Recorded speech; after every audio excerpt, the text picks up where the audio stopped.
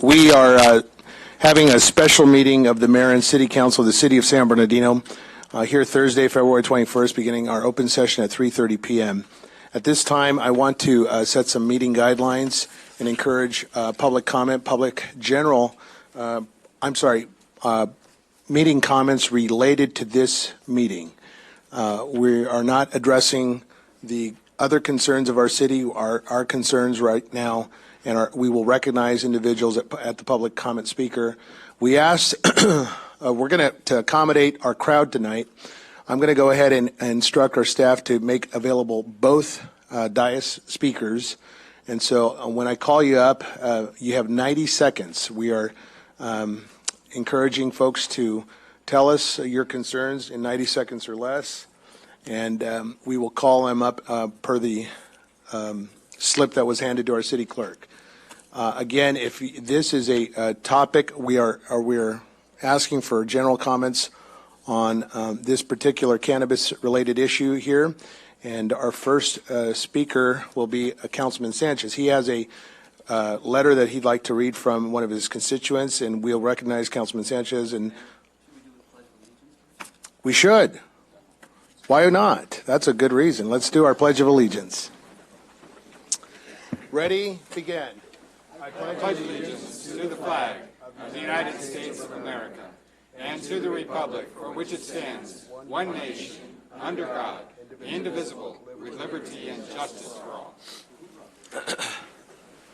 So, Councilman Sanchez, you have 90 seconds, sir. You're recognized for your constituent. I received an email this morning, and I was asked to read this into the public record. Dear Council and Mayor Valdivia, my name is Sandra Owen Olivas. Please read into public record. On this City Council agenda, the personal information for cannabis licensees was not redacted by the City Manager's office, so needless to say, driver's license, social security numbers, and other personal information was on the Internet. And as we all know, this information is more than likely on the dark web. People's credit and personal safety is now at risk. I hold the City Manager personally responsible for this.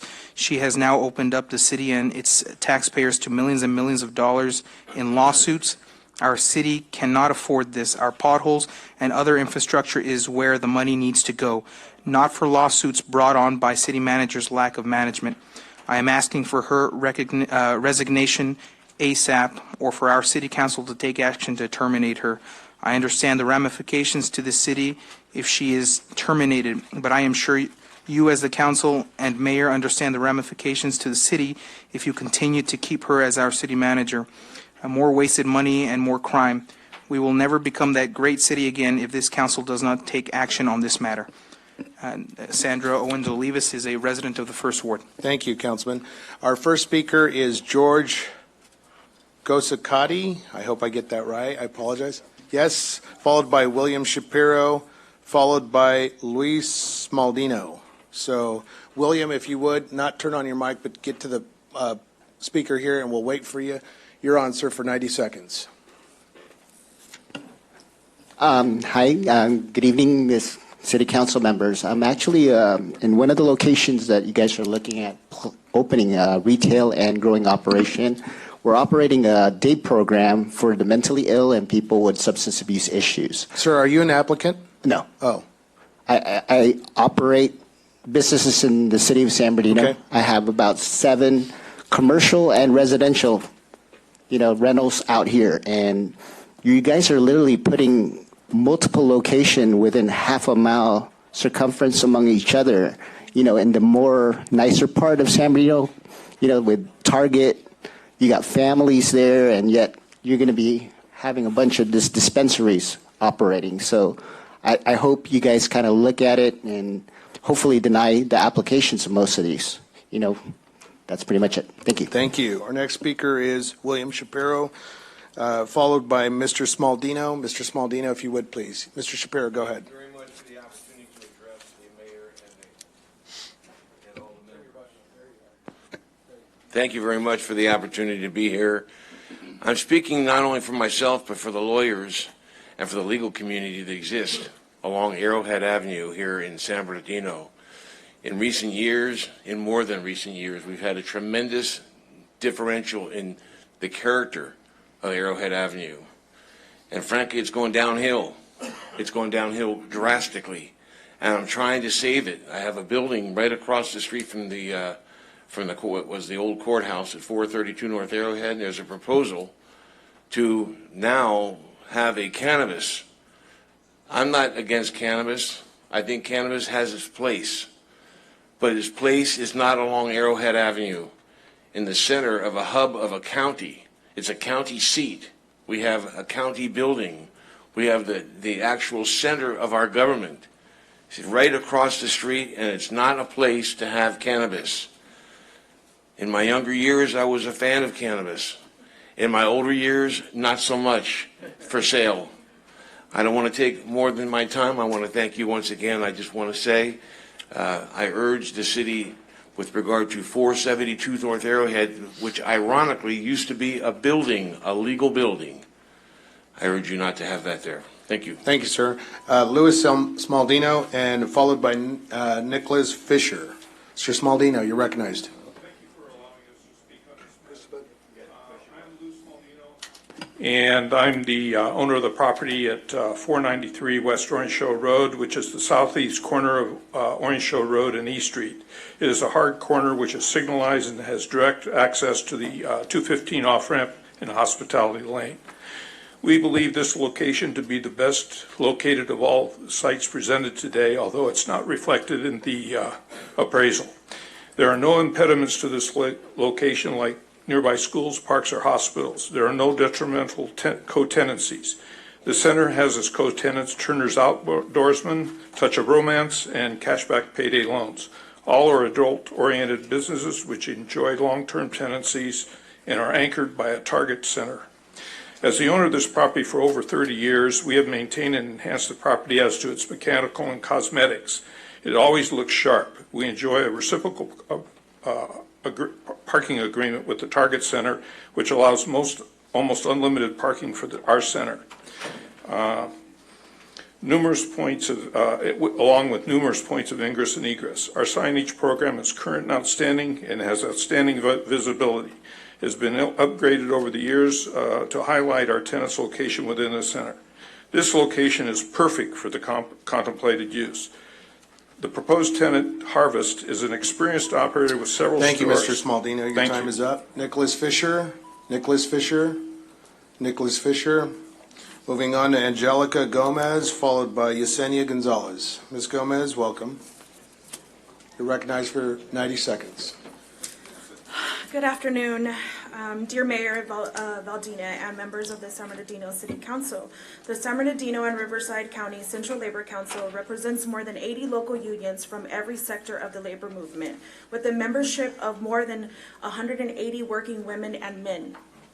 We strive to better the lives of all workers and their families. I am writing this in support of the applicant, Have a Heart, to become a licensed cannabis operator in the city of San Bernardino. I am supportive of Have a Heart application because of the company's commitment to create respectful, welcoming, compassionate environment for their staff. Have a Heart has worked with the United Food and Commercial Workers UFCW to create good paying jobs with access to healthcare benefits and worker protections in many parts of the country. I am confident that Have a Heart will bring this standard to San Bernardino. Have a Heart has also engaged community organization and residents of San Bernardino to learn firsthand about the issues that are impacting our residents. Have a Heart is committed to serving the communities and staff in the areas they operate. Because of this, I am convinced that Have a Heart will help enhance the quality of life for the residents of San Bernardino. Thank you and your consideration. I'm sorry, you're Ms. Gomez, right? Yes, I am. Yesenia Gonzalez, followed by Virginia Marquez. Sir, Virginia Marquez. Ms. Gonzalez, go ahead. Good afternoon, Mayor Valdivia and members of the council. My name is Yesenia Gonzalez, and I'm the organizing director for UFCW Local 1167. Locally, we represent 18,000 members, and nationwide, we represent 1.3 members. For years, UFCW has been leading efforts across the country and in California to make sure that cannabis workers are not left behind as the cannabis industry flourishes. With the new regulated industry, it is very important that the city of San Bernardino set high standards and make sure that the jobs that are being created with the licenses that are granted today are good quality jobs which will benefit our community. We've had the opportunity to meet with some applicants here today, and there are some applicants who we have entered into labor peace agreements, such as Nibble This, Accessible Options, the Row House, and if their licenses are granted, we are committed to working with the city and the applicants to make sure that they're good employers. Our sister local in Orange County already has contracts and works closely with Connected Cannabis, and we will do the same here if they're granted a license. And I'm here to speak in support for Have a Heart. We've worked with them throughout the country, and with them we've been able to bring contracts that provide workers good jobs, benefits, working conditions, and we are sure that they will do the same thing for San Bernardino, and San Bernardino would be very lucky to have a Heart as one of their licensed retailers. Thank you. Thank you for your time. Virginia Marquez. All right. Remember, we have two speaker, and we have some echo here. Shut off one of the microphones so we don't get the feedback, please. We're using two speaker microphones, so please, when I call you, make sure you get the empty one. Andrew Thompson, followed by Jose Chiperez. Jose Chiperez and Andrew Thompson. State your name, sir. Jose. Welcome. You're recognized for 90 seconds, followed by Andrew Thompson, followed by Ed Fischel. Go ahead, sir. Okay. I'm just going to say it on the fly. I'm basically here just to, I'm located in downtown San Bernardino, right in the breezeway. I'm one of the owners at Downtown Fit Camp. There's a dispensary that's actually 3 of them right within my area. For over a year and a half, we've been working on cleaning up the area, bringing better stuff back to downtown. I personally work with Howard Friedman's. They're located, their dispensary will be, if they get granted, 475 and 479 West 4th Street. I myself, if it does happen, that will be the best place because I already know that their best interest is for downtown San Bernardino. They're not going to bring anything bad.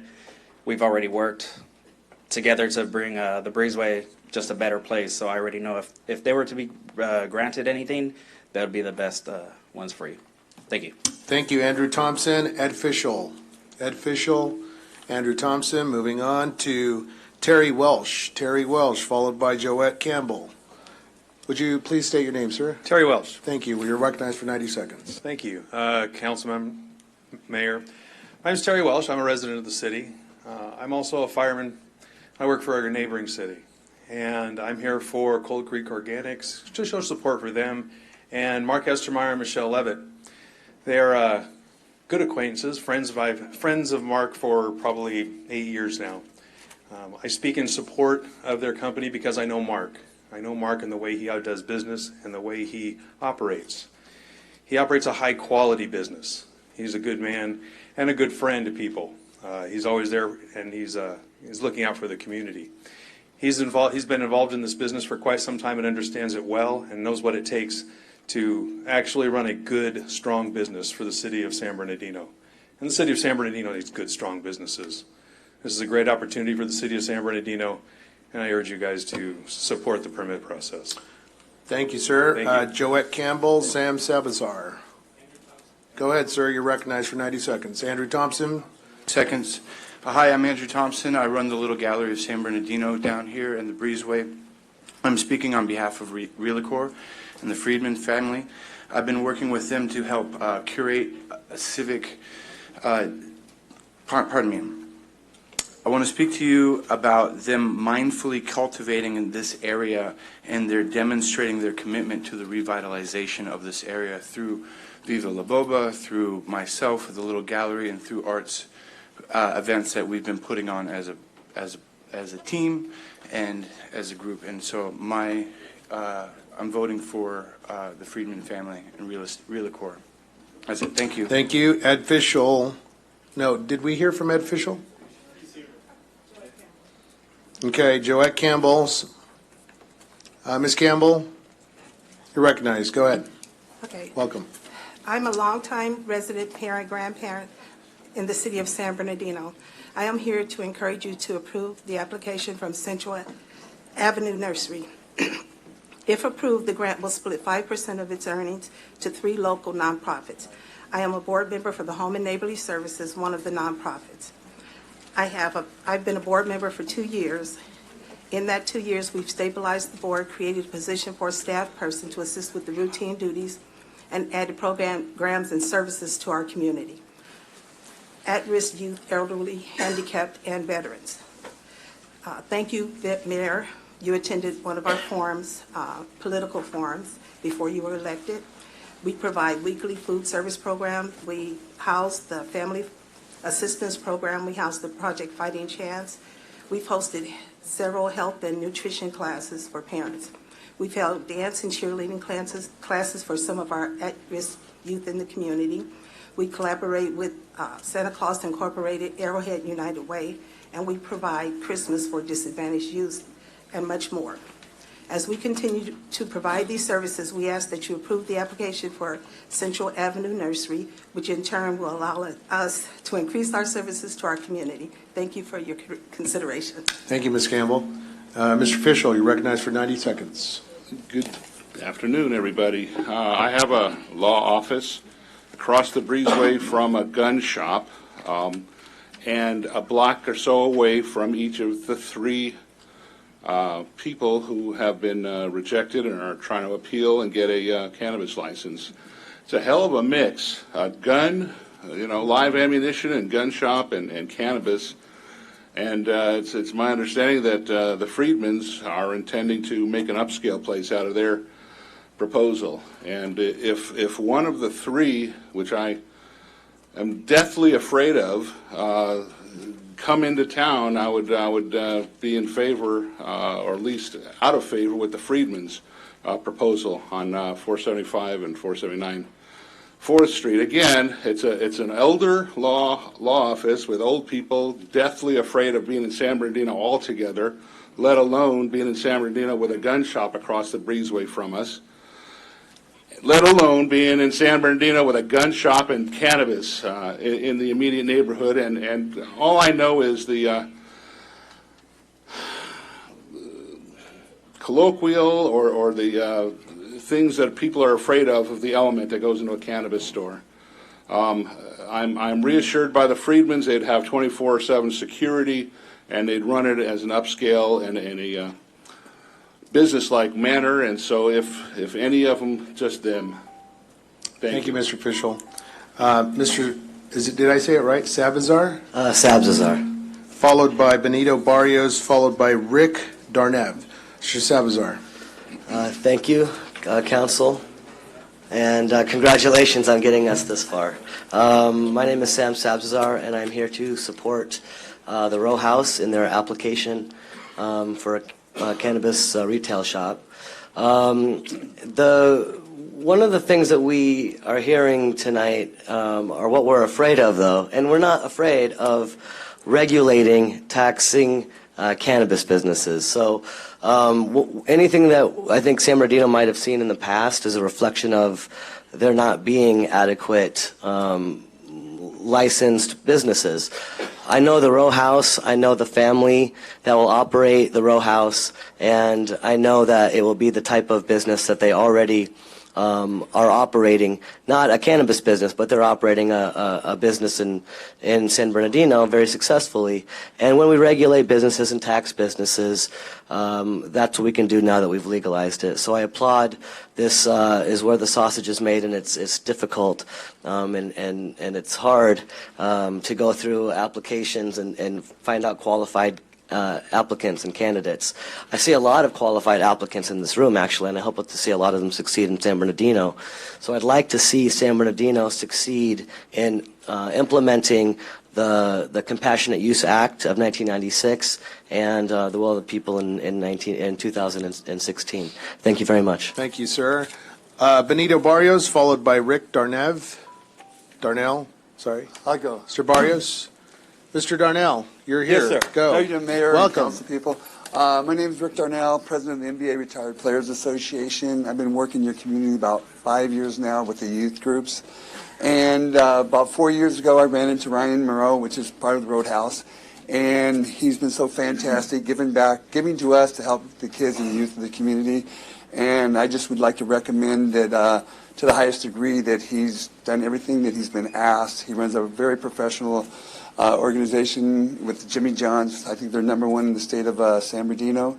And I'd just like to give a reference that he's been giving back to the community for years before this all started. So I just commend him for what he's done. So I don't want to take any more of you guys' time. Thank you, Mr. Darnell. Mr. Barrios, welcome back. Good to see you. How's everybody doing, Mayor, Council? Didn't think I'd be coming back so soon, but you know, I was in this middle of all this as it was happening, and I felt compelled to come and share my thoughts and opinions. I know there's a heavy burden on you guys tonight to decide who will and who will not receive a license, and I just want to give my input as far as if you guys feel, any of you guys feel that there hasn't been enough time to make that decision fairly, then ask for more time, for one.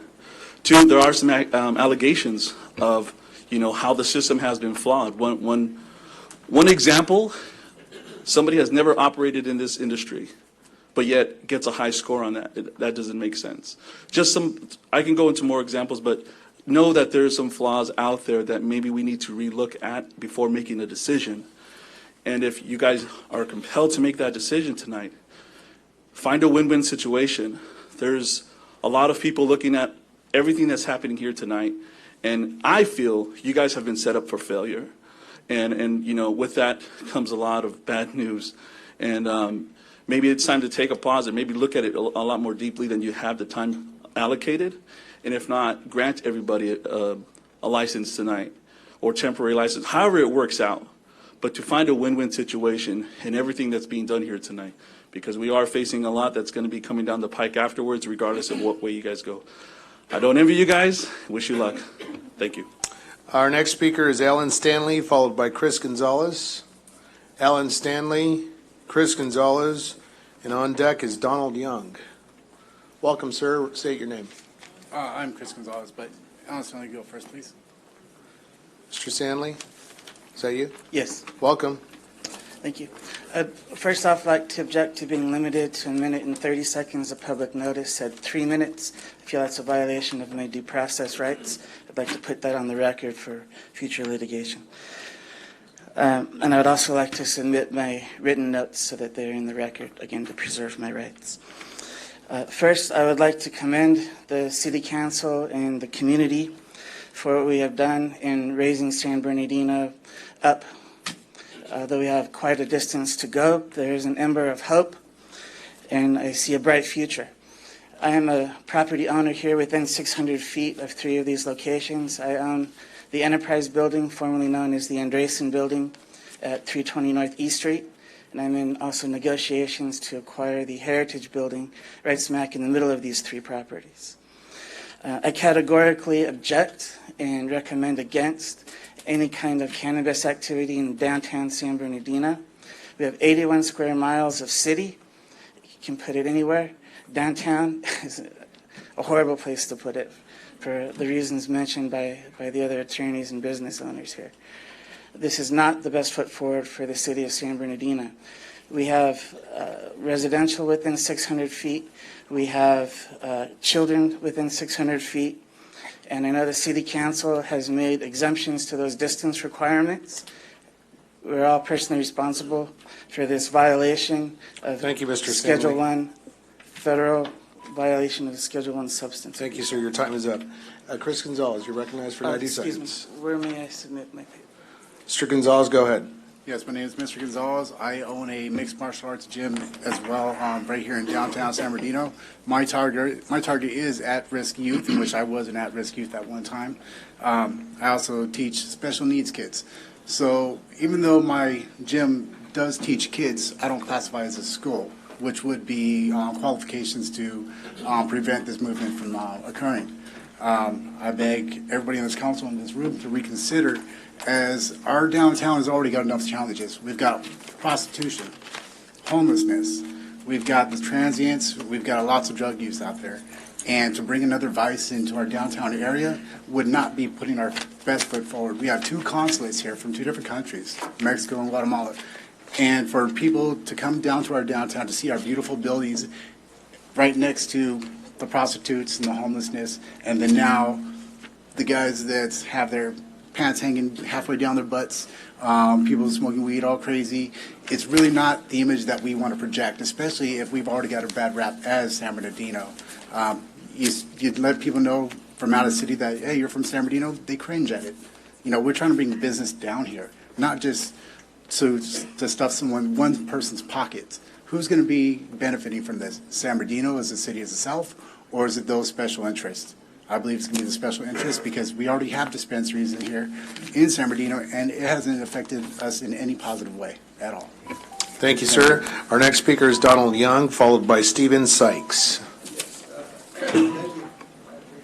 Thank you, I appreciate it. I am a San Bernardino. I was born in San Bernardino. I own the property at 263 Orange Show Lane here in San Bernardino, and I am on the board that we have for the Orange Show community right there that one of these properties is located in. And I don't think we really had enough time to really get a full impact from all the rest of the business owners. But the one thing I will bring up that is the most important is I'm actually here with my tenant, Katie, and she has leased from us for 10 years, and she runs a youth center. And I'm asking the council and mayor to uphold the local and state laws concerning youth centers, that these facilities cannabis cannot be within 600 feet clearance of any facility that is a youth center.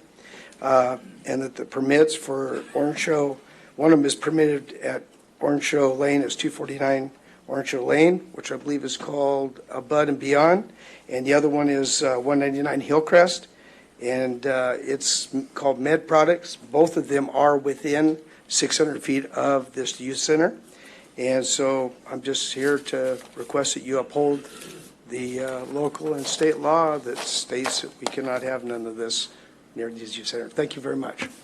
Thank you. Our next speaker is Stephen Sykes, followed by Robert Mankiewicz. My name is Steve Sykes. I'm at 268 West Orange Show Lane, close to the area that we were just discussing. I kind of agree with the other gentleman when I get this notice last week, and here we are today. I don't have time to prepare hardly anything. I wrote down a bunch of thoughts thinking about it that I've already submitted to Gigi to pass out to everybody. If you run a cannabis shop, I respect you, because you know what? There's a lot of cash in easily stealable product. And there have been places in Orange County where there's been shootouts at these locations. I work late at night. I do not own a firearm. But if they're allowed to be selling pot on my street, and I know what comes with that, I'm going to have to arm myself, go get a license for a firearm. I do not want to do that. I don't want anybody to get hurt doing that. I don't know if we can make the dispensaries hire armed guards 24 hours if you want a license. If you can't, then maybe you shouldn't do that. I want to know where the medical facilities are going to be, where we're going to take first people injured in illegal activity. And then also, if you're smoking marijuana or you're doing some other kind of drugs and you get injured, you need to have immediate, probably more medical care than we have available right now in San Bernardino. Again, I haven't had time to even research this, but this is very dangerous. And the parking lot is at 249 is right where the youth center is on our street. So I would hope you would consider that. Thank you. Thank you. Robert Mankiewicz, followed by Dolly Dining. Good afternoon, Mayor and City Council members. My name is Robert Mankiewicz, and I'm an advisor at CannabisLicense.com. Here today to give my strongest endorsement of my client, Ryan Rameh, an applicant and a finalist for a commercial cannabis business permit to operate as delivery service, Uplift, in the city of San Bernardino. I have the ongoing pleasure of assisting Ryan through this process. This has allowed me to see what a knowledgeable and genuine person he is, how dedicated he is to not only being successful in this industry, but knowing he's in it because he truly wants to help those who can benefit the most from cannabis use. I have no doubt he will be an active member of the local business community and ultimately emerge as a leader. Selecting Ryan to receive a commercial cannabis business permit will be a wise decision and one you'll feel good about for years to come. Thank you. Our next speaker is Dolly Dining, followed by Anthony Forfa. Thank you, Mayor and Council, for letting me be here and everyone else. First time doing this, so a little bit stage fright here, but I've lived in Loma Linda for over 30 years, pretty much born and raised. I volunteer a lot of my time with Possibilities, a nonprofit organization to help challenged athletes. I'm also a trustee on the committee and volunteer my time for the Redlands Bicycle Classic. That's the 35th annual coming up March 13 to 17. Anyways, with that being said, I met Angie and Ryan for the row house that they're wanting to permit, and they've given so much of their time and love just knowing them to, with their other shop, of donating so many sandwiches for the volunteers. We have over 500 volunteers, and it's very nice what they do. Each year, they also give back to the Student Association for all the students at Loma Linda University for their lunches every year. And pretty much I'm just saying, for knowing them for 4 years, they're really loyal, honest, and have just such a great character. And I would suggest for you to think about them for their row house. Thank you. Our next speaker is Anthony Forfa. Welcome, sir, and Ian Franklin. Good afternoon, Council and Mayor. I've already spoken one of these before. I've bought a house in San Bernardino in 1987, owned a business for over 20 years. I owned 1942 North I Street on the north end of San Bernardino. I had Mark Estemeyer approach me about renting the property for cannabis. To be quite honest with you, I am ex-military, zero tolerance. I have no desire for cannabis. I have no need for it. Plenty of people do. I have a very close personal friend that cannot sleep. He uses cannabis. He sleeps an hour a night unless he uses the cannabis to sleep. He gets 7 or 8 hours of sleep. My wife and I prayed about this. We were very uncomfortable with it after meeting Mark, seeing what he is, who he is, and also Michelle. Cold Creek Organics are helping people, and they're going to be a good business in the community. The property that I own is measured away from schools and churches by miles instead of feet. There are houses, but they're commercial houses, commercial property, zone commercial. So it's a good location. It only has one access in and out. So you know everybody going on that street. So I encourage you to allow them to open up their business. Thank you. Thank you. Ian Franklin, Katie Willis, Maria Lozano. Mr. Franklin, welcome. Hi, I'm Ian Franklin. I'm the founder and CEO of a nonprofit organization called Project Fighting Chance. We do a lot of things, but one of the major things that gets a lot of recognition is our youth amateur boxing program. We have 5 young athletes that have taken the nation by storm and represent this city with pride. I'm here in support of Ryan Myro of SB Farmer Holdings and Jimmy John's Restaurants, who has committed to partnering with us and providing us the necessary resources it takes to get these young athletes all over the country over and over again. It's become a struggle. So I'm in support of somebody that believes in our mission and vision. And I just would like to publicly say I appreciate his assistance. And also, lastly, I would like to thank you in advance, Mayor, for coming in and recognizing our athletes next week and speaking at our Center Ring Speaker Series. Thank you. Thank you, Mr. Franklin. Katie Willis, followed by Maria Lozano, followed by Carmel Rowe. Ms. Willis, welcome. Thank you. Hi, I'm Katie Willis. I'm the owner of Inland Empire Gymnastics Academy. We're located at 263 West Orange Show Lane. Born and raised here in San Bernardino. We've been in business for 15 years. 10 of those years we have lived at 263 West Orange Show Lane, and I am not here to argue the use or non-use of cannabis, but to simply ask the mayor and the city council to uphold the local and state laws which prohibit the use and the establishment of a cannabis dispensary or cultivation within 600 feet of a youth center. We are a youth center. We serve over 550 students 7 days a week in our facility. We teach gymnastics to children ages 18 months to 18 years.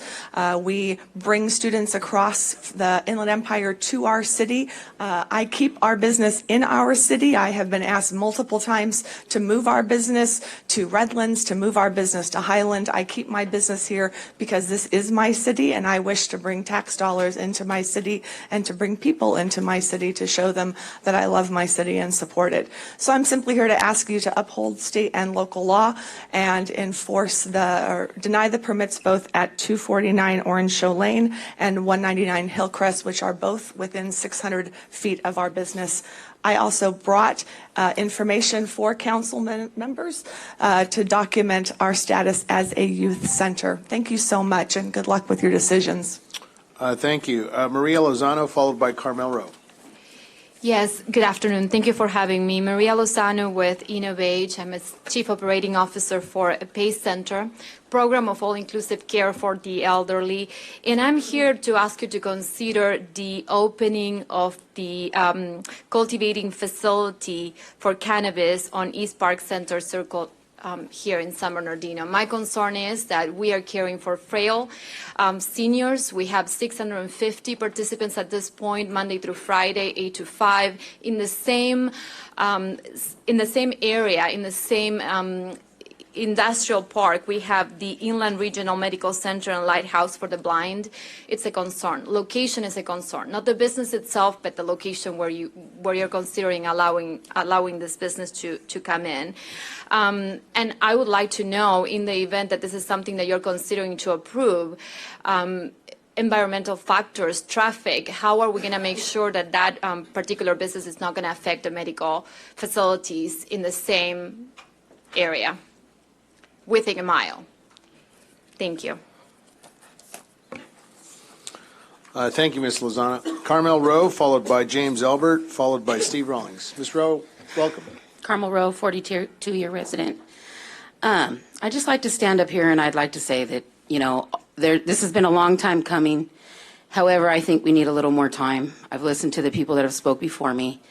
I've been in the community, the backdoor talk, all the things.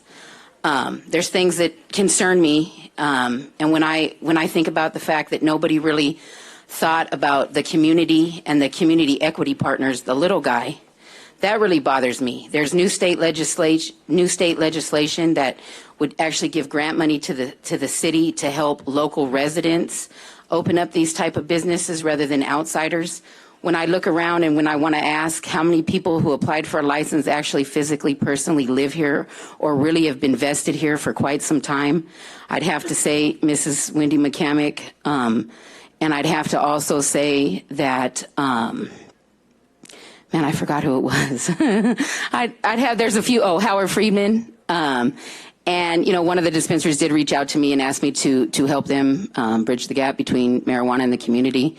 So I would support them, but I really would suggest that you guys deny all applications, start the process over, talk about where's the tax dollars going to go before you start approving it, actually go out and visit the locations where the people are going to have it, and actually bridge because San Bernardino itself made marijuana look bad. A lot of these things that people are concerned about are really not concerns when marijuana is done legally, but because San Bernardino has just messed this up for far too long, people have a real bad image of marijuana, and it's not really like that. I worked in a marijuana dispensary for 3 months, and the kind of people that come in are not the kind of people that you guys are talking about. Thanks. Our next speaker is James Albert, followed by Steve Rawlings, followed by Damien Martin.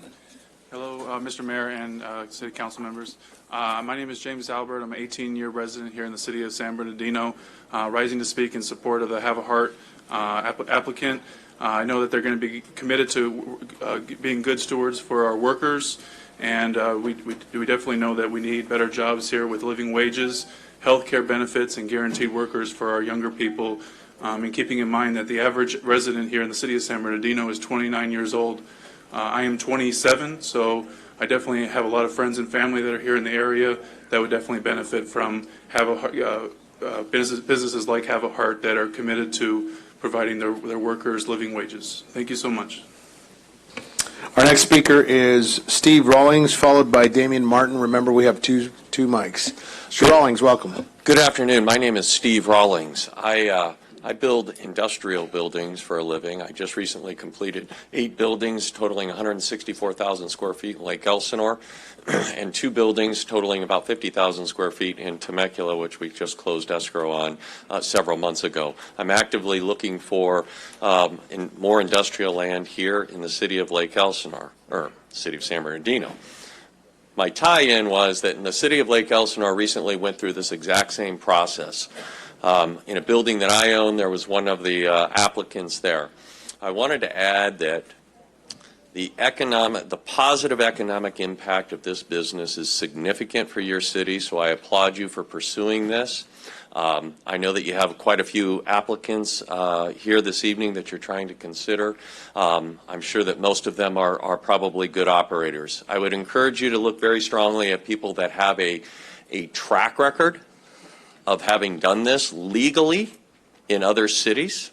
I will speak to one individual. His name is Elliot Lewis, EEL Holdings, Connected Cannabis. He was one of the first permit recipients in the city of Long Beach to legally operate. His store is magnificent. He's got the capital and is a proven operator, and I would strongly encourage you to take that into serious consideration this afternoon. Thank you very much. Thank you. Our next speaker is Damian Martin. Welcome. Good afternoon, Mayor, Council, staff. My name is Damian Martin. I'm an attorney. I'm here representing EEL Holdings. I just provided the City Council a letter. That letter provides objective statistical evidence that the Phase 3 scores were seriously flawed.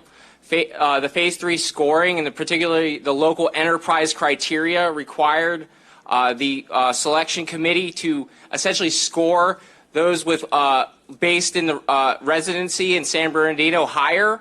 And what you'll see is when you look at the data, the actual data, and this was helped prepared by one of the other applicants, Majid Siraj, who's a doctor of pharmacy.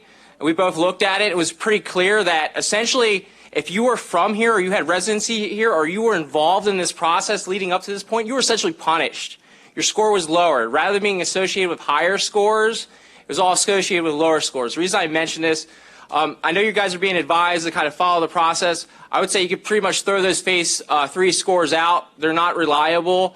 That's the most important, most highly weighted category, and it's seriously flawed. And for those that are saying, hey, we got a process, we got to follow it. What about Phase 2? Where are the Phase 2 scores at? They're not being accounted for here, even though they were required to be accounted for in the process. So you're already breaking the process. So you can do it again. This all comes down to your discretion. I know you got a really hard decision tonight. You've got 7,000 pages and only 4 days to look at it. Thank you very much. Thank you, sir. That concludes our public speaking, unless we have any more. Are we done? Okay. All right. We're moving on to our staff report segment. And our topic tonight is commercial cannabis business permit application, and I will look to our city manager. Mayor, members of the council, thank you very much for the opportunity this evening. The council, let me get a little closer. I'm not in my normal seat tonight, so I'm a little discombobulated. But thank you very much for the opportunity to present before you today. As the council is aware, some time ago you took action and you adopted Chapter 5.10 of the Municipal Code, and that was ultimately submitted to the voters and passed. And it does provide a process to walk through cannabis applications. The staff's role in this process is really to provide some rankings to the City Council, and then consistent with that process that you've set forth, the council will see this evening all of the applications that were submitted to us. There were 39 of them. And again, we'll provide the ranking order that we came up with, but all the applications are presented this evening for your approval. We'll start this evening with the staff presentation. Stephanie and Elizabeth have done a remarkable job with this process. They didn't know much about cannabis, I think, coming into it, but I think now they have a much better understanding of it. There, as the council is aware, a lot of moving parts to this. There were certainly state regulations that were changing. There were interim guidance provided to us, and then ultimately that transitioned into permanent regulations. Again, a lot of moving parts related to the city's process, but also with respect to the way that interplayed with the state regulations. So Stephanie Sanchez is going to start the presentation. Elizabeth Mora is with our Community Development Department as well. Elizabeth has a background in planning, and so again, the two ladies will walk through the presentation, and then at that point it'll be advisable that you hear from all the applicants. We would recommend that we just take them in the application order, and then of course open the discussion up for council questions. And so with that, Stephanie. Thank you. All right, good evening, Mayor and City Council. Tonight we are here to talk to you about the Phase 4 of our commercial cannabis application process. We're going to go ahead and go over the legislation, regulations, and process, and the current review that we've been under. For our legislation background, in March of 2018, City Council adopted Ordinance 1464, which was later amended to Ordinance 1503 in October of 2018, and later was voter approved in November of 2018. April, City Council also adopted Resolution 2018-102, and that established the review criteria for the commercial cannabis applications. For our regulations and process, under Chapter 510, to operate a commercial cannabis business, the applicant must obtain a valid state license, which was a requirement in the application process. There are 6 types of cannabis permits that we can issue: for cultivation, distribution, manufacturing, microbusiness, retail, and testing. Also under Chapter 510, it currently caps the commercial cannabis business permits to 17 within the city. Also, the current procedure and guidelines provided 4 phases for the review process. Phase 1 was the application submittal and determination of eligibility. Phase 2 included an application evaluation. Phase 3 was staff interviews. And Phase 4, we're here today for our public meeting and council determination. Our Phase 1 started in May of 2018, ended at the end of June, and we took in 42 applications total. Phase 2 was completed at the beginning of August, and 29 applications were notified of their advancement into Phase 3 interviews. 13 of the applicants did not advance, and 10 appealed their Phase 2 score. In January of this year, appeals were granted, and additional Phase 3 interviews were conducted. Phase 3 occurred in 2 stages. Phase 1 included 29 applicants advancing to Phase 3. Interviews were conducted with the selection committee in October of 2018. Stage 2 included 10 applicants who advanced to Phase 3 after the city's determination of their appeal. These interviews were completed January of this year. And again, Phase 4, we're here tonight. Tonight for discussion, we have 39 applicants that are moving forward to be considered for a commercial cannabis business permit. We have 18 in the retail category, 17 in microbusiness, 4 in cultivation, 2 in manufacturing, and 2 in distribution. The City Council tonight can approve a maximum of 17 permits with no more than 5 permits per license type. For our Phase 4, the applicants tonight will present on their applications. We've taken public comment. City Council will review the selection committee's Phase 3 scoring of all 39 applicants, and you will award 17 permits, again, with no more than 5 in each license type category. The City Council may also direct staff to prepare an ordinance to increase the total number of permits and/or to prepare a resolution to either adjust the distribution of permits by type or to eliminate the restriction altogether. Thank you.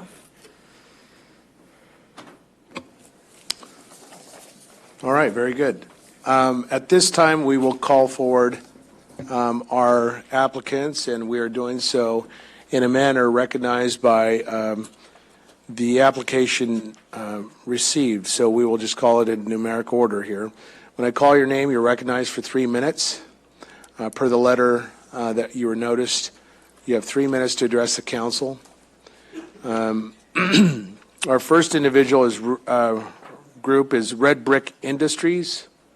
Red Brick Industries, followed by Washington LLC, followed by SB Pharma Holdings, Inc., the Row House. If you would, please come forward. Red Brick Industries.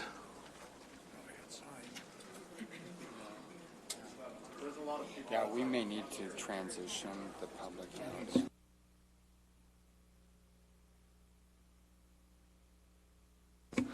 We'll ask staff to make sure that we have them lined up and ready. Red Brick Industries, Washington LLC, and SB Pharma Holdings. If you would please make your way to the podium, and if you kind of just stand on deck, I'll recognize you. Our first speaker is Red Brick Industries. Is that you, sir? Welcome. You have 3 minutes. You're recognized, and we'll start the clock. Go ahead, sir. Hi everyone. I'll start by introducing myself and my father here. My name is Kier Patel, Cajon High School graduate, went on to UC Merced to get a BS in mechanical engineering. I've worked in the automotive and food production industry for the past 6 years. My father owns 2 businesses currently, one in the 6th Ward, and then another restaurant in downtown LA. He's also got a construction company that's been in business for nearly 30 years. He's completed several residential and commercial projects all over Southern California. We've both called San Bernardino our home since 1999. We don't have a lot of time, so we'll just do a quick highlight of what we plan to do. We're applying for a microbusiness license. It'll incorporate a retail dispensary with a small manufacturing and distribution operation, so we will not be growing at this site. We selected a property in the 1st Ward, as shown up behind you. It's a small property for a micro business at 3,500 square feet, but it can be used as an efficient manufacturing hub for a small volume production facility. We selected the 1st Ward because it's got quite a bit of vacancy, and we got in touch with the landlord who happened to be willing to lease to us and also happens to be a local San Bernardino resident himself. So it's somebody that we could work with locally. And let's see.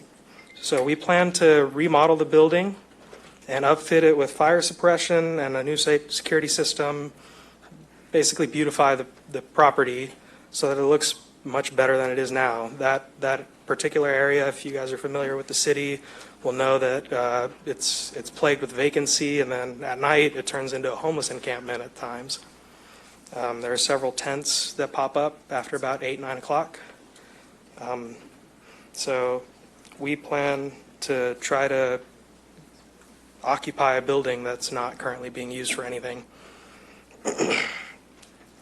So when our business is fully operational, we plan to create about 16 to 20 jobs, depending on workload that we can provide. 3-shift manufacturing, all that stuff, we can get up to about 20 employees total. So we'll also have at least 2 guards on site, one inside the facility and one on the outside to patrol the neighborhood to help keep it quiet and to keep our property from becoming a nuisance. So we're also San Bernardino residents. So Thank you, sir. Your time is up. Our next speaker is Washington LLC, followed by SB Pharma Holdings, followed by 4th Street Dispensary. Washington LLC, welcome. Thank you. Ben Eilenberg for Washington LLC. I'm going to spend the first portion of my time to address the process that we've gone through, and then the second to address the project. I've already spoken with the city about some of these issues, but I will point out that strangely, even though a number of the projects have been marked as being denied for zoning verification letters and being incompatible with the general plan, they seem to have been ranked quite highly for location and neighborhood compatibility by HDL during this process without an explanation. There are a number of other issues that have happened during this process, including potential Brown Act violations for the advisory committee and the fact that every appeal was granted, essentially admitting that the Phase 2 denials were incorrect. All of that said, we have 8 that don't have valid zoning verification letters and 11 that are non-compliant with the general plan and 2 that are both. Nonetheless, They were ranked quite highly for neighborhood compatibility and location. So be it. That's what we're here to deal with tonight. So the question is if the City Council decides to move forward with our project, why are we one of the projects that should be? First off, of course, we do have a valid zoning verification letter, and we are general plan compliant according to the city. But second, what we are is, I believe we are actually the largest project here within the city that is applying. We are a micro business. We are not doing cultivation. We are doing manufacturing, distribution, transportation, and we have a small company store on site, but it is not planned to be a large retail operation. We are going to be what's called a white labeling facility, where essentially we are producing products for other brands to put their labels on, similar to the San Antonio Winery in Los Angeles. Our view is that this is an industry, like any other industry, that starts at a boutique, moves into white labeling, and then eventually we see Kirkland and Walmart brand and other major brands taking over. But white labeling is the next stage, and we think that San Bernardino can be ahead of the curve on that. And the way to do that is to encourage a white labeling facility. We're 115,000 square feet. It's the former printing press for the San Bernardino Sun. We're in Ward 6. We are away from any sensitive uses. We're bordered on one side by the railroad. We plan to hire up to 50 employees with prevailing wage and full benefits. We've already spoken to the UFCW about a labor agreement should we get our permit. And we plan to make this into an excellent business for the city of San Bernardino. Thank you for your time. Thank you. Our next speaker, SB Pharma Holdings, followed by 4th Street Dispensary, followed by Soka Farms. Welcome. Hello. Am I good to go? I start? Cool. Good afternoon, everyone. Good to see you. I'd personally, honestly like to start by just saying thank you to all of you. I know this has been a really rigorous, long, especially for Stephanie, process, and I appreciate you guys hanging in there on both sides of the table. It's been tough, so I get it. I'd really like to quickly introduce my team. You guys met two of them already, Sam and Rick. But I'm Ryan Myro. I own the Jimmy John's here local. I own a couple local businesses. I work really, really hard in this community. I've employed over 250 people here in the city of San Bernardino, and I've donated over $250,000 directly into the city of San Bernardino through charities and nonprofits over the past 5 years. So very, very involved. Next to me is my dad, Joseph Myro. He's been a successful business owner and leader for the past 40 years, really knows business. My wife is behind me. You guys can come on up. You can move around a little bit so they can see you. She's in charge of all of our marketing and customer appreciation and customer service, and also all of our community outreach. So she does an enormous amount. We have so many partners because of her, like Children's Fund, Giving Children Hope, Project Fighting Chance, and honestly, a lot more. The list would go on forever.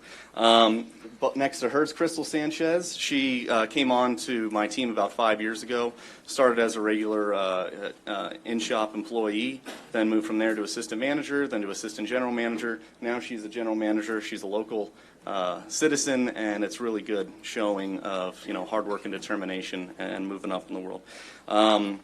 Now, as you can tell, we did everything we could to really stack our team. Mac Bogart's our security advisor. He did security for the Obama administration, along with he's a security consultant for Netflix, and he's a security consultant for one of the largest cannabis firms in the entire country. The big thing for me is I really want to see the city succeed. And I really think it's the local guys that can get it done, because we have the local connections, and we know the nonprofits and the charities and everything that the city needs. I work here, I live here, my wife lives here, my children are going to be raised here. I really, really care about this city. So I'm going to do everything I can to make sure that it grows and prospers.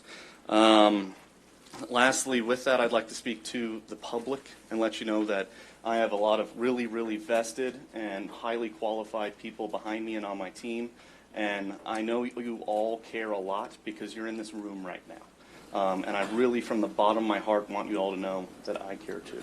Thank you. Thank you. Our next speaker is 4th Street Dispensary, Soka Farms, and Empire Connect. I'm with 4th Street Dispensary. At this point, the issue is not if we will have commercial cannabis, but who will run them. And my name is Howard Friedman, and my son is David Friedman.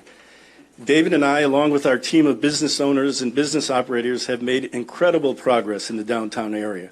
After purchasing and restoring abandoned buildings, including the proposed dispensary building, we attracted some tenants: the Downtown Fitness Camp, Little Gallery of San Bernardino, a barber shop, and a new boba shop which will open on March 8th. Also in the works is a Mexican seafood restaurant. We focused in an area called the Breezeway, just around the corner from the proposed dispensary, a unique pedestrian walking area between Court and 4th Street. Our revitalization is a team effort with the city, Cal State San Bernardino, Arts Connection, the Little Art Gallery, the Arts Association, and Generation Now. Developers in the area like Gian Torkin of the 5th Street Gateway Project and Alan Stanley of the Anderson Building, and too many business owners and others to name in 3 minutes, are also on board with our plan for revitalization, which is as follows: arts, culture, music, food, and history. We held 2 art walks, a historical building walk and a community dinner, and on February 23rd, we are helping to sponsor the next Breezeway Art Walk with over 500 people expected to attend. Among other grants in the work, the city approved a $75,000 match for a $150,000 pop culture collaborative grant. Here are the titles of some recent newspaper articles that you must have also read. Downtown San Bernardino art met with massive success. Can Downtown Fit Camp whip beleaguered San Bernardino into shape? San Bernardino Art Walk gives glimpse into one art agency's plan for downtown. Little Gallery shines light on the Inland Empire artistic talent. That is our plan for the dispensary in our buildings, like all the other buildings in the area that we own and have a relationship with. By exhibiting, participating, and sponsoring in the arts, music, food, and history to help make San Bernardino's downtown area a destination place to go, to share the rich history and culture that San Bernardino really is. Here's my final word, and this is amazing. This is a Los Angeles Arts Magazine excerpt. San Bernardino is taking the first steps to revitalize downtown by creating an art colony. Can you imagine downtown San Bernardino is now known as an art colony? It started with some passionate, this is the article continuing, it started with some passionate locals setting up shop, which led to a community meeting run by the Arts Connection to generate ideas and build support. So when you pick who, this is who we are, and these are our proven accomplishments. Thank you. Thank you, Mr. Friedman. Our next speaker is Soka Farms. Welcome. Followed by Empire Connect. Thank you, City of San Bernardino, Mayor, and council members. My name is Matthew Abrams. To my left is Ling Gu, and to my right is Dorothy Groza, and we are Soka Farms. We are operators primarily out of Long Beach. Myself, I own a dispensary called One Love Beach Club, which was recognized by the U.S. Congress as the best dispensary in Long Beach. And Ling here is the owner and operator of Leaf and Line, which is also one of the new up-and-coming dispensaries. You can check it out on Weed Maps, Google, and Yelp for all the positive reviews. And what I'm saying is that we are operators in all sense of the word. Dorothy Groza here is our general counsel and compliance officer. She is also an expert real estate attorney with over $1 billion in retail and commercial closings. Our location is at 654 South Lincoln, which is an industrial tract off of East Waterman. And the reason I'm bringing this up is because I've heard some concern here about locations being too close to sensitive uses. Our location is away from all sensitive uses, and it's a good blend of industrial, of a light industrial, and also close to bus stops and accessible for Mr. all. Abrams, Yes. can we get the mic closer to your? Oh, I apologize. There you go. I apologize. Once again, I was talking about our building at 654 South Lincoln. It's an excellent mix of a light industrial area that's accessible to all the community residents. And we picked this building for a specific purpose. Once again, we've heard all the sensitivities. Everyone's worried about being too close, and we hear that and we're aware of that. Our building is excellent. We won't present any concerns to our neighbors. We've already spoken to our neighbors. They have our direct contact numbers. We have a private parking lot. We plan to have 2 security guards on site full-time to ensure that our site is clean and safe. Now, the real reason we're here is to talk about our community benefits. We want to be a partner with the city of San Bernardino. Like I said, before we come out of Long Beach, we have deep connections to the city of San Bernardino. Dorothy here has been going to church here in the city for 30 years. Her family has land here in the city and lives and works here in the city. We've already identified a couple nonprofits here in the city that we're going to be working with, and we've also identified residents here in the city we're going to be hiring. We're going to have between 25 to 35 residents, all from the city of San Bernardino. We've already identified a general manager. I won't drop his name here because people might steal him. He's that good. But he lives here in the city his whole life, and he's going to be taking over and running all the general manager operations. We will be hiring, like I said, 25 to 35 people.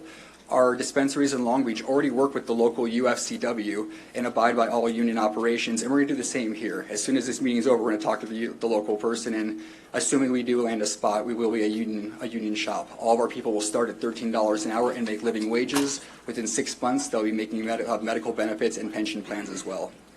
And like we said, we really want to be a partner with the city. Our application identified at least 2% of gross sales will be given back to the city to nonprofits and be working with the city. Additionally, we plan to work with the city and the police for local drug prevention and other associated nonprofits. Thank you, sir. Our next speaker is Empire Connect, followed by Orange Show Cultivators, followed by Med Products.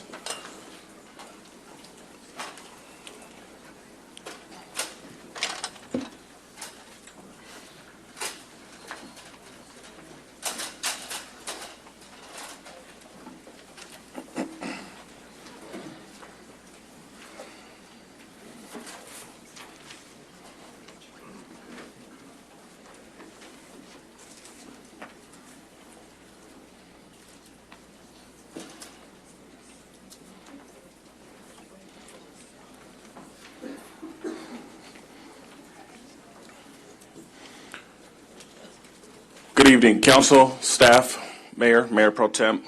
My name is Christopher Henry. I represent Empire Connect.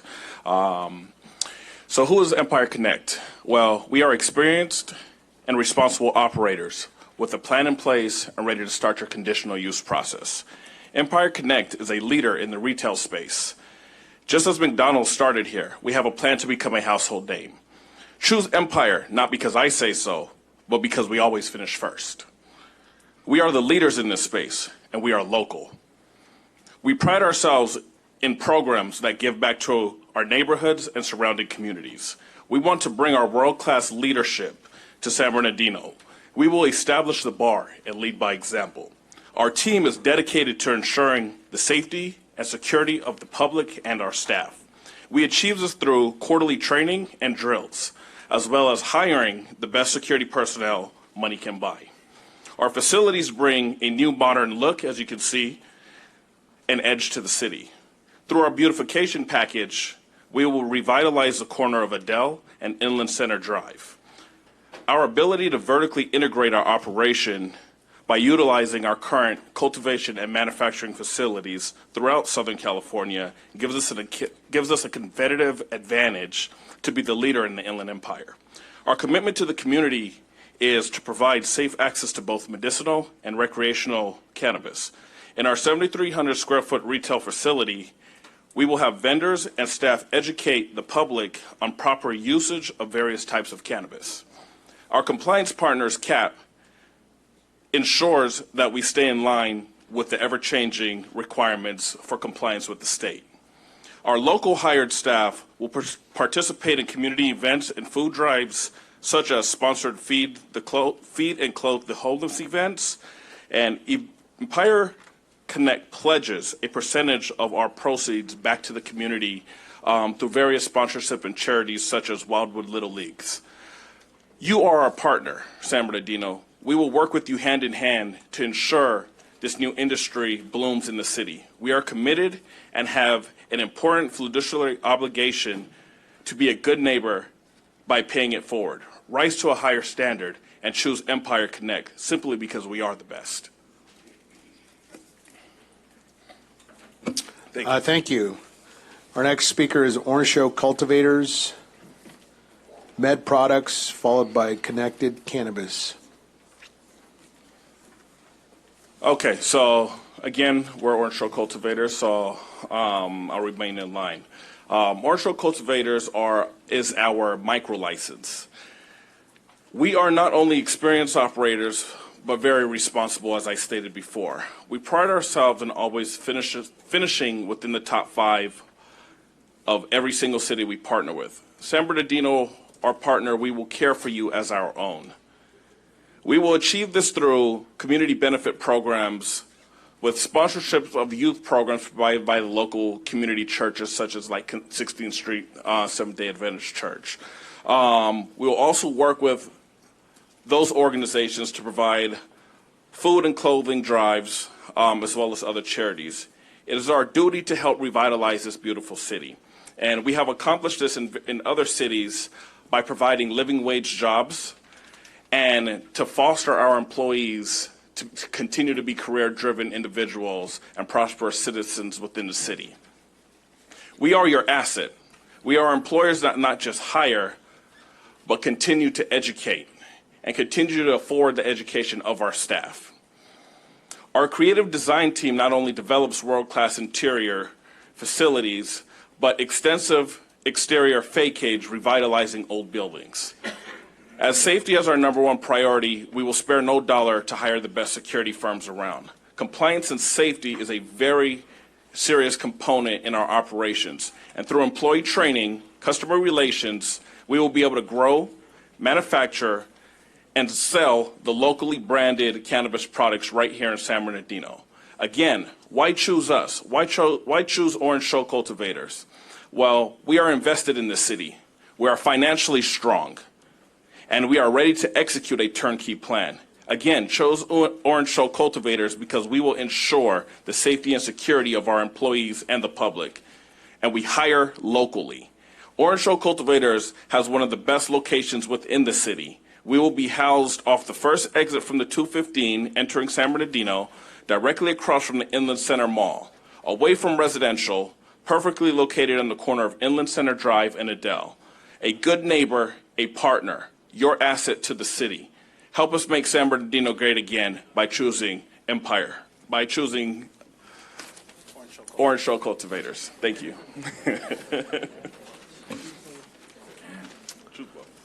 Thank you. Our next speaker is Med Products Group, Inc. Welcome. Thank you. My name is Richard Jackson. I am the owner of Med Products Group. I'm a resident of the city of San Bernardino. I'm a registered voter here in the city. I've been in business for over 65 years, since I was 7 years old. I'm a local businessman, a local real estate broker. I am a Vietnam-era veteran, and as an Air Force officer, I was a hospital administrator. As such, I obtained experience running large medical facilities with prescription drugs, medical records, accounting, waste management, food service, general operations, and a staff of hundreds of military personnel. I do understand medicinal facilities. I have a degree in industrial management. 1 minute, sir. Our time clock is not. Start it over again.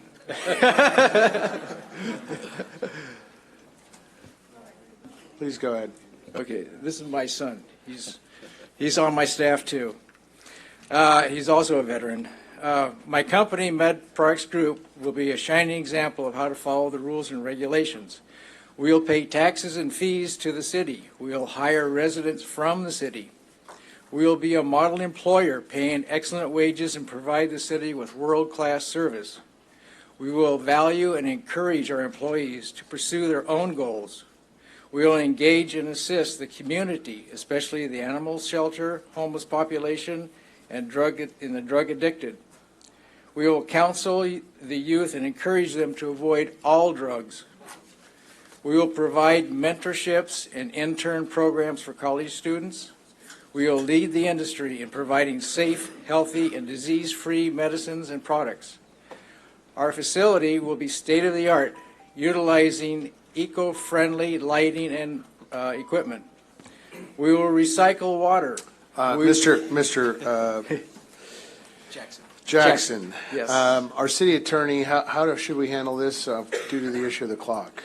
Should we?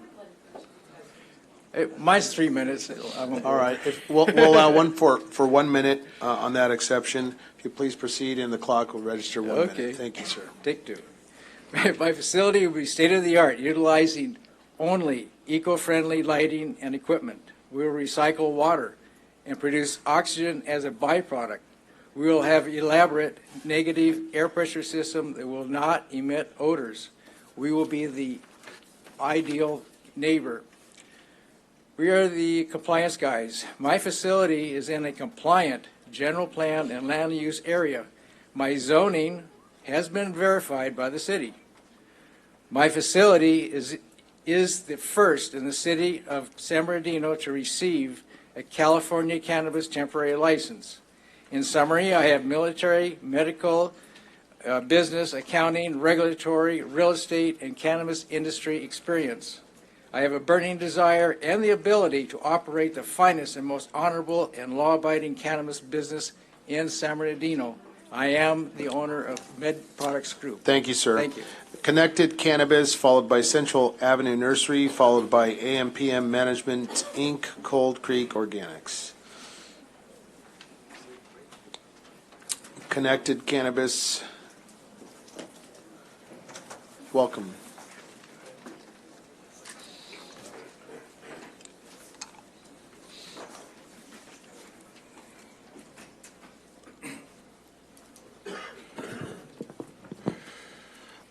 Thank you, City Council and Mayor, for this opportunity to speak. 3 minutes isn't a lot of time to tell about ourselves, but we'll do our best. My name's Elliot Lewis, applicant EO Holdings, DBA Connected. I wanted to touch on a few things and kind of tie it back to the scoring. As far as the business plan and qualifications, I'm sure you guys have seen a lot of aspirational numbers, P&Ls. I assume the city did this in large part for revenue and jobs. So I kind of want to run down the revenue of our store. This is actual revenue. San Francisco, 12 million. Sacramento, 10 million. Stockton, 8 million. Both of our Long Beach stores should make about 7 million. Santa Ana is about 4 or 5 million. We're cranking off six-figure checks every quarter in Long Beach. I also have 2 stores outside of Connected. I consider myself one of the biggest taxpayers there in Long Beach. I look forward to doing the same here in San Bernardino. Also, I think an important thing is first to market. I think the history of seeing these licenses issued, half the people, won't even open after a year or two. We have a team of architects and contractors, and we have a history of getting these things open quickly. We're well funded. In Long Beach, they gave out 35 licenses. We were 2nd, 4th, 6th, and 9th to open to this day. I think there's only 15 that are open. Also, we're going to be first to market in Bellflower. I also want to touch on a little bit like the difference between the actual renderings and the build out, right? A lot of people, they bring in pretty renderings. They look real nice. They don't cost too much to do. Come look at our build outs. We have build outs, all throughout Long Beach. We're almost done in Bellflower, remodeling down to Santa Ana. I would say that we have the actual nicest build outs that are out there. We have the experience to back that up. The other thing I kind of wanted to touch on, we've won 26 licenses around the state. I don't have time to get into, every single place. But in a merit-based system, with one exception, we've always been in the top 5. We were number 1 in Montebello. Pretty sure we've been 1 or 2 in several other jurisdictions. You can see my binder there. That's what we turned in here. It's 700 pages. It's a pretty substantial binder. Run low on time. The other thing I wanted to talk about that's really important is the union. We're partners with the UFCW, not just promising to enter into a labor agreement or a late labor peace agreement. We have 4 contracts with labor. These are contracts that have actually been renewed, that have been existing for more than a year. These are good paying jobs that we're going to bring to the city, not minimum wage jobs, healthcare, 401ks, pension, vacation days, jobs that people could be proud of that support their families. So if the reason why San Bernardino is doing this is for revenue and jobs, I would hesitate to find anybody in this field who will be able to match us in that. Thank you.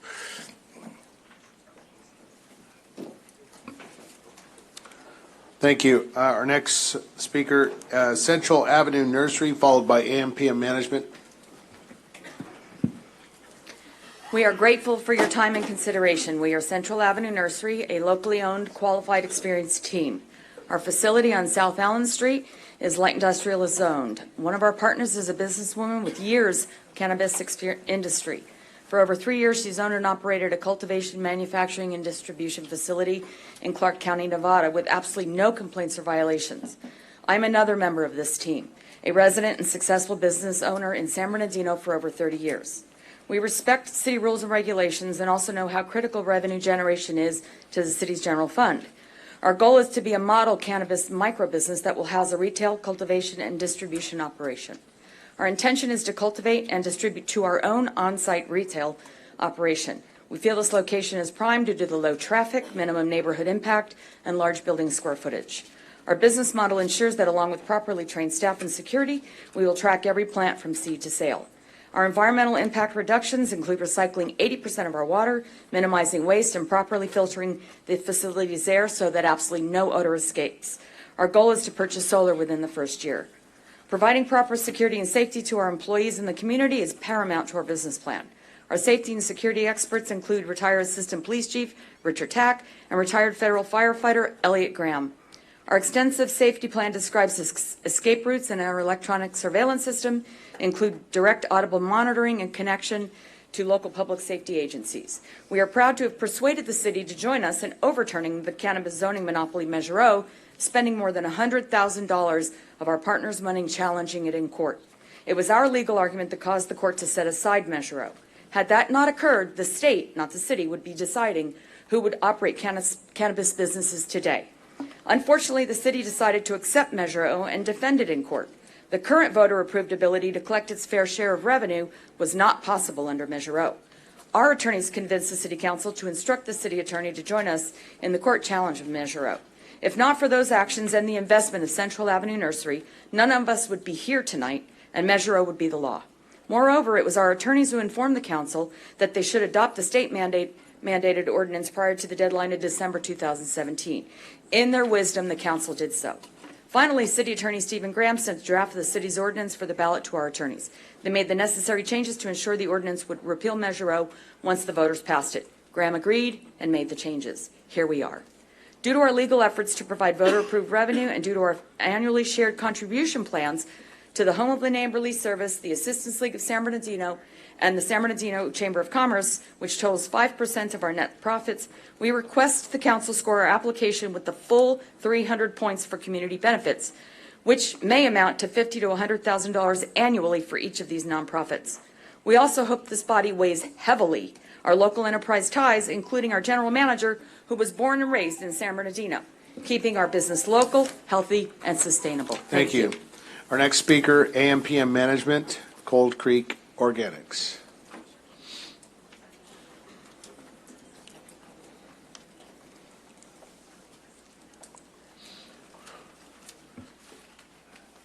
Hello. For those of you who don't know me, I'm Michelle Levitt. Mark's usually the one up who speaks, and you guys are kind of used to seeing him, but I'm going to take a wheel at it today. We submitted an application that was complete, it was thorough, it was informative, but I do want to touch on a few of the bases out of that. One of the first things I want to touch on is the non-conforming residential use houses. The packets that were distributed to you guys prior to this meeting addresses this issue. Unfortunately, the homeowners had work commitments and were not able to be here today. However, those packets do include signatures on letters stating that they want us in the neighborhood, they hope to have us in the neighborhood, they realize it's going to bring security and safety to their neighborhoods. Secondly, our vision for improving the community, a city in which my business partner, Mark Estemeyer, has grown up, has lived in, and continues to live in. We plan on holding classes, educational classes in our facility, whether it be cooking classes, CBD classes, or overall wellness classes. We want to educate the community on the benefits of the cannabis and CBD. We have supported in the past and will continue to support numerous charities and organizations for the betterment of the city and community. I will be the face of the company, handling the day-to-day running of our retail location. Mark handles all the back end and the business side of it. Lastly, I would like to touch on our previous successful California compliant business we ran. We ran it for 2.5 years. We've never had any complaints. We were able to help very sick patients get their medicine that they needed through training and through education. Our demographics from our previous location were more than 40% female. Our average patient was between the ages of 39 and 45, and we only had about a 5% under the age of 30. That is not our clientele. I'd like to thank the mayor and the city council, as well as the city staff, who have worked so diligently to make this process as clean as possible. Thank you for this opportunity. Mark and I look forward to a long, beneficial relationship, not only with the city, but also with all the charities and organizations and its citizens. Thank you. Thank you. I think you might want to stay. You're next. AMP Management. Okay. Application suffix 020, so that I would assume would be you. That would actually going to be Mark, because we didn't know Okay. that we were going to get 2 chances, so Mark's going to get him and speak a little bit to All you right. guys. You Thank are number 19, and he is number 20 for reference on your sheet there. Thank you. Welcome. Thank you very much, Mayor, council, staff. Something I was kind of hoping to avoid this, and this is really off the cuff. I'm not going to really talk a lot about our business. I think you all know exactly how passionate I've been about this.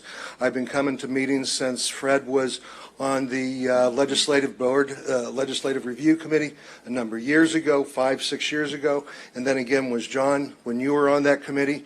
I've been showing up to every single one of these things. My passion is not, should never be questioned about where I want to go with this industry and with what we're doing. We are very committed. AMPM, Cold Creek Organics, very, very committed to the community. I've been here for years. I'm not going anywhere. I want to make this city great again. I remember back when it was the All-American City. There is so much potential here, and I tell you what, I am encouraged by the number of applicants that have actually come before you here today, and the ones that are going to come after me here, that you have a great opportunity to really make a big difference, really a big difference. And I'm proud of the decisions that you guys are going to be making here. I know it's tough. I know it's not going to be an easy one, but I'm encouraging you to do it as quickly as possible. You know something? It's going to be a long day. Have a great day, guys. Thank you so much for everything. Really appreciate it. Thank you.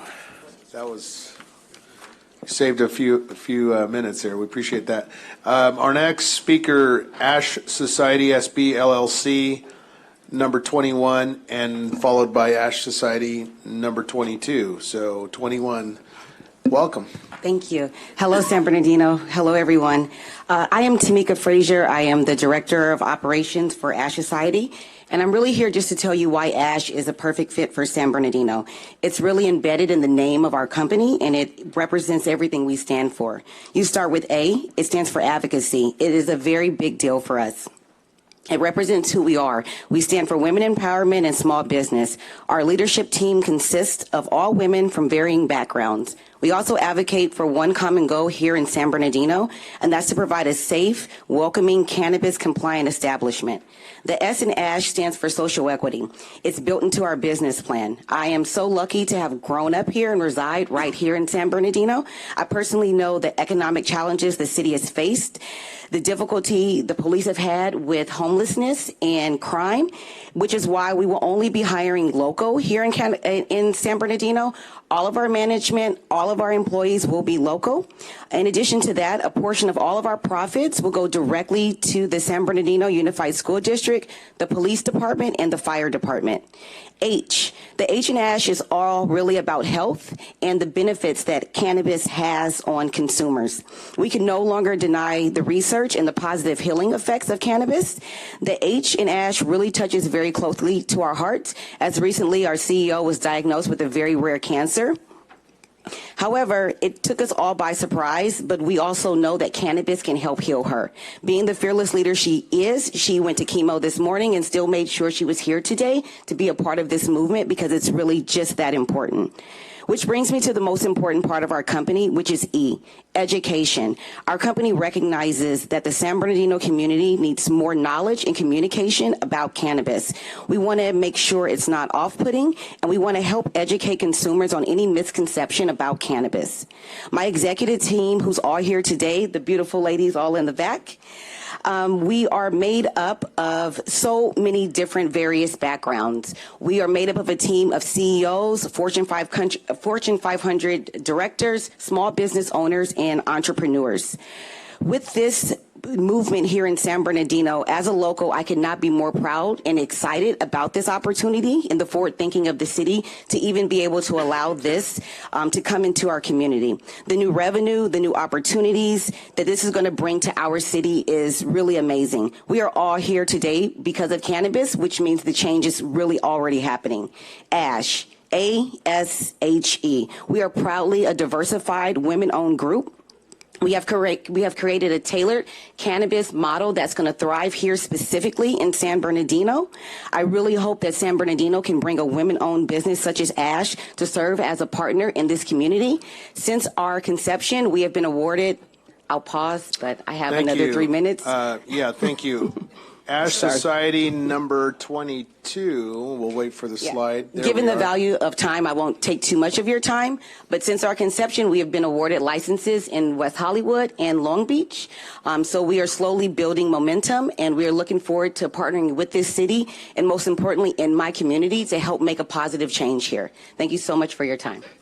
Our next speaker, Harvest of San Bernardino, RD San Bernardino LLC, and Harvest of San Bernardino, Steve White, number 26. Harvest of San Bernardino, right? That's correct. Steve White. Well, the I mean, suffix I'm at not 24. Steve White, but Well, I'm just reading what's on the reference sheet. yes. Thank you. You're recognized for 3 minutes. So my name is Megan Summers. I'm the Business Development Project Manager for Harvest. Harvest has been around for 5 years. We operate in 11 states. Regulation is our specialty. We pretty much operate only in highly regulated markets. We even opened our first state licensed, locally licensed dispensary in California in Napa as of December 30th, 2018. And we were able to open that facility within 4 months of receiving that local license. So it's incredibly important to us to not only be able to deliver what we say, but be able to deliver it quickly. We have our local partner, Steve, who's also our community relations manager. He has 5 years in the medical marijuana industry as well. And he's also the City League's soccer coach and a local business owner who will be working with the community on any concerns that they have. This property located on 493 Orange Show Road is already houses a couple. Oh, sorry. Sorry. This has been a vacant building for 12 years. Our hope is to be able to take this building that looks like it could have a lot more life in it and be able to make it a beautiful facility that is streamlined, clean, and friendly to all levels of consumers. Something Steve White has often said is, we want to almost be forgettable. We don't want to be, oh, that's the pot shop over there. We want to be, our logo doesn't have pot leaves, it doesn't have green. We want to create an inviting environment that also is focused on providing not only good customer service, but really educating consumers. We have our medical director, Dr. William Trout, who will come to the facility, offer educational seminars on the benefits of cannabis for PTSD, epilepsy, and cancer. Additionally, it's incredibly important to us as a company to make sure that we're contributing to our community. Since 2013, when Harvest was created, we have donated over $500,000 to local nonprofits in the area. And not only have we donated money, we also donate time. All of our employees have a certain amount of volunteer hours they have to give to those nonprofits. We have already committed in San Bernardino to donating both money and time to the Salvation Army of San Bernardino, Habitat for Humanity, and the Legal Aid Society of San Bernardino. Additionally, our goal is to hire 100% locally. We would be creating 25 full-time jobs. We do not create part-time jobs. We want every employee to have the opportunity to have benefits, including medical, PTO, sick time, and maternity leave. Our hourly wages start at $17 to $20 an hour, and our salaried employees start at $45,000 up to $65,000 annually. Our goal is to create long-lasting jobs. Thank you. Our next speaker is RD San Bernardino. You're welcome to stay there, ma'am. We have well, either way. You're going to be next, so we just got to go in the order here. Artie San Bernardino, welcome. Thank you. Good afternoon, Mayor and City Council. My name is Tony Torres. I'm the Public Affairs Manager for RD San Bernardino. With me here are Ryan and Darren Oganesian. They are the owners of this application. As you can see, our location is at 240 East Redlands Boulevard with easy access off the 10 freeway with the Waterman exit. That is important. We know that retail facilities thrive when there's freeway access and they're close to freeway access. R&D is a company that is the experts in the cannabis field. They currently hold licenses in the city of Linwood, in the city of Baldwin Park, in the city of Montebello, the city of Commerce, and soon in the city of Moreno Valley for a retail license. We have 18 licenses in total in Southern California that we count on. We would love to be a part of the city of San Bernardino and have a retail license in your city. We are deeply committed to the community and the residents of the city of San Bernardino to the extent that we will be providing $150,000 per year in charitable giving to the city or to those organizations for which do great work in the city. That is not uncommon for us. In every city that we operate, we donate anywhere between $50,000 to $150,000 per year to help civic life improve in the cities. We're deeply committed to safety. We have an impeccable safety record. We know that that's a very important factor with your residents. We are also going to conduct our own community outreach program so that we create a positive image for the industry and for us in particular.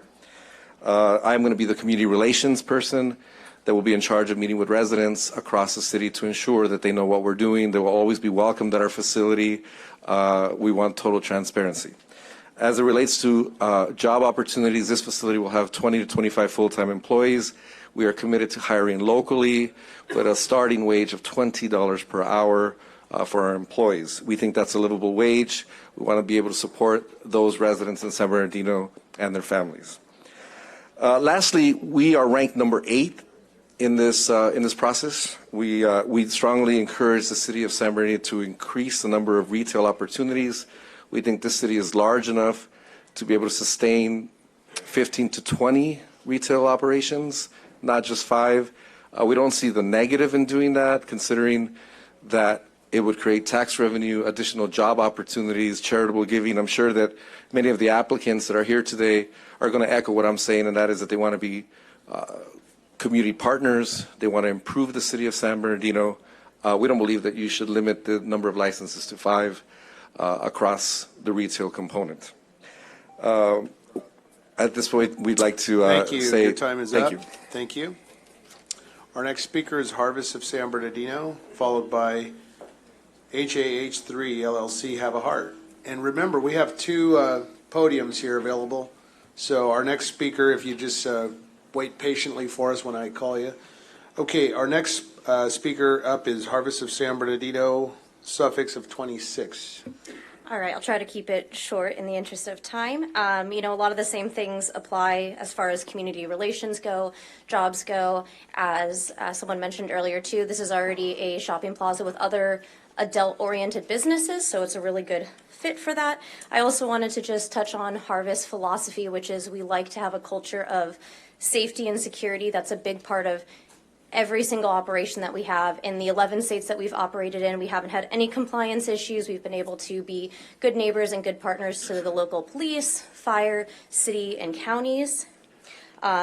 We have our John Hopper, who is helping us as far as a security consultant. He's already helped with 18 operating dispensaries in the state of California. So we value his insight to make sure we're abiding by everything we need and that we have all the safety measures in place. A lot of concerns have to do with cash handling, inventory on hand, and in our security plan, we outline all the steps that we're going to make sure that this is a safe business that doesn't negatively impact anybody within the community.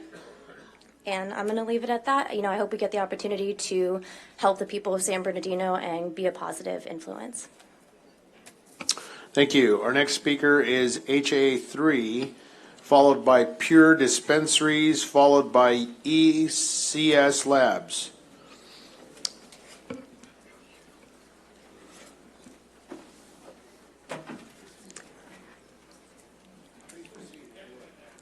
Hi, my name is Ksenia Couture. I'm the Director of Licensing at Have a Heart, and I'm joined today with the members of our leadership team, Executives Ryan Kunkel, Tanya Johnson, Josh Udovich, and Constancio Sanchez.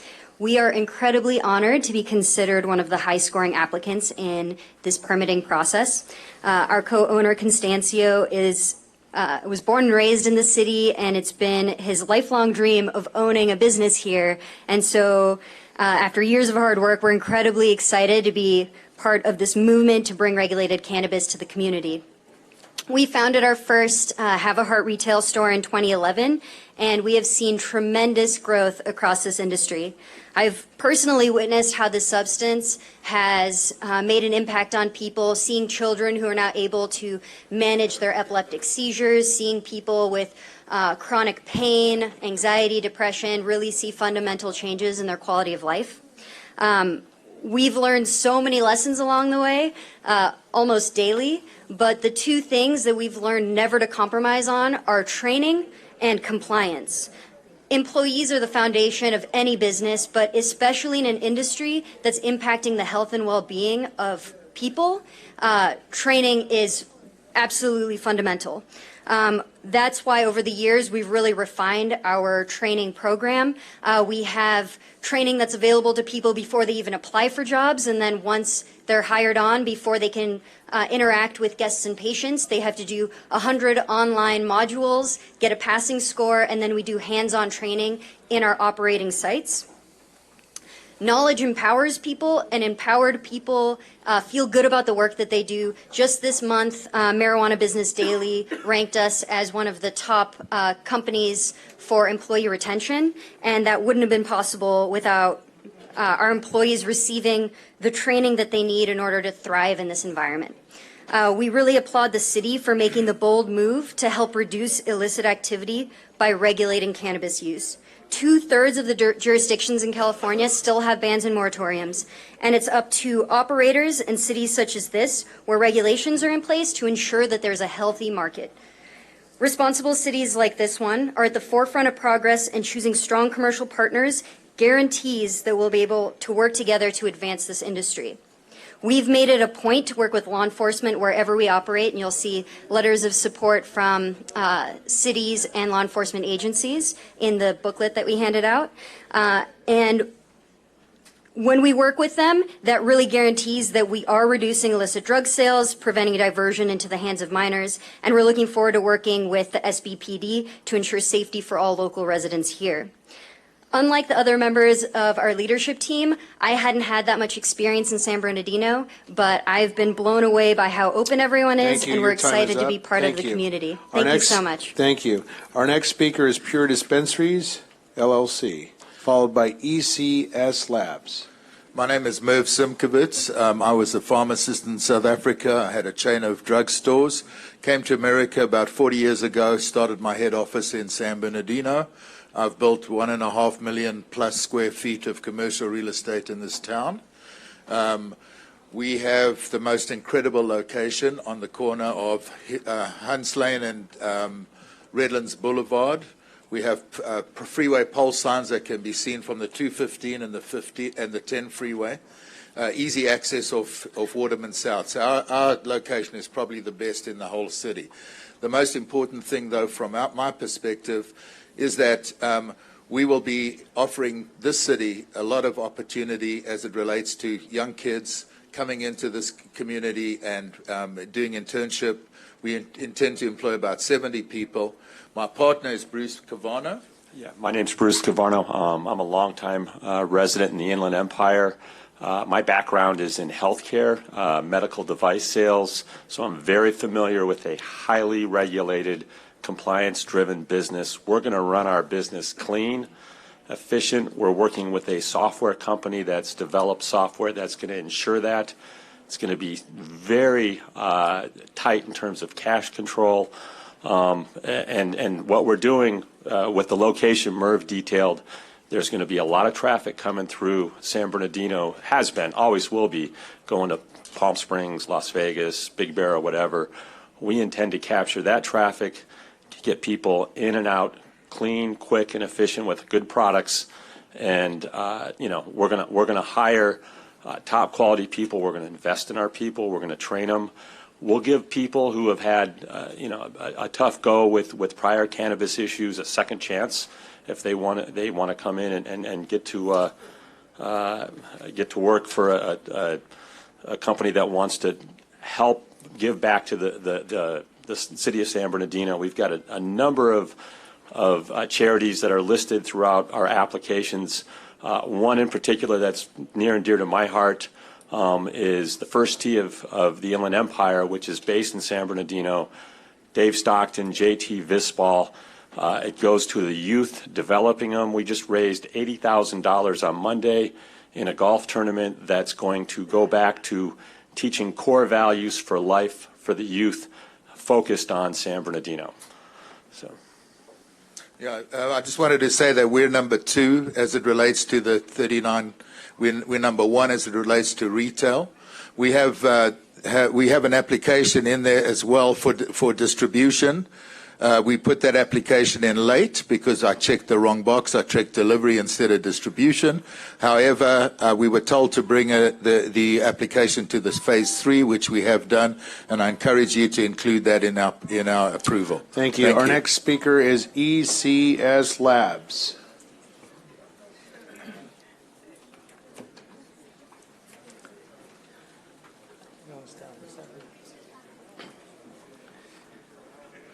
Mayor Valdivia, Mayor Pro Tem Richard, council members Ibarra, Mulvihill, Charette, Nickel, and Sanchez. Thank you for giving us the opportunity to present ECS Labs, a pharmaceutical startup with unmatched professional and business qualifications, ready to enter into a win-win partnership with the city of San Bernardino. I also want to thank the other 38 applicants whose hard work and amazing journey was published in the 7,441-page agenda packet, which I'm certain is the largest agenda packet ever. I read all of it. My name is Dr. Siraj, and I'm joined today here with, my wife was supposed to be here, so I'll introduce her anyway, with Robin Siraj, who is faculty at San Bernardino Valley College, and Dr. Ron Moore, PharmD as well, who's the Director of Pediatric Pharmacy Services at Loma Linda Medical Center, whom I've worked with for 13 years side by side. Pharmacists are truly the unsung heroes of hospitals. And he has written a letter of recommendation on my behalf, which is in the packet. There's a compelling story behind ECS Labs. As a micro business, ECS Labs is a pharmaceutical manufacturer, a pharmaceutical distributor, and a cannabis pharmacy, all wrapped up into one vertically integrated business. With the commoditization and oversupply of cannabis biomass available in the marketplace, we have no cultivation plans. Our core competency is product development and manufacturing. We believe the largest driver of revenue will be the manufacturing and distribution arm of our business. Here are the top 10 reasons why ECS Labs deserves a micro business here in the city of San Bernardino. Number 10, we're a local enterprise and have been a fabric of this community for 30 years. We meet all the zoning and city's general plan requirements. We bring 20 years of pharmaceutical and business experience. We have a portfolio of branded and proprietary pharmaceutical products such as Migrex, Epilex, Cannabinase, Extend, Sativen, and Neurogel. As a pharmacist, I bring unique perspective in the administration of medical cannabis. Dispensing medical cannabis is akin to a pharmacy dispensing prescription medications. We have established a partnership with local physicians and potentially with UC medical centers that are now receiving grant money. We're not a cannabis company. We're a pharmaceutical company that uses cannabis as an active pharmaceutical ingredient, similar to other pharmaceutical companies that use THC oral solution that generate about $200 million a year. Number 2, we are manufactured in San Bernardino, but hopefully dispensed in far reaches of California. Number 1, we're an outlier. We think differently. We're serious about our work. We are research-driven. We innovate. We strive for excellence. We're adaptive. We're resilient. We challenge ourselves to think big. As Einstein said, I have no special talent. I'm only passionately curious. ECS Labs would love to start this journey with you here in San Bernardino. Thank you. Mr. Siraj, I use that quote a lot. Thank you, man. Okay, we're going to take a 10-minute break. We've been at halfway point. We'll take a 10-minute break. We'll ask and encourage our council members to return to their desk at about 5:32, if I'm looking at my clock right. 10-minute break.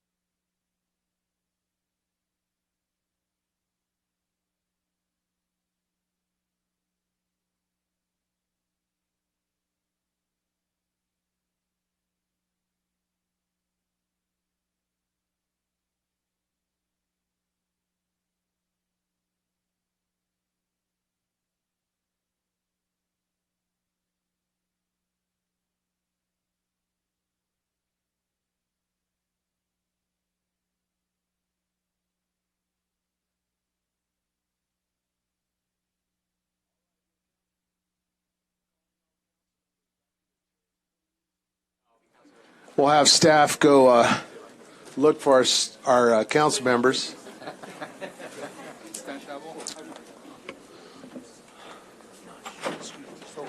No problem. That's my fault. We'll hold just a few seconds until we get our quorum back.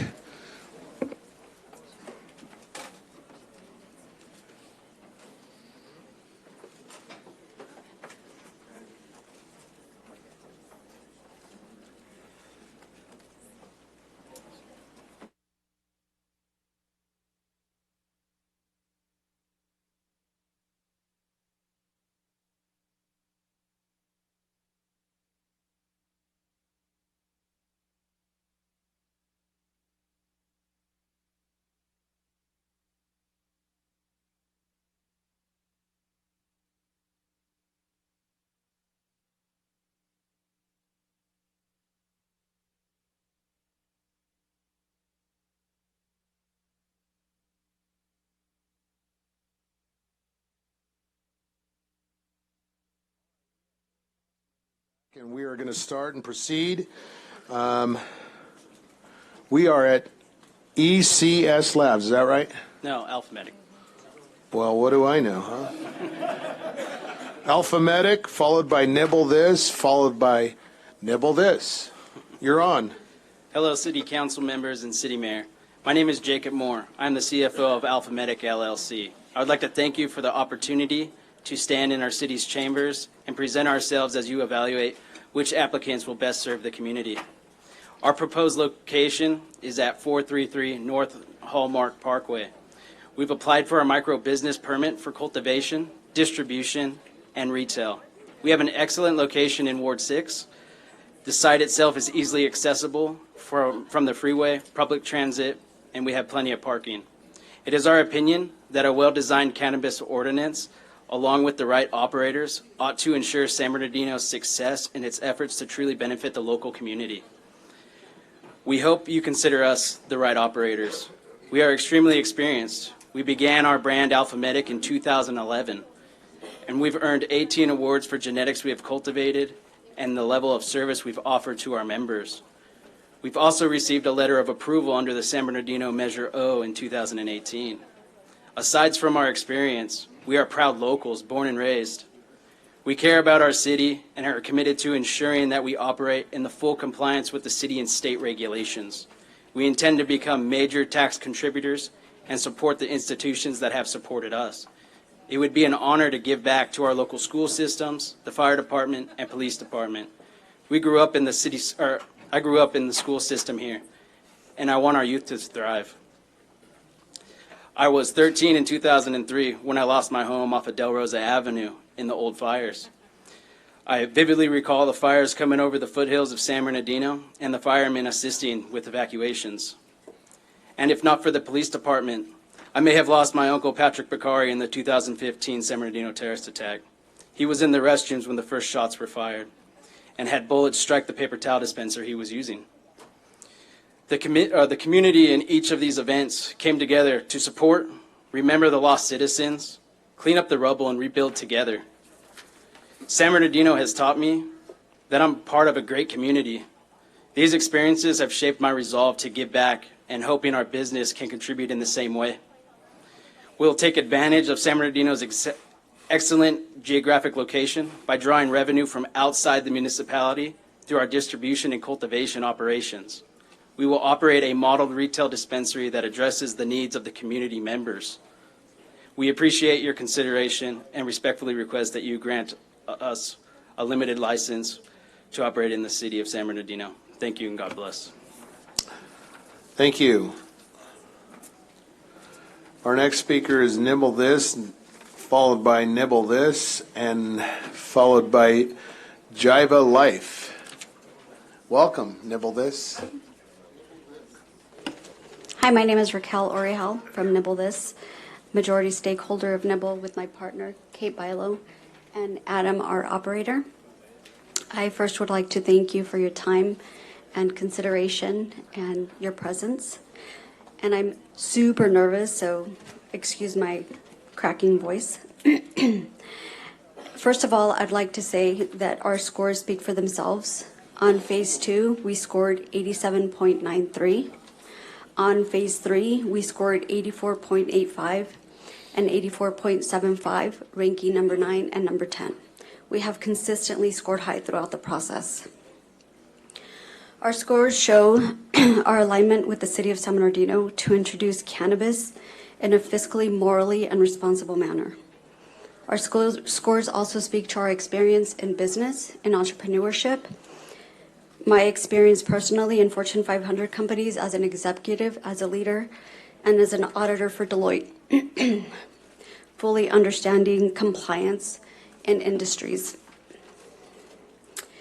As a female minority-owned business that came from extreme poverty, where food was a basic need that was not always met, I am here to serve the community and fully committed in serving. We have donated and contacted Veronica's Home of Mercy and are committed to continuing to work with other nonprofits. Having spent most of my adult life in the Inland Empire and member of the National Latina Association, we are fully committed to hiring locally and hiring with full benefits and wages. We have a fully signed and executed contract with UFCW. And as a member of Conscious Entrepreneurship, I see it as a moral responsibility to do business and pay it forward. I'm done with my time. Thank you, and I ask council to approve our licenses. Thank you.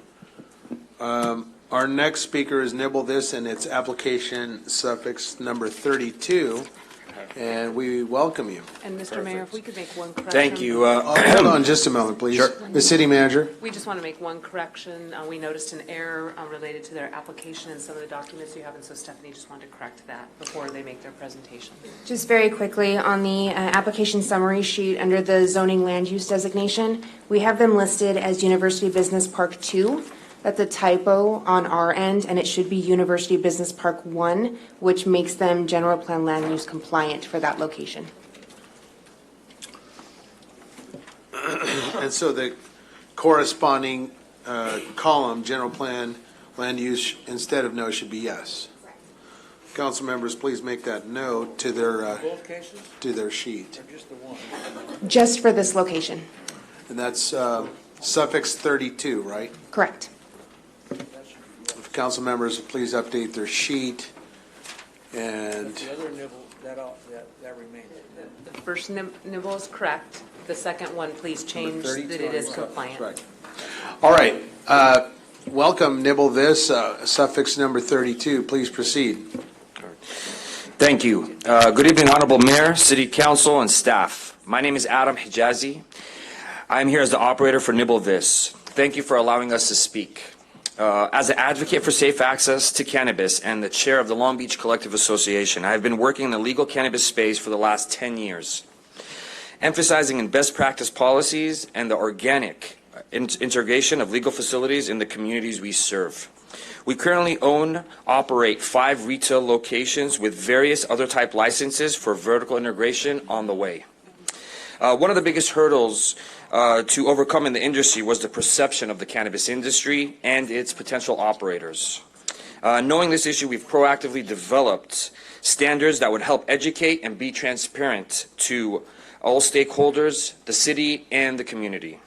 Standards like financial and tax proficiency, state-of-the-art design and layout, compliance with regulations, third-party security company with law enforcement background, tasteful and legal advertising in accordance with law and above, community engagement and education, community liaison to help bridge communication and troubleshoot in real time concerns that might arise from the community.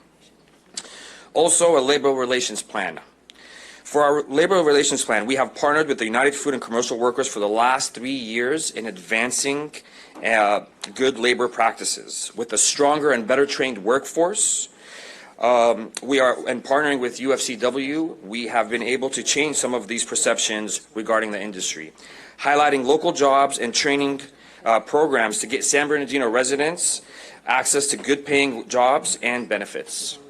Our management team will consist of compliance, human resource, quality managers. Also, we have an in-house financial controller, as well as a community and education director. We strongly believe that if granted the opportunity in the city of San Bernardino, we will make the community and stakeholders proud of our operations. We are real operators and real people that care for the industry, for the city, and thank you very much for listening to us. Thank you. Our next speaker, Jiva Life, followed by Luke LLC, followed by RZN Head Inc.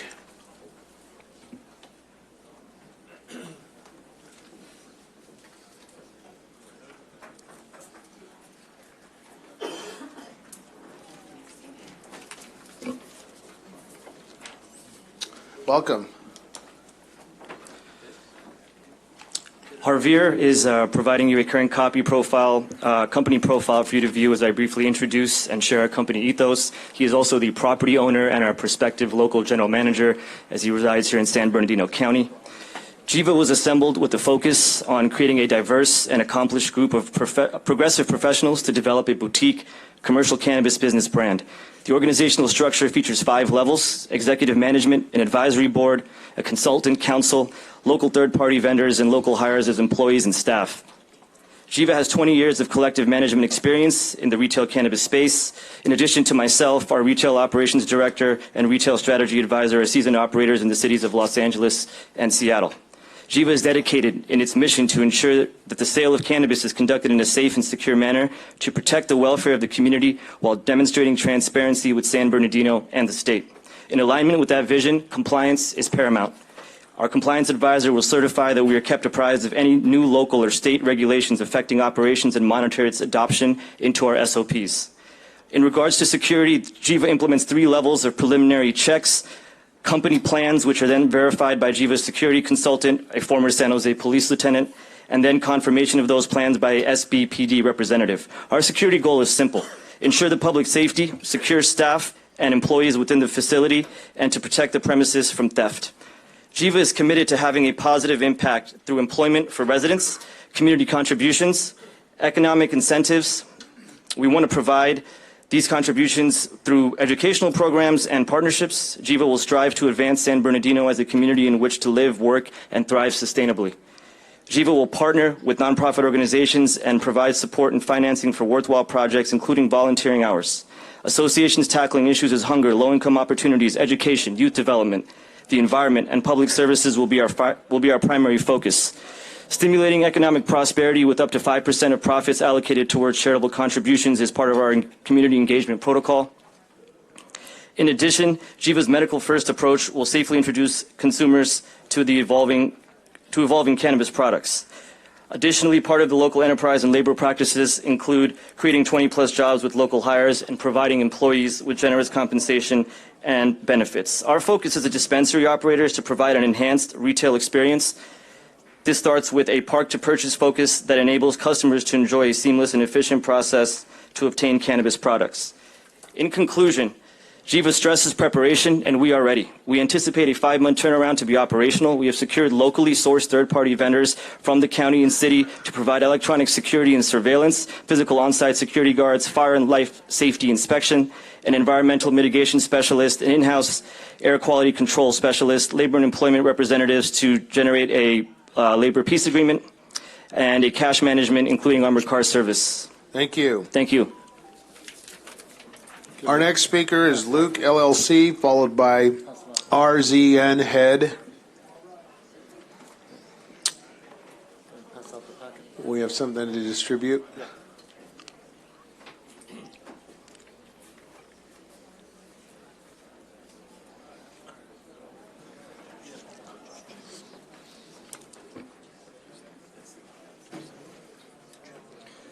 Hello, Mayor Valdivia and the members of the San Bernardino City Council. My name is Leon Alexander, and I'm an attorney and also compliance officer for Organics. I'm here with the owners, Ray and Nick D'Angelo. And one thing I want to let you know, first and foremost, Ray D'Angelo, for the past 22 years, has invested $4.6 million in the city of San Bernardino. He purchased at 2552 Shenandoah Avenue, Ward 6, a 144,000 square foot industrial facility. We feel we are the largest cannabis license applicant for the facility.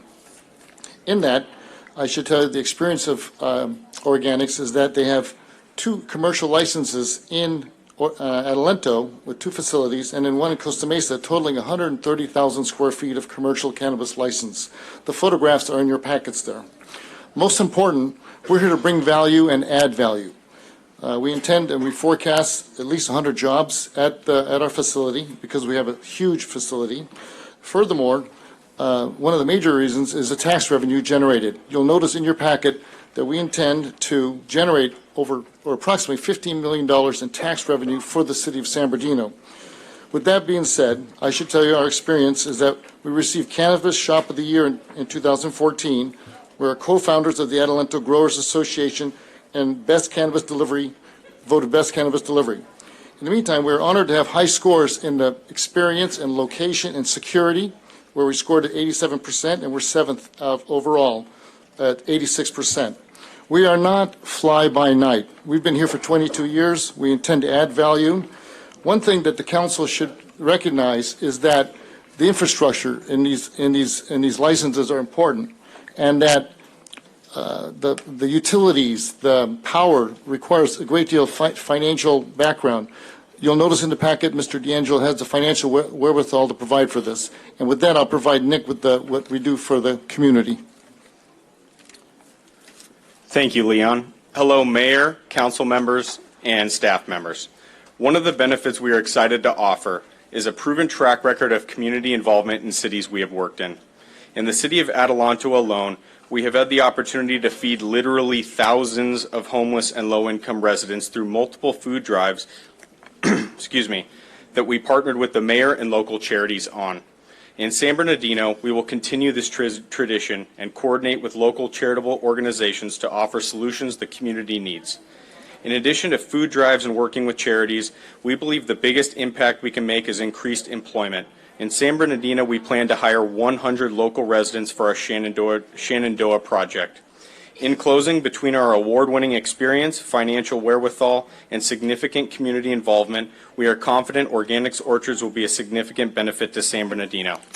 Thank you. Our next speaker is Raisin Head, or RZN Head, HC Club, Accessible Options. And before you speak, sir, why don't we do this? Because we have a lot of chatter in the lobby area, so we're going to ask either we close the doors or somehow we don't want to interrupt your conversation, but we are trying to run a business meeting and conduct city council issues. So if we close the doors, please. Oh, do they lock? Well, or the chatter needs to kind of quiet, please. We want to hear our applicants, and we appreciate our public. RZN Head, HC Club, Accessible Options. RZN Head, you're recognized, sir, for 3 minutes. Welcome. Thank you. Let me clarify that we are DBA Cookies California. We are the licensed operator for Cookies Cannabis, and it is our great pride to present Cookies Cannabis to the city of San Bernardino.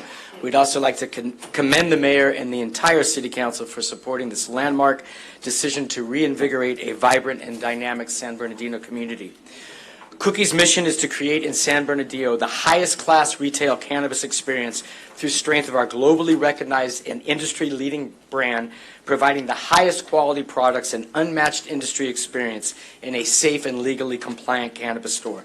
With origins of over 15 years ago in the heart of San Francisco, the Cookies lifestyle brand has become synonymous globally as one of the most recognized and often the most single sought-after exclusive cannabis and cannabis lifestyle products. But most important, how does this decision translate into positive effect for the city of San Bernardino?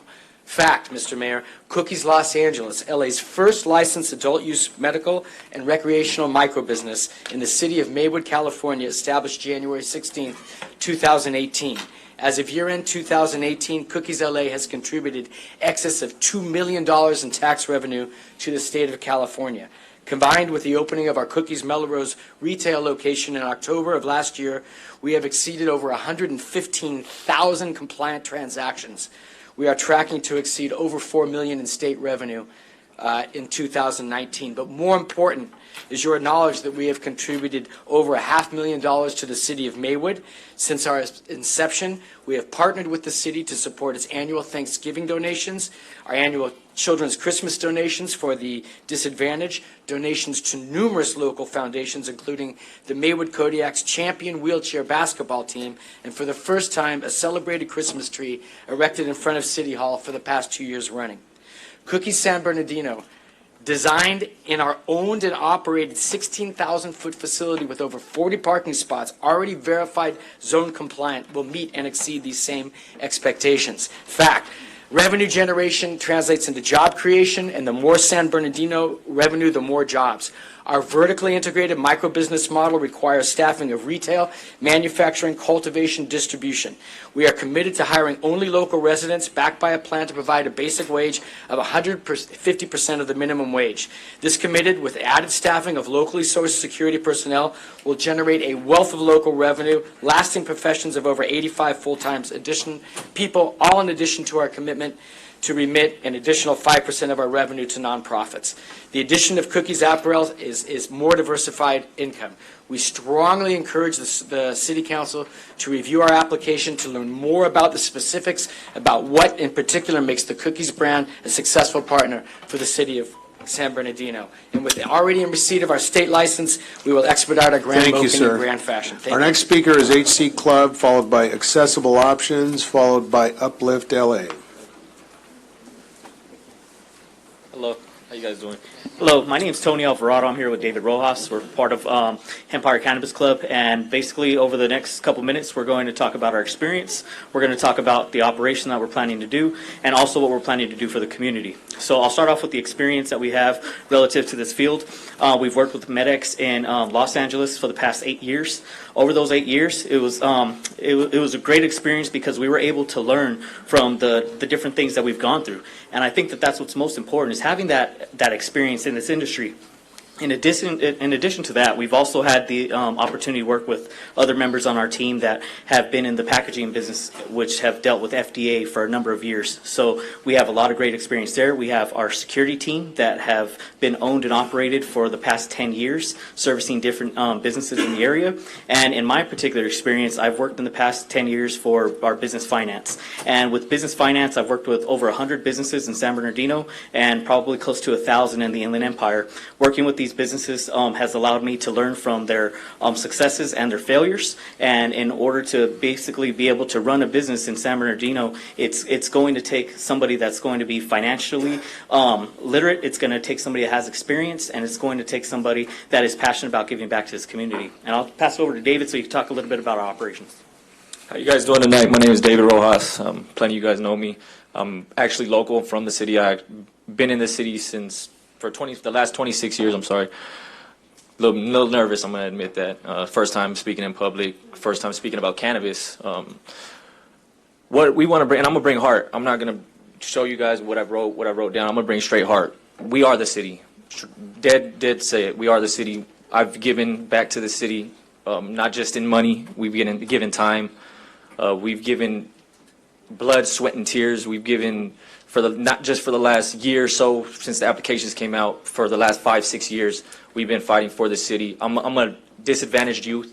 That's what our main focus is on, is the youth. You know, the people that we need to provide leadership to, the people that we need to provide guidance to, the people that need to learn how to be their own entrepreneurs and not work for somebody in their companies, help build their own dreams. That's what we're here to do. That's what we've done with Empire. We've built the operation based off of the consumer, based off the lowest prices possible. That's why we chose microbusiness, to be able to have our distribution purchased directly from the consumer, or supplier, to supply the price right for the consumer.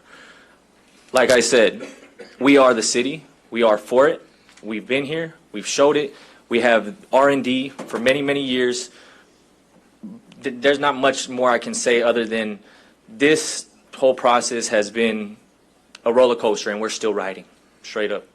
We're still riding. It's all heart. Empire is here to stay, and we are local. Thank you, guys. I appreciate it. Thank you. Our next speaker is Accessible Options. I'm sorry.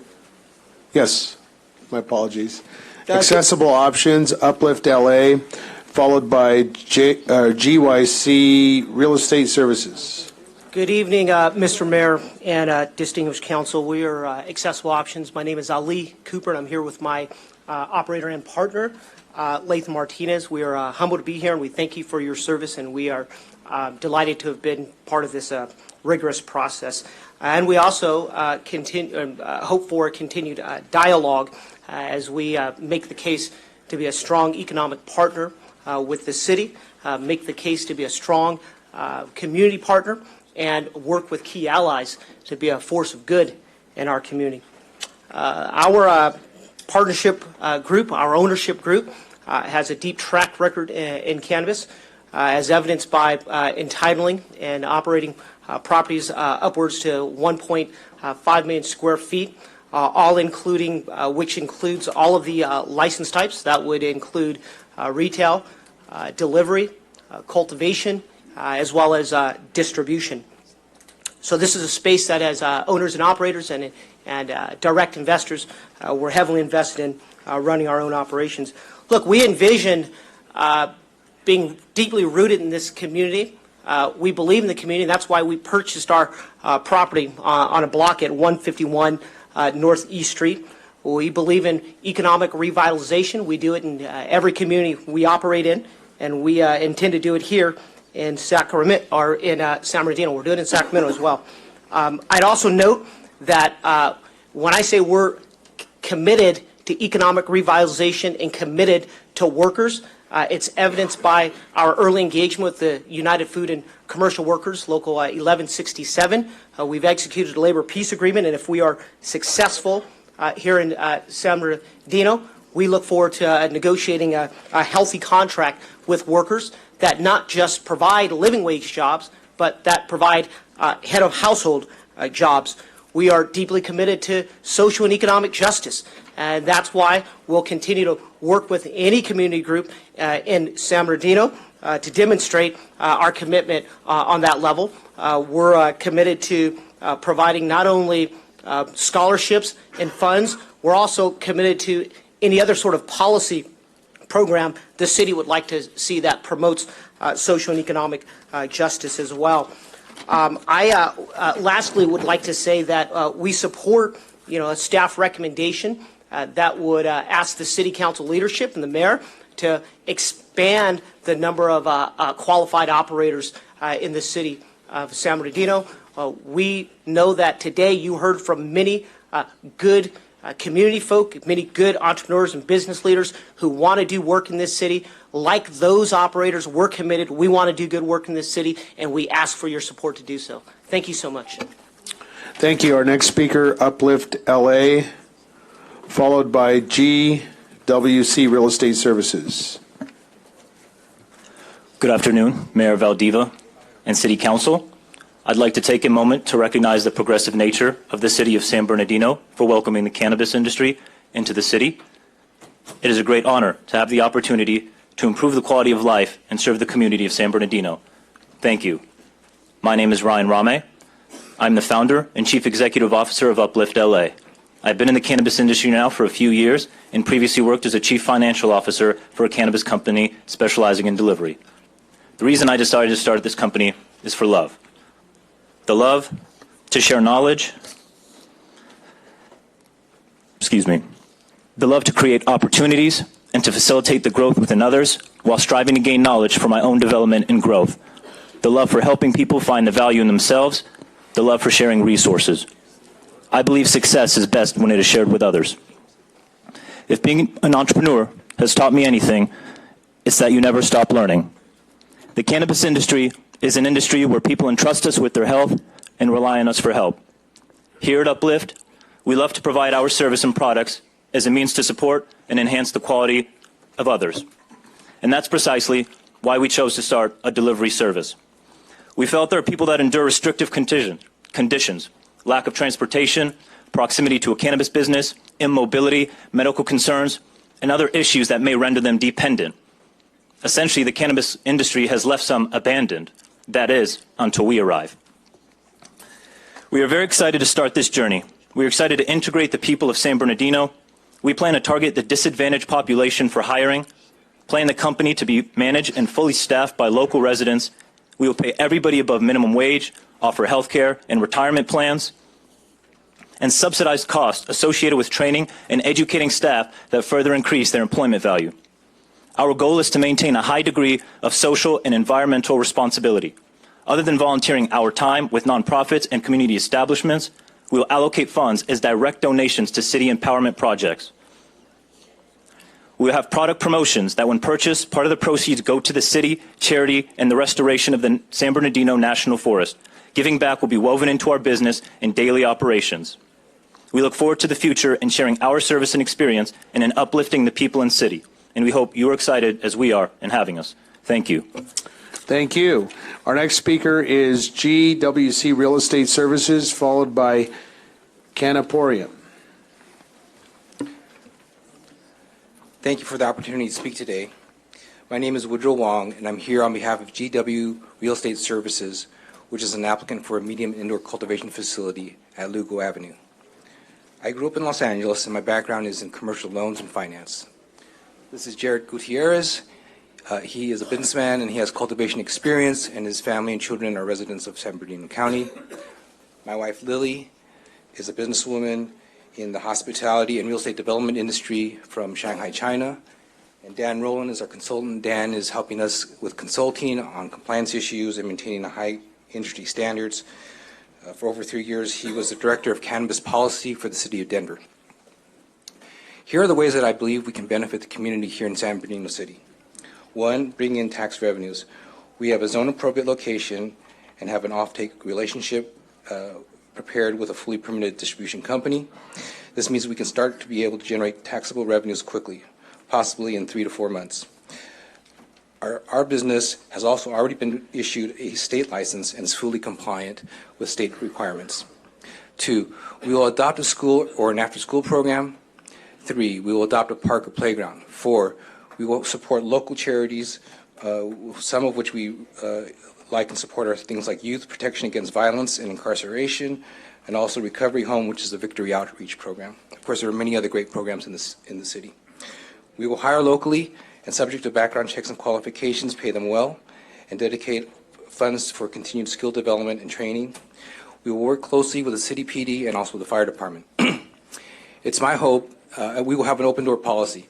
It's my hope that we can be a showcase to demonstrate high standards and best practices in safety, compliance, technology, and environmental friendliness and security, bringing professionalism to this business, and as a result, contribute positively to the city's image and economic growth. 8, we will have a community relations liaison, which will work proactively to address any complaints and present any possible problems. This person will engage in open dialogue with the city and our neighbors. We will be hyper-compliant. Compliance with city and state laws, rules, and regulations are built into our standard operating procedures, SOPs. And 10, we will have best practices in place for enhanced product safety to keep it away from children and ensure all inventory will be properly packaged, labeled, and tracked.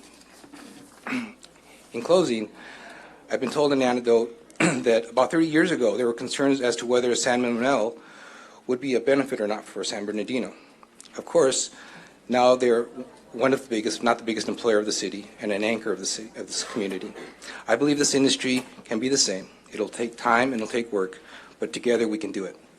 Thank you very much for your time, and I hope you consider our application. Thank you. Mr. Wong, did you forget your glasses? Mayor, it's funny. 6 days ago, I had to go to the eye doctor. I got the stigmatism, and I don't wear glasses. But I just like you did well. You did. I know I was meaning this. You did pretty good today. Thank you. Our next speaker is Canaporium, followed by PTR Management. Mayor and council members, my name is Paul Tsai. I am a Taiwanese American. Sorry for my accent. I'm the main partner of KP Investments. After graduating from USC, I became a business owner, real estate developer, and successful investors.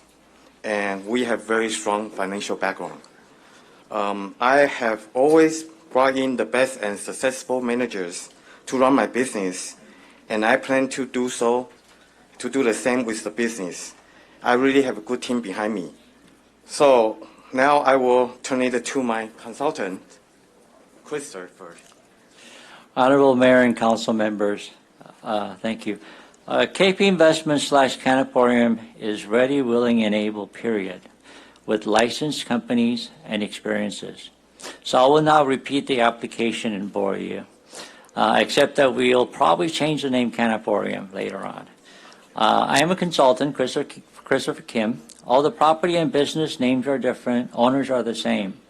The applicants are successful because they always hire honest, smart, and experienced management, including about half of the women are in management. Applicant Paul and Andrew learned this through experience and at Fortune 500 companies. I've been a member of Cannabis Ad Hoc Committee, so I kind of know what you're all going through. It's not easy, and I really do admire you for going through this. To those that don't know the process, what applicants, city council, and city employees did and are doing is really difficult. I know a lot of applicants are confused, angry, unsure, uneasy, etc. However, I am sure this council is considering all possible avenues to be fair. I believe SB can be much better. I believe SB can get multi-million dollars in tax revenues each year. Besides the cannabis business, if you add festival, thus bring in other cities' residents' disposable income to SB, animal shelters can also stay. We are talking about Top Festival. We are talking to Top Festival group like Emerald Cup to bring additional millions in revenue to San Bernardino. We are preparing a proposal for the city. I know it's hard if we get rid of illegal. It's hard to get rid of illegal operations and bad landlords. We believe we can pay 7 figures per year in new tax revenue very easily if this can happen. And that's not including additional nonprofit donation we'll be making. I am sure there are those that are looking to just get rich, and there are those that are trying to grow with the city. We are givers. For example, we have nonprofit organizations to help the sick and veterans. We are different. Example, our discipline. Thank you, Mr. Kim. Thank you. Our next speaker is PTR Management, followed by Canis Partners, followed by ABUD and Beyond. Welcome. Thank you, Mayor, Council, and staff, for inviting us to speak at tonight's meeting. It's been a long meeting, so I'll keep this brief. I personally attended a study session early in 2015 in this room, and I'm excited to be back here in 2019 with a chance to be awarded a business license. I am Chris Francie, co-owner of PTRE Management. Our dispensary doing business as name is Nourish. We were ranked 6th of 39 overall and in 5th place for retailers. I'd like to share a few important points about our proposal. We plan to have many positive community impacts. For instance, our business has made a local organization pledge of a minimum of $5,000 annually. We will create 12 or more full-time jobs, which include 401k, health, vision, and dental, and we have a commitment to paying living wage. That means the lowest pay in our store will be $18 per hour. Our location is discreetly located away from the main retail thoroughfares. It has ample parking and a separate building entrance than the remainder tenants, and it will not be an eyesore in the community. It's a great location for a dispensary, to be honest. We plan to work with local law enforcement to implement the city's new policy, specifically with regard to public safety. We have a successful track record in having worked with other police departments in this regard. In closing, we're experienced operators with cannabis retail revenues of over $20 million in the last 3 years. One of our 3 owners, Scott Johnson, beside me, is a city resident, and we're excited to be opening a business here. Thank you for the opportunity.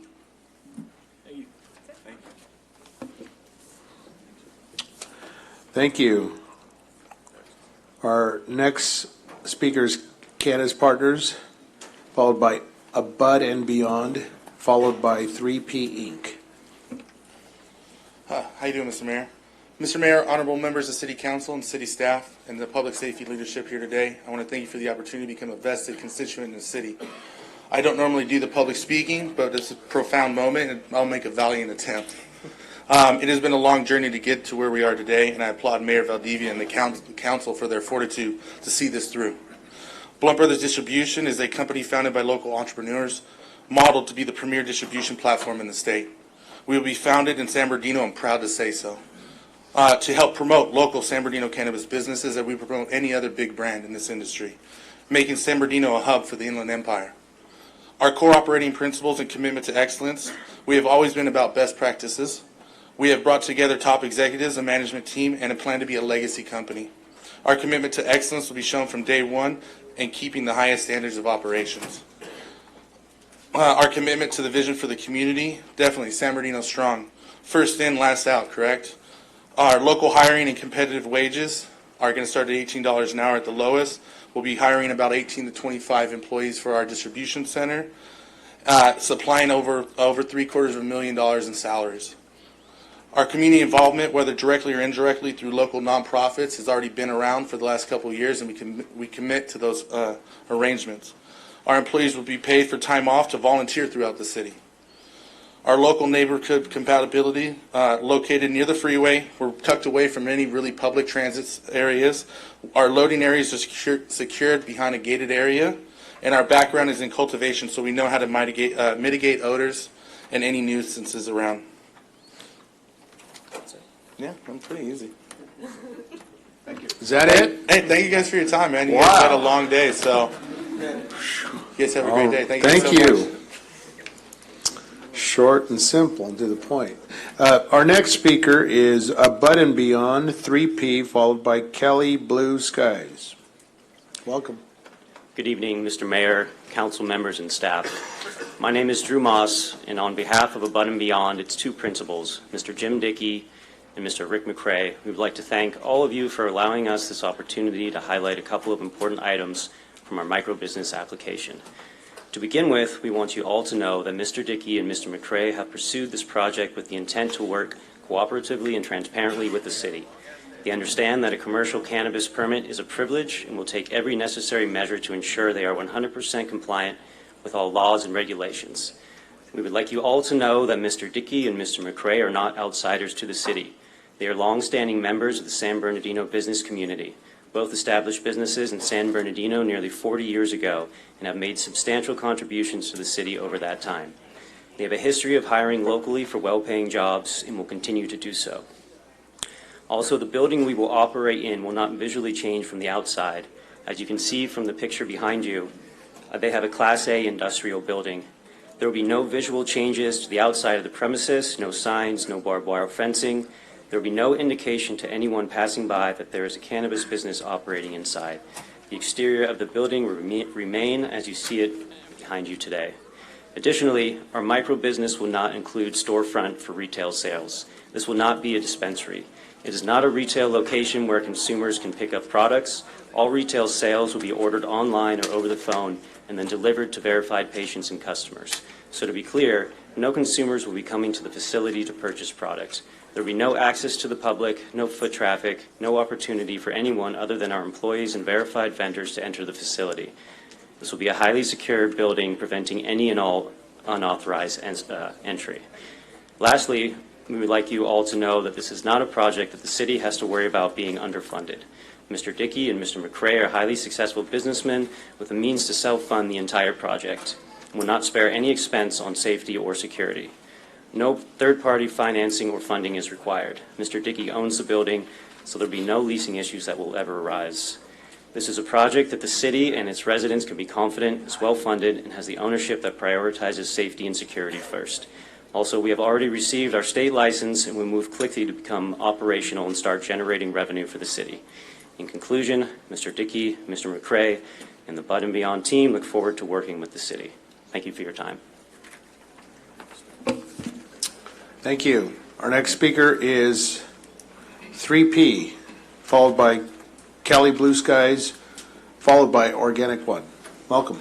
Good evening, everyone. My name is Steven Munoz. My brother Victor and I are applicants of 3P. I am here before you, guaranteeing, if selected to be one of the 5 licensed retailers, we will not disappoint this community. And we will be involved as you, the governing body, will allow and direct us to be. In 2006, I was diagnosed with lupus. In short, this disease didn't allow me to function at 100%. Upon months of research and failed clinical trials and losing my health coverage due to my pre-existing condition, I decided to give medical cannabis a shot. Cannabis has changed my life and given me the energy needed to be healthy and productive.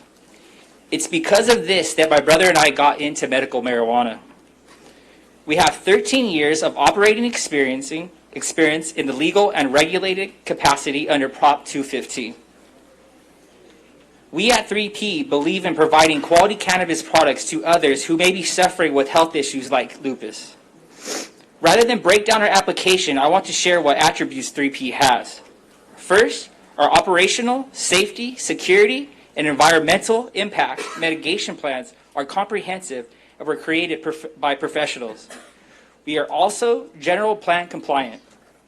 There will be no mistakes with the intention of our organization when it comes to compliance regulations. Also at 3P, we'll have direct access to anyone on our management team or our government relations coordinator. My goal in San Bernardino is to create jobs, hire local, implement a living wage, train our employees, and give them benefits. With a population of nearly 216,000 residents, we want to give back to nonprofits.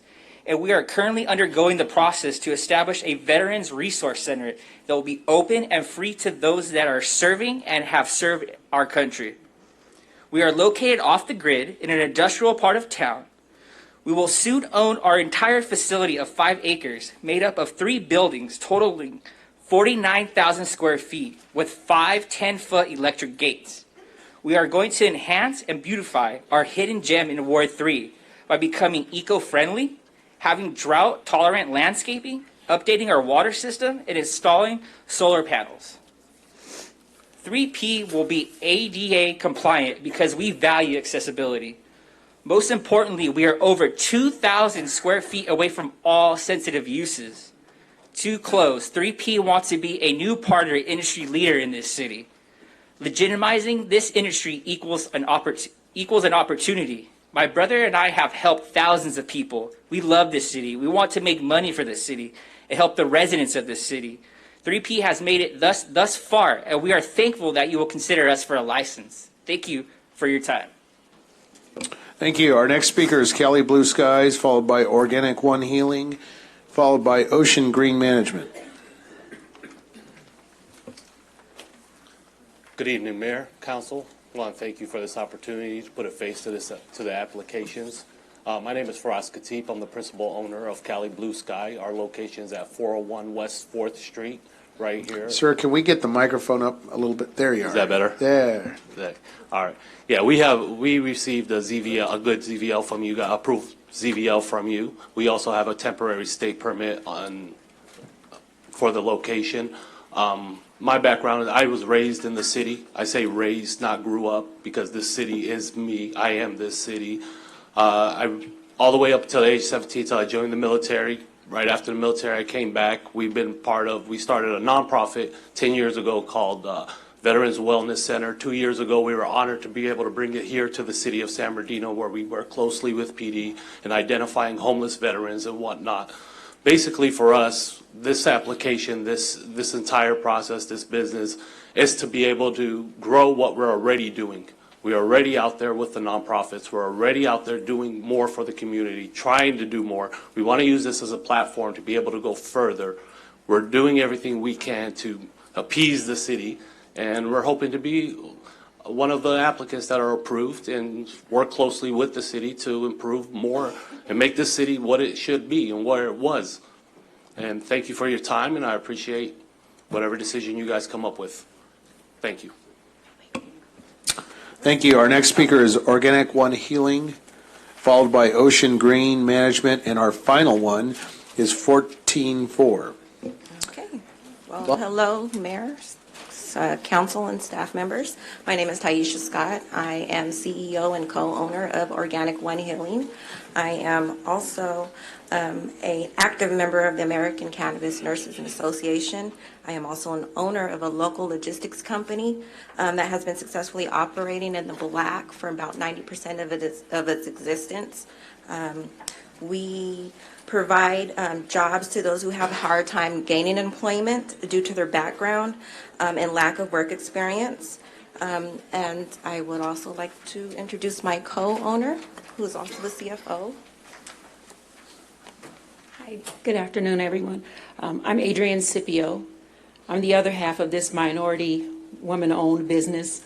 I am the CFO of Organic One Healing, and I will be managing all of the business finances.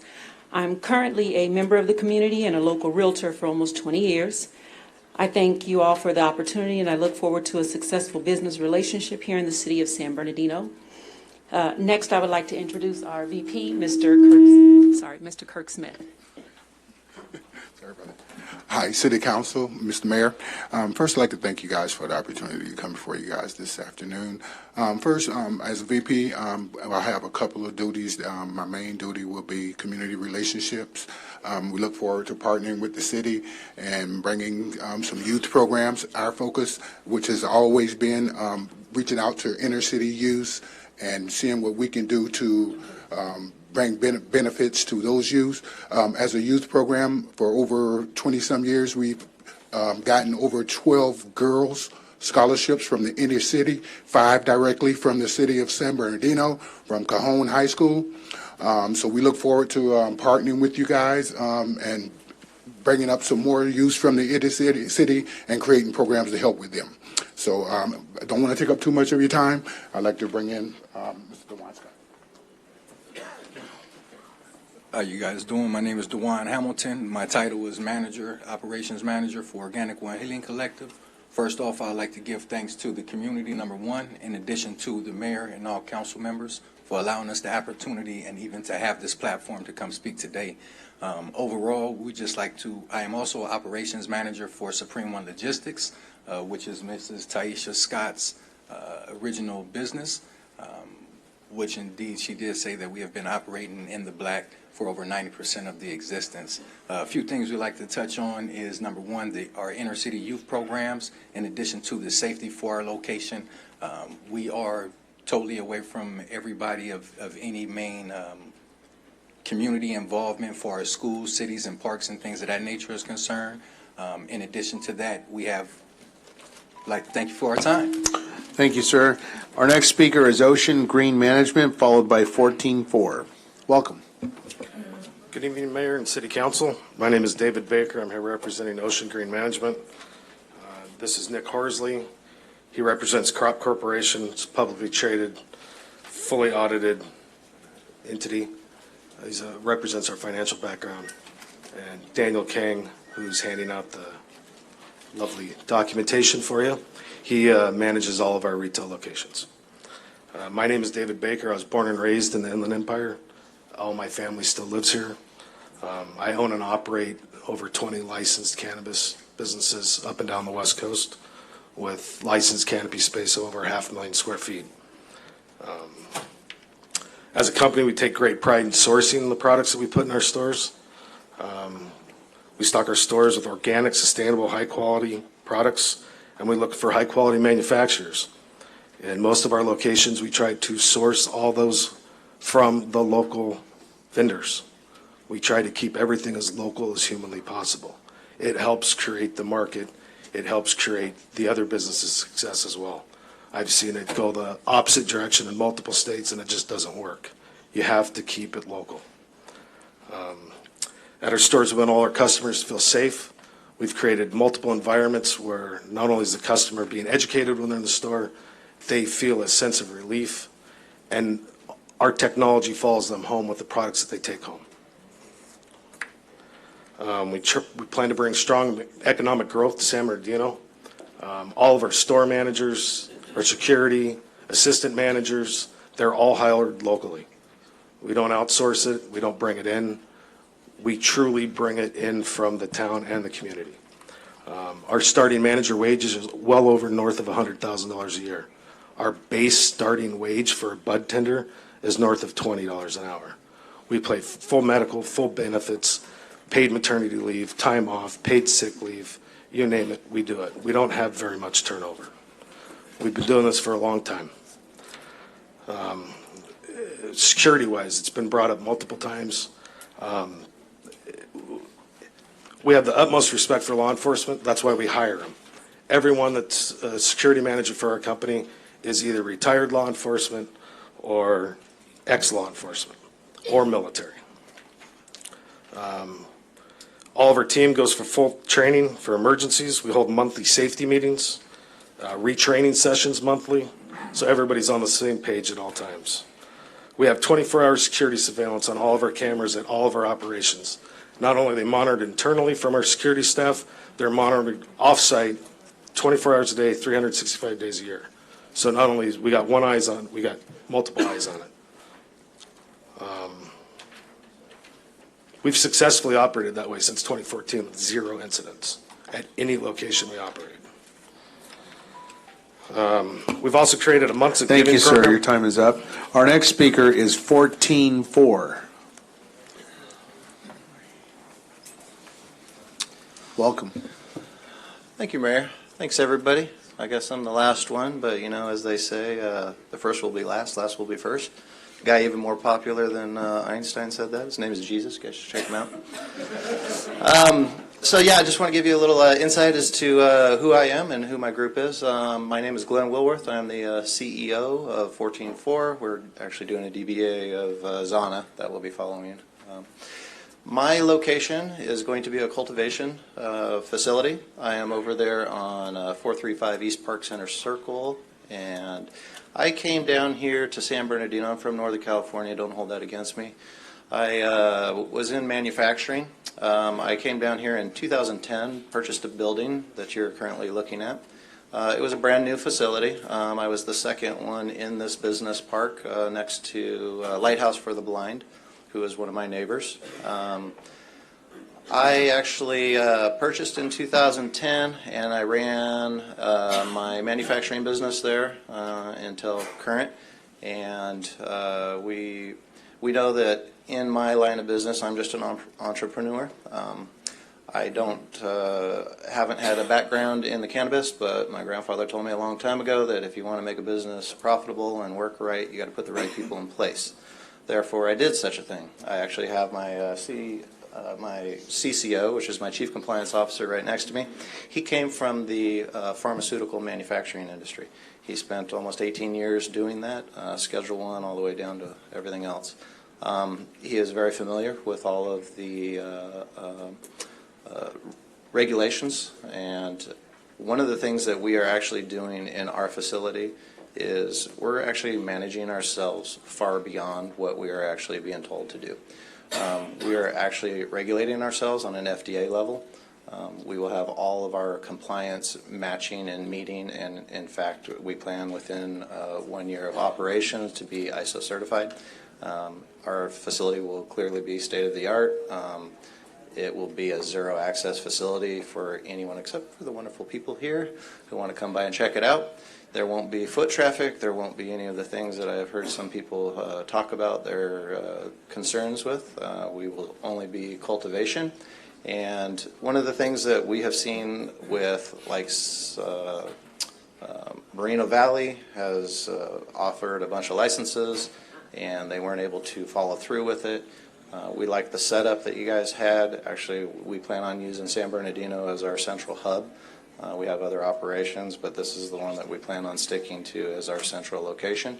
And we have wherewithal to actually be up and running and follow through with it. We do have financial backing. My partner comes from a very lucrative business, and we plan on doing good business with the city. Thank you. Appreciate your guys' time, and thank you. Hope to be working with you. All right. Thank you. If we could turn off the mics for us, because we're getting some little reverb going on. That concludes our cannabis permit application portion, and I will then turn it over to our city manager, and we will proceed further. Do you, Mr. Mayor, would you like to take a couple-minute break? How about, shall we take a 5-minute break? We'll take a 5-minute break, return to our chairs in 5 minutes or so, and we'll recess.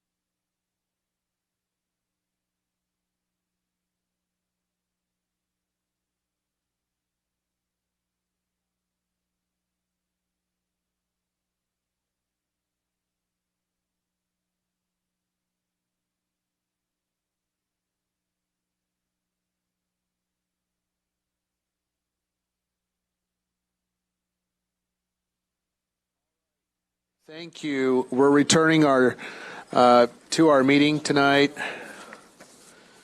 We're waiting for our council members, our city manager, and council to return to their desks as well. Would anybody like to sing in the? Oh no, they're here. Okay. All right.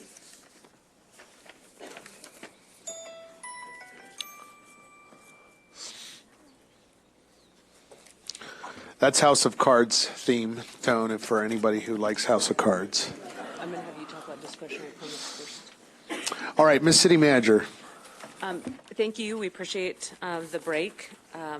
We do have a couple of procedural things that we wanted to take care of, and then there's some discussion that I think we need to have with the council about some of the questions that were raised, and then we'll actually entertain any questions that the council has. The first thing I think would be helpful is to have our Chief Assistant City Attorney discuss the discretionary permit process, what you're being asked to do this evening, and then she and I will talk about some of the next steps, because I certainly understand we have an audience full of people and they're hoping to walk away this evening with some indication as to whether or not they're approved for cannabis permits, though there's still a process that needs to occur after this, and we just want to make sure that we are in agreement with what that process is. And so we'll start with the discretionary permit process that you're undergoing this evening.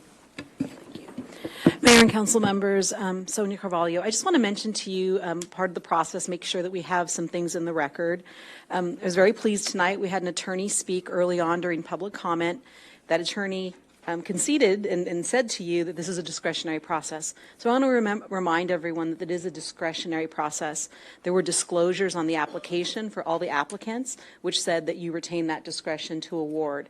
The reason I mentioned that to you is because you had some really qualified folks here tonight, and yet you have imposed through your own ordinance adopted by your voters the limitation of 17. So I understand the challenge that you will face, but you retain that discretion, and that's important.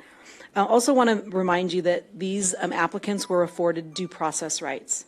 We actually have a number of applicants in this process who went through an appeal process, and they were awarded the right to participate tonight, and they were here tonight presenting to you because we provided them with full due process.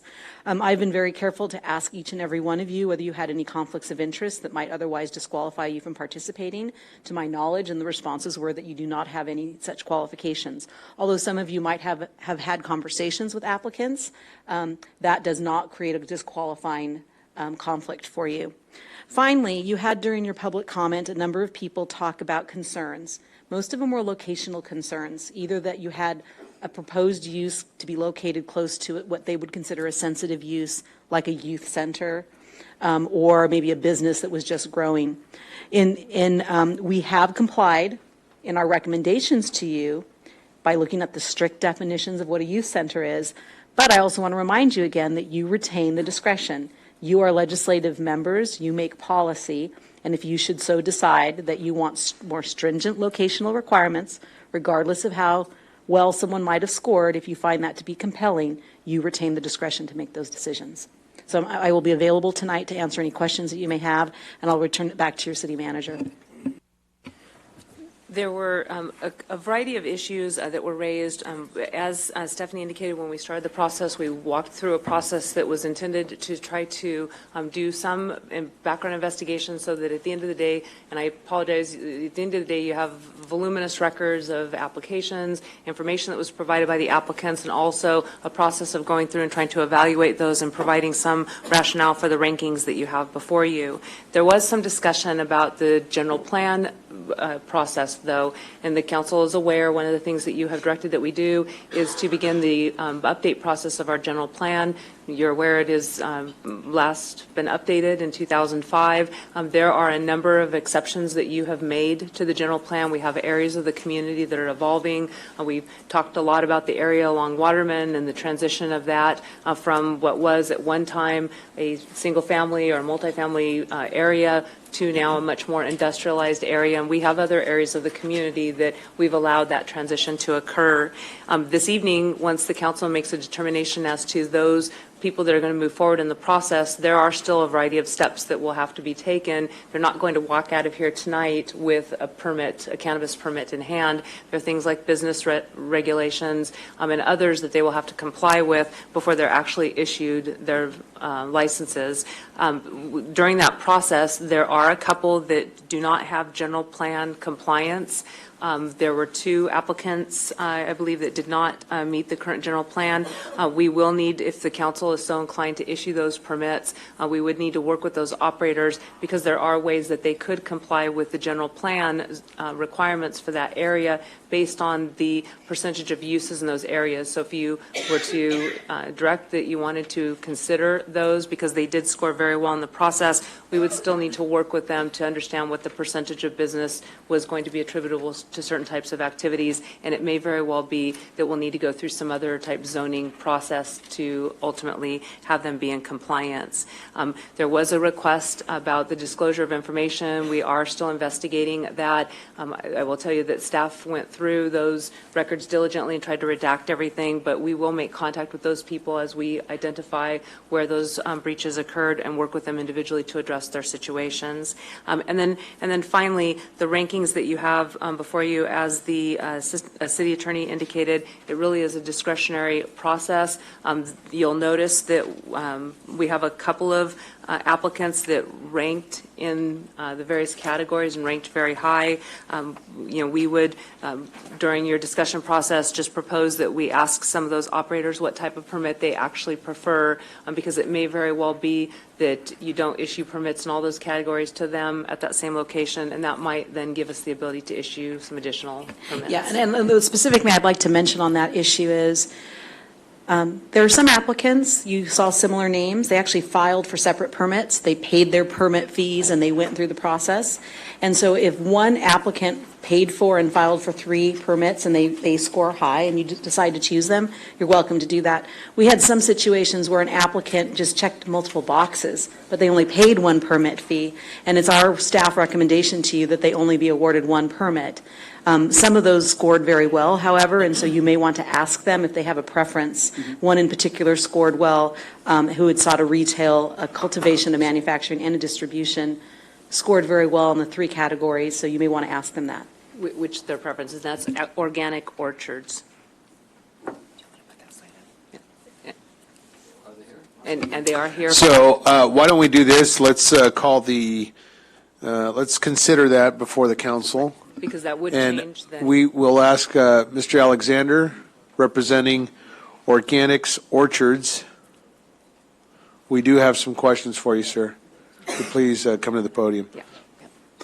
Ms. City would you kind of frame it up for him and let's. Sure. They applied for, and again, as Sonia indicated, on their application, they checked multiple boxes. They did score well in the cultivation category, distribution, and manufacturing. Again, we would recommend that where they applied for on different applications, that you honor that. But in this case, there were multiple boxes checked, and we would just request what's your preference in there, because I think that is relevant to the council's discussion.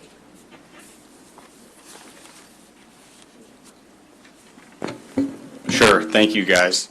We appreciate the high scoring. We would choose cultivation if we had only one choice out of the list. That's helpful. Thank you. Thank you. So again, then we would recommend that, given that that's their preference, that you continue to consider them in the cultivation category, and that. So, Ms. City Manager, for practical purposes, would you kind of help our council Sure. to strike out? Right, we're looking at the this page that has the rankings on them, and so we would keep them in the cultivation category, strike them out from the distribution, and then also strike them out from manufacturing. And then Stephanie will tell me what the next ranked ones, if the council would like us to do that for you. So, quick question on that, Ms. City Manager. Would we be disqualified from the remaining uses? At that point, yes, you would, Okay. again, this is really a council decision, Okay. but what we're recommending is they consider not giving you permits in all 3 of those categories. Did we pay for the 4, or did we only pay for the 1 and check multiple boxes? 1. Oh, You okay. pay for the 1. Understood. Can't Thank you. do a hybrid? There's 5 leaves on that plant. And do you want to give me what the next one's going to be? Sure. So in regards to the next applicants in line, I can address the manufacturing, distribution, and cultivation. Because we had limited numbers apply in those categories, we actually don't have anybody else to add to those categories now that we have one that has been eliminated. So for manufacturing, we would be left with AMPM Management. Distribution, we would be left with Blunt Brothers. And for cultivation, we have the 3 left in there, 14-4, Accessible Options, and GWC Real Estate Services. They chose cultivation. Well, considering the fact that there are no other candidates for manufacturing, distribution, organics, orchards wanting to do business in this city, and being awarded the top position in both distribution and manufacturing, wouldn't it be prudent upon us to maybe charge that fee, whatever that fee would be? For 3, yeah. Why not? Just to fill the 2 blanks, what you're saying, in other words. Yes. So we're crossing Why? them out Why? as best we can. I'd like to discuss and deliberate with the council on what our best option is. So one of the recommendations I would make is that we take those kind of issues. Remember, we talked about city manager can write them down so we can have that conversation. So we're going to identify all the issues and kind of where we're heading. All right, so, Don't forget Madam that- City Manager, if you take note of Councilman Sanchez on that, Yes. I'm sorry, speaking to the microphone, turn your microphone on. We would support that, Mr. Sanchez. Thank you so much. Thank you.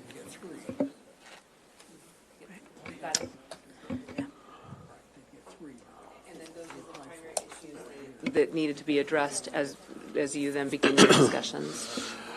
All right, very good. So we will, how about this? Do you want to have council members speak, ask questions? Yep. And we'll go by ward. We'll observe the 5-minute time limit on each council member, and we'll just kind of go through wards, and we'll start with Councilman Sanchez. Regarding anything you heard tonight, questions, suggestions, comments, what say you, sir? If I may skip, I want to take a look at a couple of my notes and then come back. Councilmember Ibarra. Just some changes I would like to see in microbusiness. I did go through the list of those who had the zoning verification letter approved, and I went through those that are currently in our general plan, the zoning or land use compliant.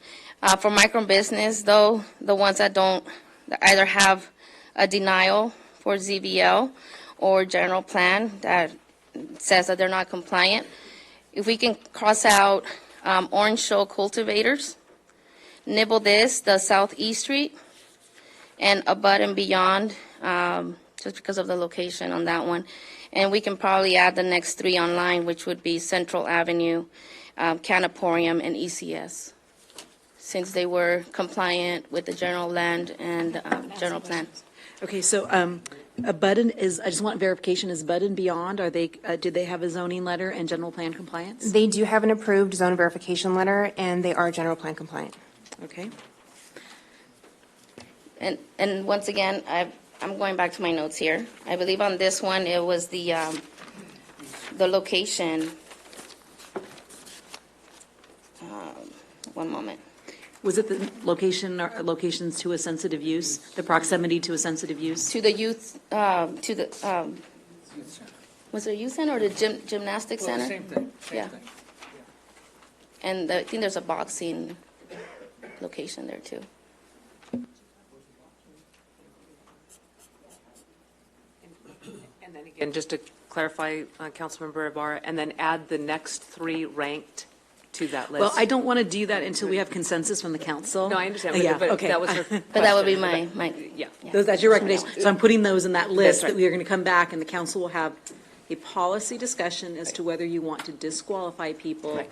for not having general plan compliance. And then if you just want to go to the next. Yes, if the council as a whole decides that you want to disqualify people on this list for non-compliant general plan, after you hear from your staff, then you can take the vote to do that, and we'll remove their name and bring the others back up onto the list. And if you want to have a conversation about the sensitivity, the location sensitivity, I would ask that you take a vote and that you articulate on the record why you're doing that. Okay? Councilman Charette. I have a couple of things here. Number one, I want to One moment, if we could get the time, the city clerk. Oh, come on. You know me, I'll be quick. Reset it. Number one, there was a request by Pure Dispensary up in retail that had apparently missed the box, wanted delivery, thinking they were thinking for distribution, and the staff asked them to bring back a proposal for that, and I understand that was done, and it was brought back. So if that can be either, I don't know if it can be eliminate delivery and replace it with distribution or what, but that would be a consideration that I'd want to look at on that item. If I may, I can clarify on that situation. What happened was. You're taking my time. You'll clarify later. Thank you. And with all due respect.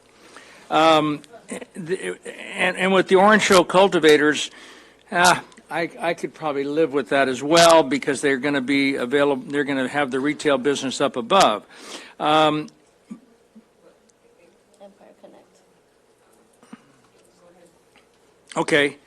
And then I would support the Bud and Beyond being dropped off of that micro business because of the proximity to the youth gym, youth center, whatever. And I think that we're solid on that with Health and Safety Code 11353.1. It's also same wording as in our municipal code, our city ordinance, I mean. And then that would leave a spot to move, actually two, if Orange Show came out, and I would support the next micro business in line, which would be AM/PM, as the next highest score in that category, to move up into one of those categories. Huh? Yeah. Is that all of your issues? I think it is, yeah, and then we put We want to organic make sure back that in. staff also verifies that AM/PM has the zoning verification letter, so to qualify for that move up. I think their only thing was that there was a little lower score by about 2 points from the next one up. We will come back once Okay. policy discussions, then. I'd really recommend that you have your policy discussions drive where you're placing people and then to go back, because if you're going to make the policy decision that you do not want people on here who are not general plan compliant, and you're going to remove some of these, then anyone who might move up that list might not move up if they're also not general plan compliant. But they've got That's what we're trying to be consistent. So, but we haven't taken that vote yet, and that's why I don't want to move anyone up or down. Okay, Fred. Yeah, thank you. Councilman Nichol. I will pass for now. Mayor Pro Tem. Yes, thank you. First, I just want to make a comment to everybody that's been here since 3:30. I commend you guys for waiting it out, especially since I've been here since 2:30, and I really want to go home, but I know this is very important to our community.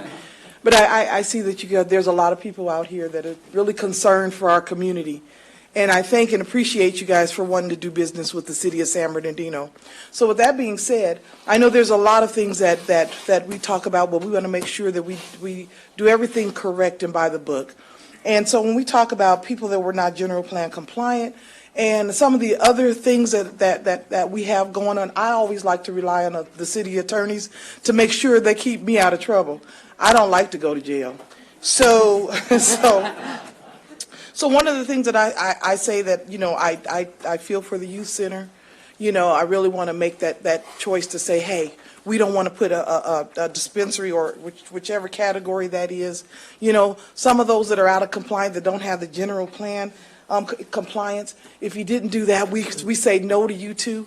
But I'm going to go ahead and pass and we're going to rely on, we're going to deal with the policy part first, and then we'll move into the other things. But please understand, it's about policy and not about because we don't want you to do it here, or we don't want you to do it there. I'm really concerned about the orange show, around Inland Center. There's a lot, but that's, we have to deal with policy. So thank all of you guys. Councilman Mulville. Thank you. Just wanted to get the ZVL zoning verification letter. What, so something has been denied, a zoning verification letter, that means that the zoning is, Stephanie? I will actually defer to Elizabeth on this one. That means that they didn't meet the locational requirements stipulated within the subsection 5.10-5 of being near certain locations, such as public schools, residential uses, residential zones, a youth center, commercial daycare center. Okay, thank you. I'll pass for now when we get back to that discussion. Sure. Councilman Charette's recognized for the balance of his Just, time. well, just for a minute, I failed to thank all of you for what you've done and going through this and coming here and putting up with this whole process. It's been a real experience for all of you. I'm sure some of you sound like you've done this before. It's the first time for us. And I want to really particularly thank staff and recognize staff. And I've heard from people that worked with staff and said that they did really just a really marvelous job under the circumstances with a brand new issue here. So thank you very much. Yeah. So I just would be remiss if I didn't make that remark. Okay, we have made our, anyone else? Mr. Sanchez. Yes, and this is something that kind of drew my ears up. Central Avenue Nursery brought up the fact that we wouldn't, none of us would be here today if it wasn't for the litigation that they pressed in repealing Measure O. I do think that that is a community benefit, and so I'd like to review under the community benefits their score of 252 out of 300, and again that's for a discussion. Okay. Mayor. Yes, Councilmember Ibarra. Also for Central Avenue, we scored them pretty low on local, and I know they live and work in the city of San Bernardino. So that's something that we should also look into, their scoring. Once again, this is for the local enterprise. So somebody who lives and works in the city should be scoring higher than what they were given, which was. Again, I'm going to strongly recommend that we not get into those details yet, because if you make a policy decision, based on what I just heard from staff, Central Nursery, for example, was ranked 18 on this list for a micro business. If you make the policy decision that you're going to disqualify based on the locational criteria next to the sensitive use and/or the general plan, they're going to move up on that list. So I'd strongly recommend that we go through this process, because we may not have to get into those details because of the way that they're doing the rankings. Do you understand what I'm saying? I'm just questioning the scoring that happened. And Okay. Well, I know this person for a fact lives and works in this city. They ranked number 18 out of all of these. If there are others that are going to come off the list, then they will have scored well, because they're going to score within the 17. Do you understand that? Okay. Councilman Sanchez, are you? Okay, all right. We can have the conversation. I just wanted to take this in steps. Yeah. Councilman Nichol.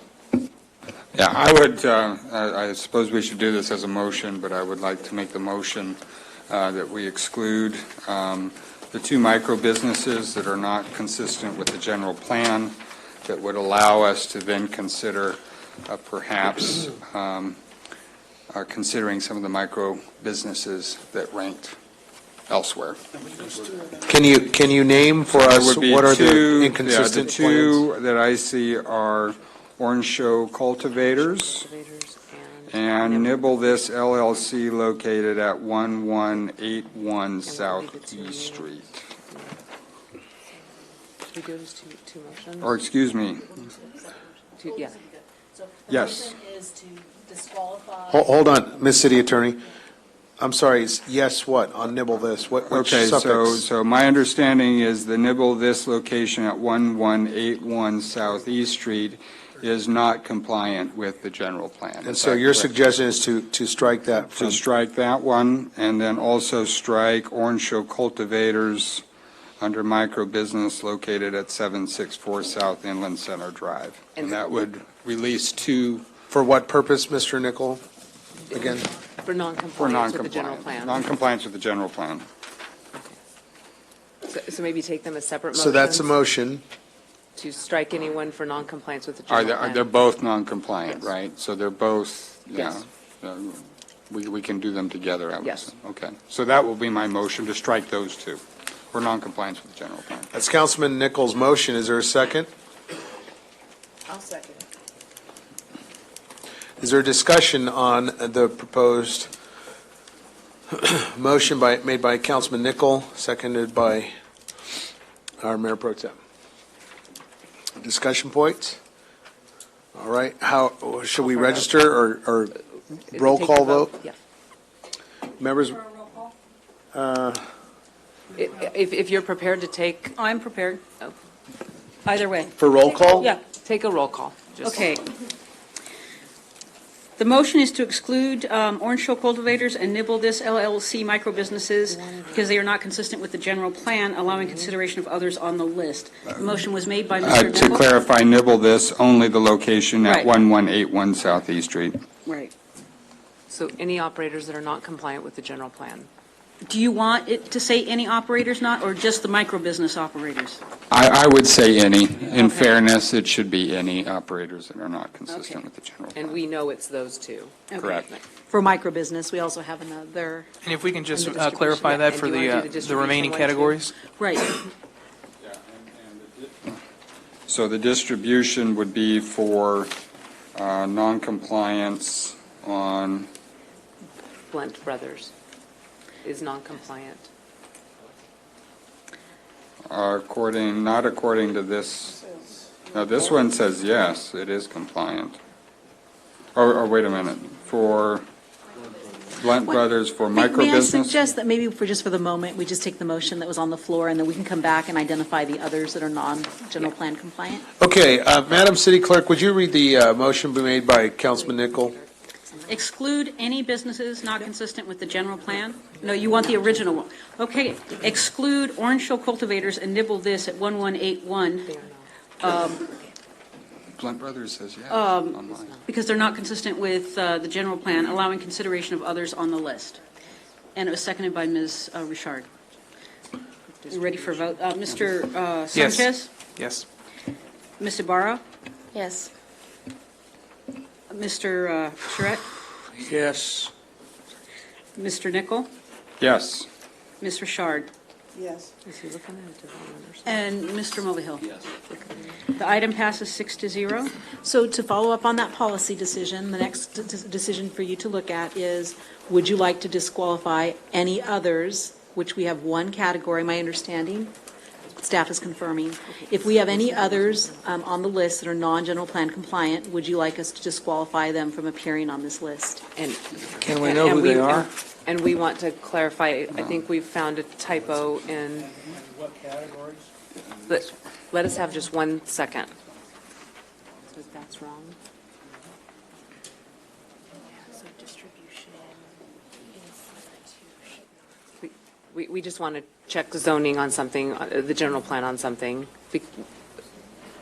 I know, but if you look at another chart, it says no. Yeah, let us just check. We're checking the general plan right now.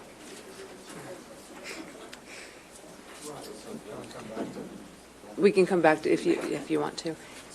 Councilmember Nickel, though, there's 2 sheets that have that same information on it. There's a discrepancy on While one. staff is researching that, we'll go to our next item. The next policy question would be on the issue of sensitive uses to your otherwise youth centers. And that would impact on your list a Bud and Beyond, which is under micro business. Yes. Is she checking to remove that from the list due to the proximity to the youth center.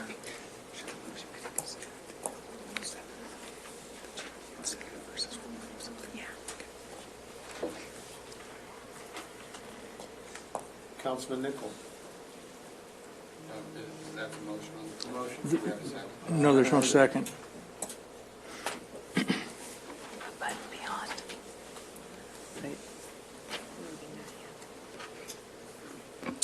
Okay, I don't have a second. Oh, we have a second from Councilman Mulvihill. Discussion? Yeah. Go ahead. What is the definition of a youth center?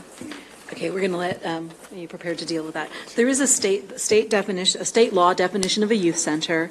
We also, in our ordinance, said that we would use the state law definition. When our staff issued the zoning letters, a determination was made that this particular use, the gym, and I think there was a martial arts center in the other situation, did not strictly meet that definition. So therefore, really what you would be saying is whether you want to expand that definition for purposes of today, and he can explain to you what that is if you'd like him to. Do you have the definition handy? Because I do. Yes. So, well, let's call it technical difficulties. I could tell you what the definition is, sir. Okay. Let's let our city attorney. Please. Sir, It's right out of the, if I can just do a brief introduction, if I may, to highlight the key points, because the definition that's found in the Health and Safety Code for a youth center is not a clear objective standard. The definition of a youth center is a location, a place that is primarily used to host youth activities, and then it goes off to list a number of them. From talking with our staff, I understood that they took that definition, primarily used, and did their best to find objective standards that they could then apply across the board. Looking at covenants, whether that may run with the land, so there might be some restriction to youth use in the future.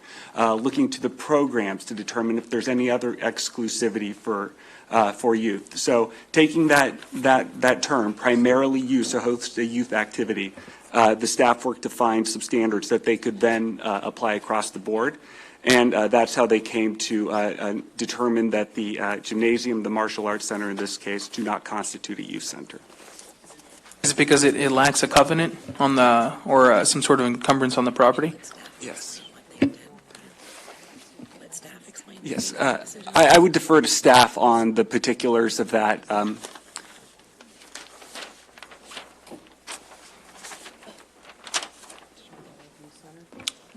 Staff members, if we have a question.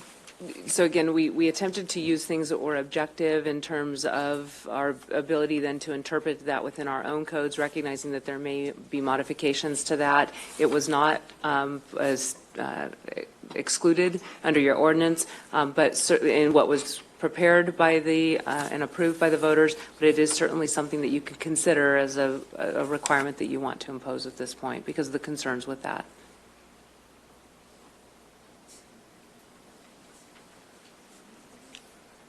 But it was not an automatic removal, like you indicated. It wasn't as clear. I mean, we know that under the state definition, a youth center, schools, preschool centers. I think what was, I'm looking at staff who made this determination, looking to ask, could you maybe help articulate why you did not deem these locations to be youth centers? Yes, that's correct. So when looking into the definition, we looked into the whether they would require any type of entitlement process, and as well, not only looking at the entitlement process, we've also we looked at whether there was any age limitations in terms of whether they would be able to allow groups that were over a certain age of 18 in this case, so that at that point we made the determination that because they are permitted by right, they are allowed to be there, there is no age limitation, then we didn't consider them to fall under youth centers. I mean, how often is any sort of youth, sorry, may I?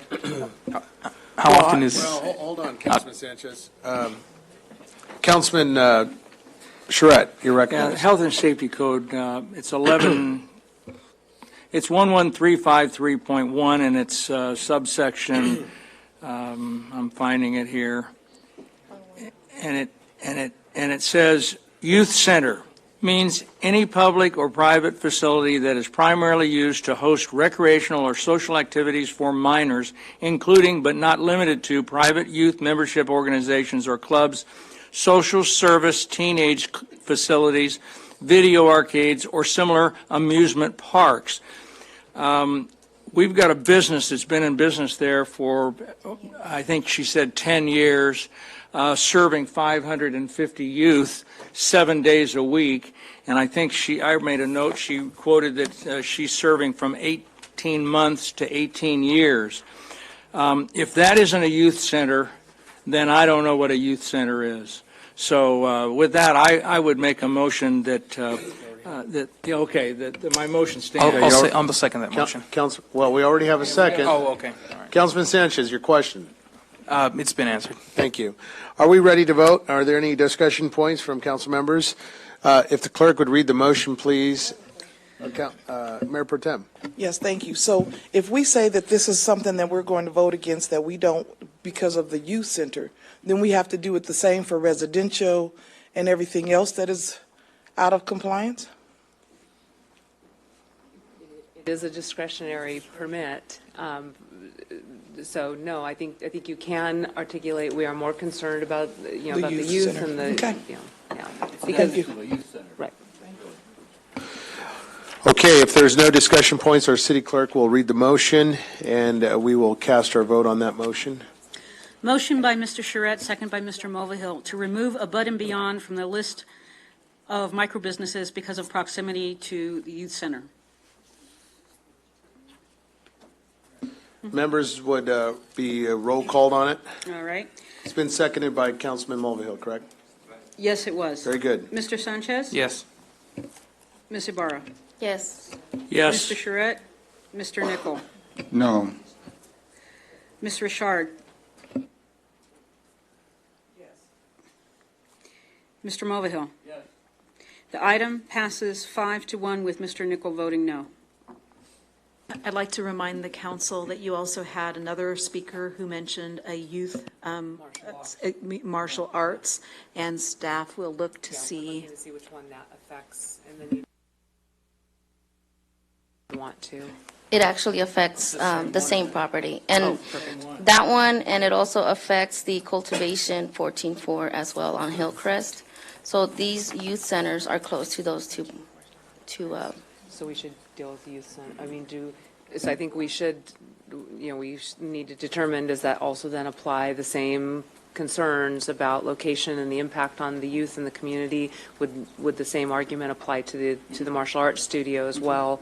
And again, that would be something you would need to provide direction on.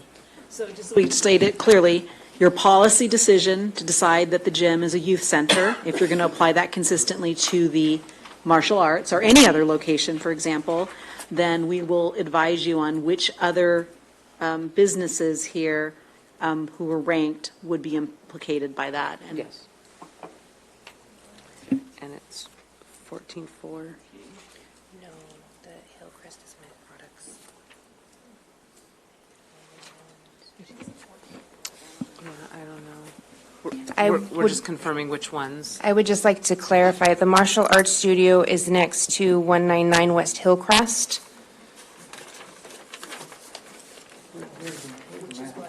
What's the applicant name? Med Products. Give us a suffix, please, of the number. 15. Yeah.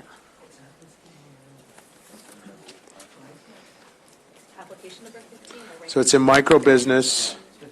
No, it's application number 15. They are not listed in the top 17. It's a moot point. Stephanie, I think the question that's being asked is if they apply this decision across the board, are there any people that are ranked or near to be ranked that would be impacted?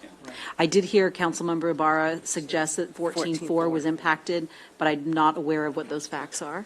No, so I was looking at my notes, sorry about that. So we had Maria Lozano here speaking. She has innovative care, and it's care for elderly. I don't know if that That's not youth center. It won't, okay.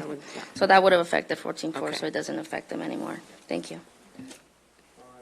We had a research question from Councilman Nichol Yes. that was staff, so let's go back to that item. What has staff uncovered? We have determined that there's an error in one of your sheets, and I think it's easier if I point it out. You have two sheets, big ones like this. You have one where colors are separated, and then one colors are bunched. If you look at Blunt Brothers, under the one where you have the colors where we've attempted to combine them, and it reflects that they do have a zoning and land use compatibility, it says yes, it's actually no. This page is correct. And that's why, so this page, when you see Blunt Brothers, it's correct. No, they are not compliant. This one is incorrect where it says they are compliant. So, Not give me compliant, the why? simple version. So, we need to mark up our, You need to mark up, yes. One that we got today. hold on, hold your comments, council members. So, let's clearly, we'll receive direction from our city manager on distribution CCB 18-0042, the Correct. column, general plan, land use compliant, marked yes, is Should- really no. Correct. Is that right, Ms. City Manager? That's correct. And Ms. City Manager, can we just explain that for the record, so it's And clear on so, the record as to hold on, why Ms. it's City not? Attorney, hold on. So if council members could please annotate your sheet Yes. upon the direction of our city manager, that should be reflected as a no, That is that are correct. not compliant. They are not general plan Now, compliant. Ms. City Attorney, please. I'm sorry for that. I just want to make sure that because of the mistake, I want to make sure we're on the record. Can we please have staff clarify why they're not compliant? So the reason why we're requesting the change is because there is an error in the record. One of the documents that was provided to the city council reflects that this business is general plan, land use compliant. This is not compliant with the city's general plan as proposed. And why? It is not compliant because it is a distribution, and distribution is not permitted within the commercial zones. Thank you.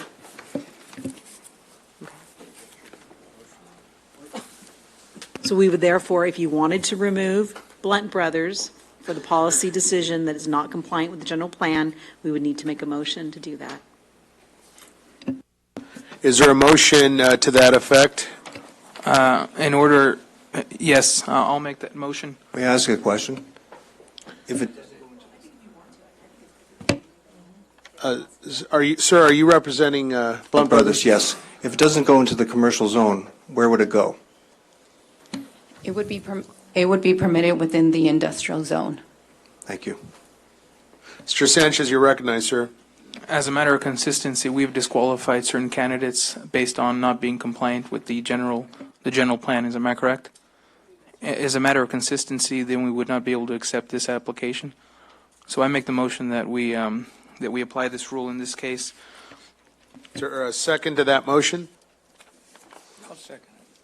By Councilman Charette. Discussion on the motion made by Councilman Sanchez. Councilman Nichol. Was the applicant aware that they were not compliant with the general plan? No one here is. First time we're hearing about it. It was ZBL approved, but then not compliant with the general plan is a bit misleading to say the least. Yeah, and that's my concern. When I hear zone verification, my assumption, yeah, I Sir, well, yeah, if I may, explain to me quickly, what is a zoning verification letter? And it probably should have been titled differently. It was really intended to determine whether or not the application was consistent with some of the sensitive use buffers that the council established in the ordinance.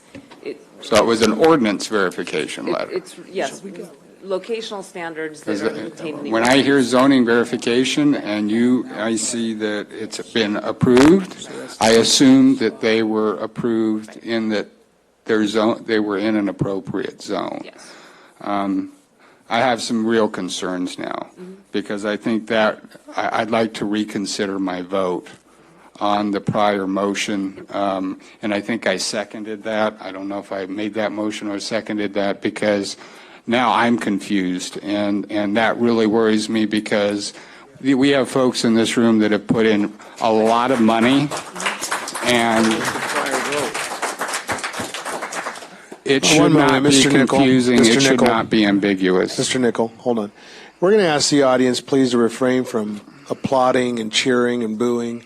We're trying to conduct our city council business, so please, if the audience would refrain from expressing you've had your turn. So, Councilman Nickel. I would like to put forward a motion to reconsider the prior motion, if I may.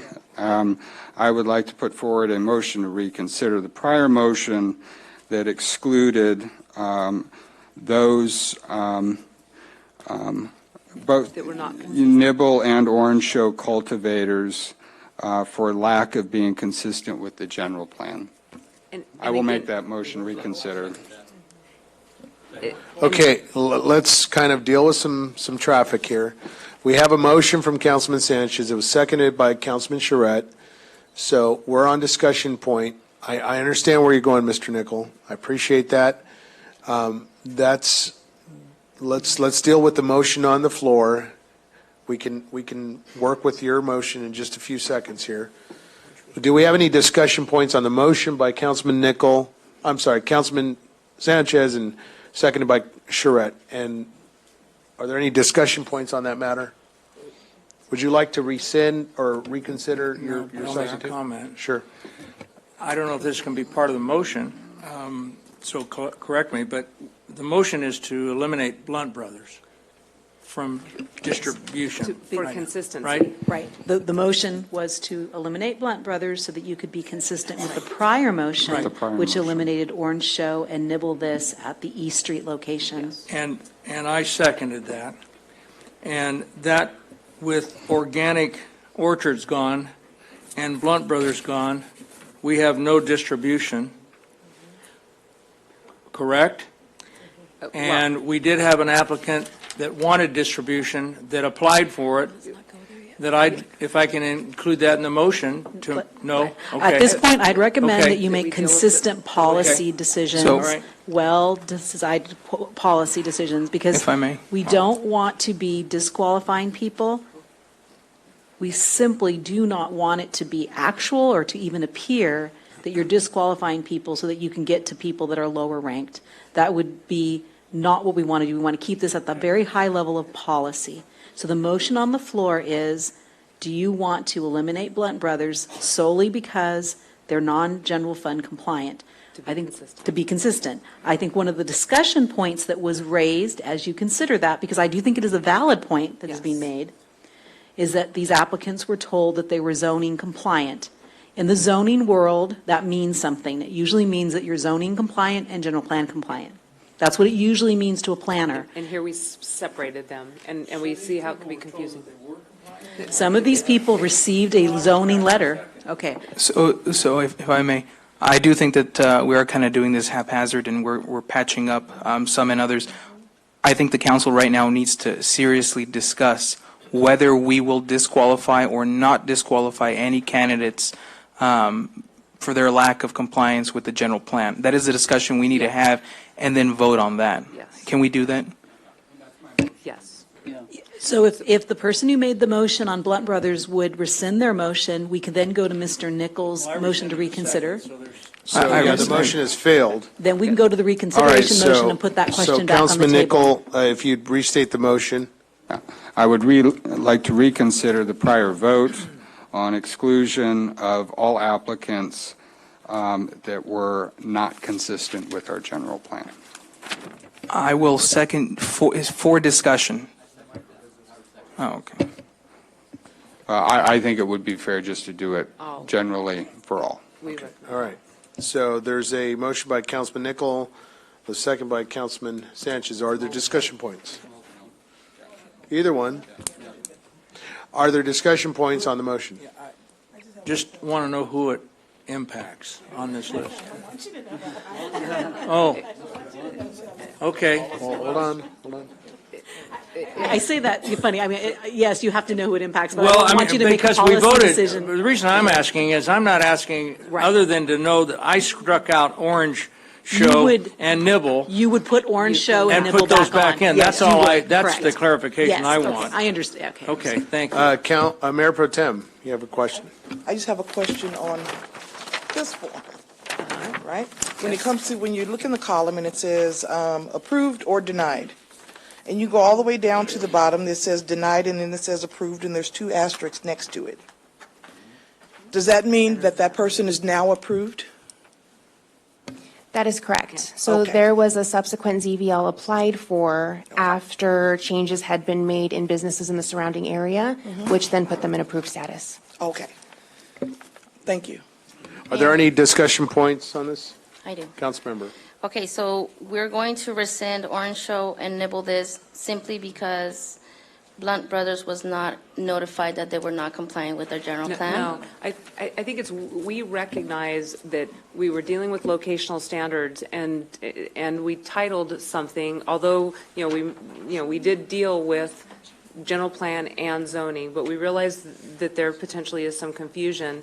I think the other major issue to remember here is, once we get to the point where we're having the discussions with these potential operators about their business, there are times when, under our current zoning laws, they can operate there fine, because depending on percentage of their business activity related to a particular type of use, it may not implicate general plan issues. And so we feel comfortable that the council, can make this decision, and we can still ensure that we are consistent with the general plan based on the operation of the actual business. Okay, so I want to, Correct. So I understand that. However, the reason this came about was because we have, so everybody knows, we have 2 sheets with everybody's names, whether you had the ZVL, where you were approved or denied, and if you fell under the general plan.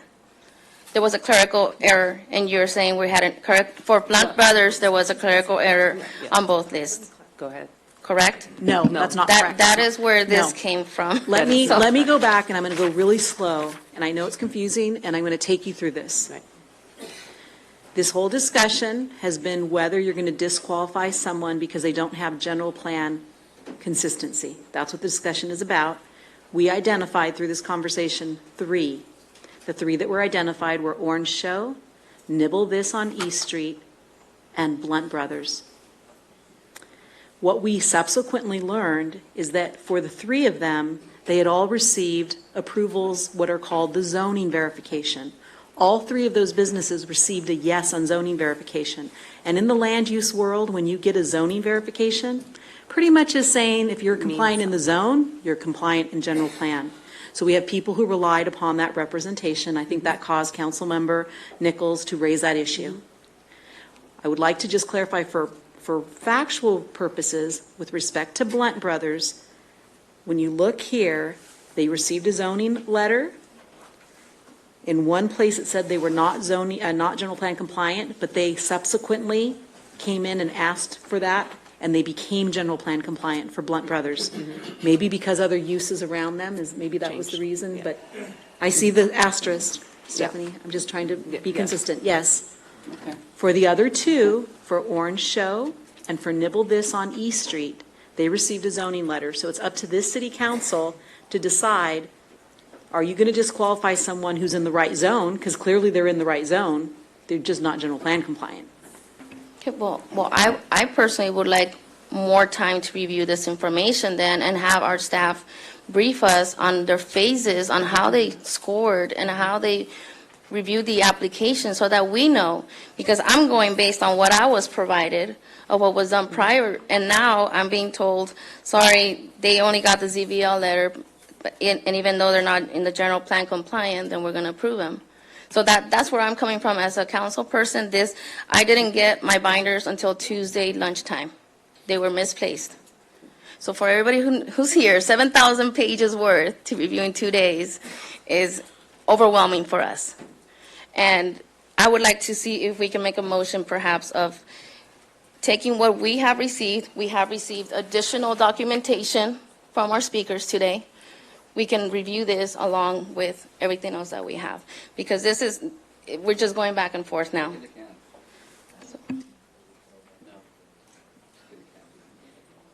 I would like to call the question on my motion.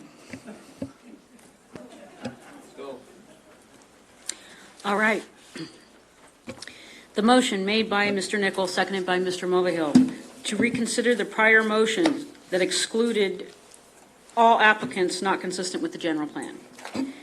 Mr. Sanchez. And this is to rescind our earlier motion. Yes. To reconsider the prior motion. So yes. Yes. Mr. Barra? Yes. Mr. Charette? Yes. Mr. Nichol? Yes. Ms. Richard? Yes. Mr. Mulvihill? Yes. The item passes 6-0. Okay, so that now allows us to strike that and now discuss the new policy direction. City manager, provide some guidance for our council here. Sure, although now I'm confused. No, I'm not. Can I ask a clarifying question? So just to be clear, we did vote on the definition of what a youth center is. So we have now excluded a Bud and Beyond as a micro-business applicant. Correct. So we now have one open position potentially under micro-business? That is correct. Okay. I would like to move that we approve the next, and let me clarify as well, the next micro-business approved from my list would be number 17, AM/PM Management. My concern is, did they submit two separate applications, pay two separate fees? I think they did. Or was it one fee and they checked two boxes? They submitted two separate applications. Okay, so AM/PM Management then would be the next micro-business under consideration, taking the place of a Bud and Beyond based on the new definition. Yes, but I'd also like to make sure that their general plan, that they don't have any of those types of problems. And we just, and actually there's CVL is denied. Okay, if there's ZVL was denied, then I would recommend moving to the next. Micro-business approved, which was number 18, Central Avenue Nursery LLC. I will make a motion to add Central Avenue Nursery LLC to the now vacant micro-business position. And they meet both zoning and Correct. the general plan. Okay. So there's a motion by Councilman Nichol, with a second by Councilman Mulvihill to add Central Avenue Nursery under micro-business, and that's up for discussion now. Councilman Charette. Thank you. The AM/PM would have been the next one on the list, as you mentioned. And they are in an area that has, I believe, there's 10 non-conforming homes. That they've supplied affidavits, letters here stating that those people that live in that area, it's one little row along, I think that's 18th Street or something like that, 21st Street. Is that right? Well, whatever. And it's generally, it's by the Home Depot. It's a very commercial area, Frontier TV or whatever is down in that area. It's the old GTE telephone area down there. It's off the freeway. The fact that these people have indicated, and they've made a big effort to reach out to the people that are in the area, and they will be doing, they have been approved for manufacturing in that same location. It would seem to me that we could move them into that position, Mr. Nichol, if you consider that. Yeah, how about if we address this as a zoning issue? So do you want us as a policy to allow or exclude non-conforming uses from our analysis in determining whether the location is appropriate? Yeah. No, see, I think the reason we need for you to make policy decisions before you make those types of arguments is this. We denied a lot of people for not having a zoning letter. So if you want to go But through, what and I want to about- go to Ms. what about Ibarra's mitigation? questions. I want to go to Ms. Ibarra's issue. If this council wants to go now and head in that direction, which is you want to look at every way that an applicant was reviewed, and you want to second guess the criteria that was used, and you want to make sure, we can do that. We're going to be here another 15, 20 hours, and we can do that. That's your policy prerogative. But if not, then I think you need to make a decision. Do you want to allow businesses who don't have a zoning letter? Yes or no? So let's kind of recap here to keep our audience engaged. We have a motion, and we're talking to the point of the motion on the floor. That's to add Central Avenue Nursery. There's been a second by Councilman Mulvihill. Let's speak to the point of that issue. Which does meet both the zoning and the. I would like to call the question. All right.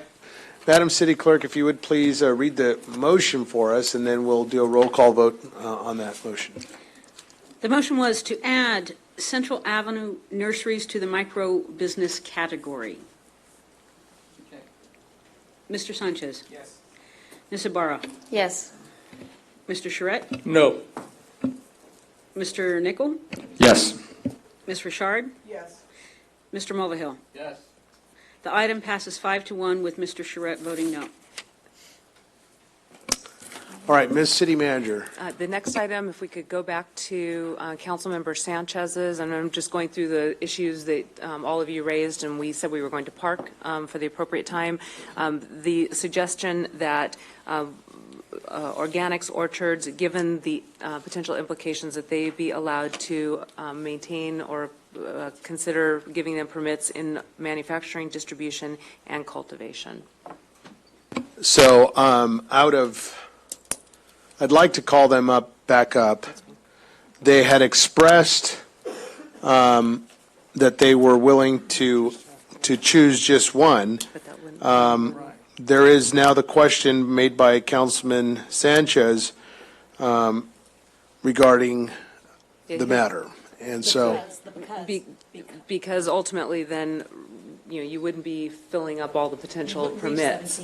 Yeah. So because your ordinance approved by the voters said that you could issue a maximum of 17, because not enough people applied in those categories, I believe the motion that was, or the suggestion was, Why not? why not? Yeah. That we will have 17 permits, or you can just go with 15 permits. That's completely up to you. the other issue is whether or not they paid for all the application fees. So that's something that we should We may consider. want to- Yeah, because we would want. So them let's to- allow the Organics Orchards, please, to address the issue. What say you, sir? Yes, we would gladly pay all the fees necessary for the manufacturing, along with the Apply for state cultivation. permits? Can we ask if you apply, have you already applied for state permits for each of these categories? I'm not sure. Not for this location, I don't believe. But he can apply. They can apply. Councilman Mulvihill. We can still hold on. apply. Councilman Mulvihill. How much would they owe if they didn't put down the money for the application, so how much didn't they pay? I guess, I think it's about $4,000 each application, Each application's about Mayor. $4,000, so they'd owe us probably about $8,000. yeah, about Mayor. 8,000. If I may. Councilman Mulvihill, do you have any other questions? No. Okay, all right, sir. We would be very appreciative if we could pay that fee. Councilmember Ibarra? Yes, so I'm counting the list of the top ranked, and that would make, if we do allow them to pay for the other two permits, that would make 18 on the list, not 17.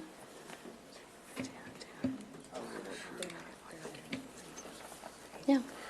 The fourth one actually came off on the cultivation, just so you know. That had come off. That was. Okay, so 17, sorry. Councilmember Ibarra, you done? I'm done. Thank you. Councilman Charette? Yeah, we did have, as I say, somebody that qualified in the retail area that thought they were requesting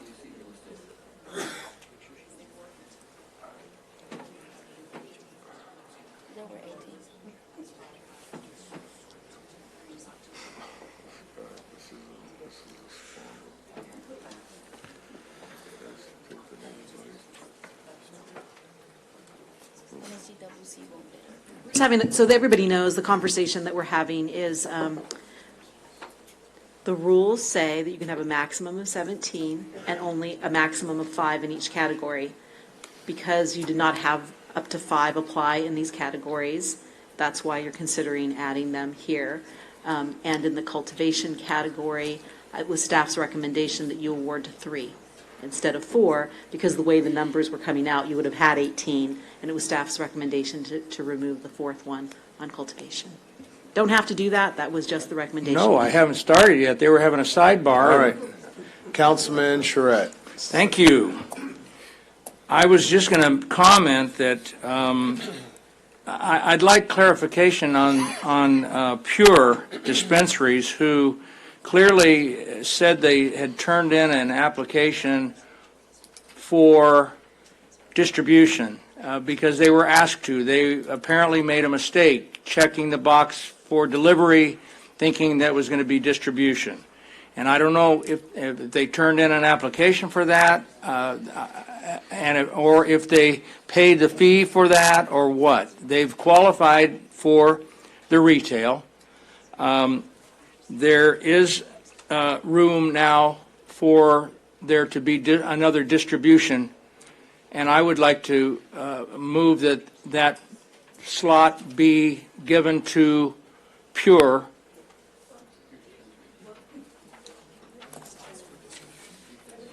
for distribution. Yes, but in order to make And that they'd be- I'm conclusion, sure they'd you've got be to happy address to- the first question that was on the table. Well, I'm sure they'd be happy to pay the fee too. There's probably a whole bunch of people out here say, "Oh, I'll pay more fees." I understand that, but you got to make decisions, and then you can make the next decision. So All you right, got to make, so- right? I mean, so the question right now is, you have 2 applicants, Organics and Pure, depending. For distribution. For distribution, who did not originally actually apply for them. They did in your case, but just, yeah, right, and what? Organics, no, we're talking about cultivation. I'm sorry, got. We're talking about distribution. Okay, well, they were talking about cultivation earlier for organics, that's why I'm sorry. Yeah, I'm getting concerned that we're now getting into, we're now getting away from a policy question. Now we're getting into awarding certain people certain licenses. My issue is we either have a policy or we don't. And the policy is you get one, you pay one fee, you get to choose one category. And if it ends up that we have an extra license at the end of the night tonight, well, then we open up a new process. Because I'll be honest, there's a lot of good applicants in here, and I'd like to see some of you guys come back. Because I personally think 17 is kind of an arbitrary number. It's sort of my personal opinion, but I think it sort of is in some ways. And especially when we're looking at manufacturing, distribution, and cultivation where we have less than 5 licenses, why don't we consider filling up some of those buckets? I mean, what I'm saying is let's come up with some policy here. What we're doing now is, I think we're picking applicants, and that to me is dangerous. And I don't think we should be doing that here tonight. So I'd make a motion that we go ahead, we approve the 16 that we now have on the list, excluding Organics Orchards for the 2 that they chose not to go forward with. So they will move forward with cultivation. They could potentially apply again in the next, if we choose to do another round, it's a policy decision. Well, my understanding is, well, let's see, so we'd have, under cultivation, we would have 4. Okay, under distribution, we would have 1. Right, GWC comes back in, okay? So we have 4 for cultivation, we have 1 for distribution, which would be Blunt Brothers. We have 1 for manufacturing, which is AMPM Management. For micro business, we then have Orange Show, Nibble This, Soka, and Central. And then retail, we have Empire Connect, Pure Dispensaries, Have a Heart, Jiva, and PTRE. So my motion will be to move forward, approve those 16, and we'll just have one license remaining unawarded this evening, and we'll come back and consider what the next round would be. Second. I did not hear, did you include Central Avenue Nurseries? Yes, Yes. yes, I did. Yes. And the only other thing that I would ask, Mr. Mayor, is we just want to go through and make sure, since you've made some policy, expressed some real strong policy interests in making sure that people have general plan consistency and zoning consistency, we just want to go through our records one last time and make sure that the ones that you're, because again, you've made a strong statement. But they're not doing general plan consistency, they're just saying zoning. Zoning approval. So we just want to check the zoning approval. For those 16. For those, That's fine. Those 16. I'm okay with that. Okay, just because we, again, want to double check our record. Okay. So if that's the motion, if you want to take that motion, we'll have her double check. So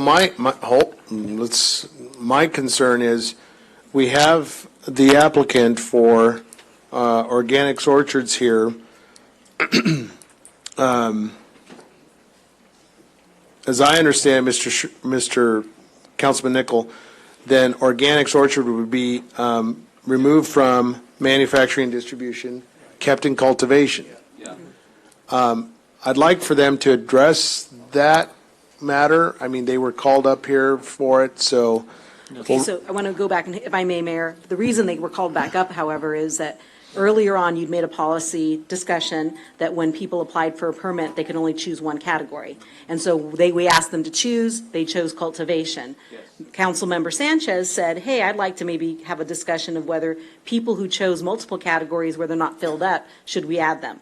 So that's what we're Was discussing. that motion ever seconded? It was It was not, as far as I know. By Correct. Councilman Sanchez? That's right, and so Okay. that's why staying with the previous decision is why organics is only in cultivation right now. Okay, Unless all you want to right. open up that conversation again, they're only in Well, no, cultivation. a good timeline review. So there's a motion by Councilman Nickel, seconded by Councilman Mulvihill. Call the question. Are there discussion points on that final matter? Call the question. If you, I'm not sure. turn your mic on if you, Well, you know what, this is a difficult decision to make. I do. I do believe that we're trying to afford every opportunity possible to businesses who want to invest in our city, and the idea that, some of the paperwork wasn't done right. We can see here that some of the work that we were supposed to do wasn't done right on our end. Our guiding principle here should be what benefits the city, and is any sort of impact that's affecting the city, is it outweighed by the benefits coming in? I do believe that Organic Orchard's coming in, and I would also like to know what other applicants had applied to either manufacturing or distribution through one application. How many else are out there? There are a bunch? Do we know? Let's not say that, let's make sure that staff, could you tell us how many total applied in the manufacturing category? In manufacturing, there were only 2 applications. That's right. Thank you. That's why I wanted to get that clarification on the record. There weren't a bunch, there were 2 in And then manufacturing. for distribution? 2 as well. Thank you. Can I ask a question briefly? Is the question at hand whether we applied or not for those categories, or if there was a confusion on our end if we paid the fees? Because I think we very clearly had Yes. confusion So on I think the fees. clarification for the council, if I'd like to address the council, the clarification for the council is that people were asked to apply for a permit. They could check multiple boxes.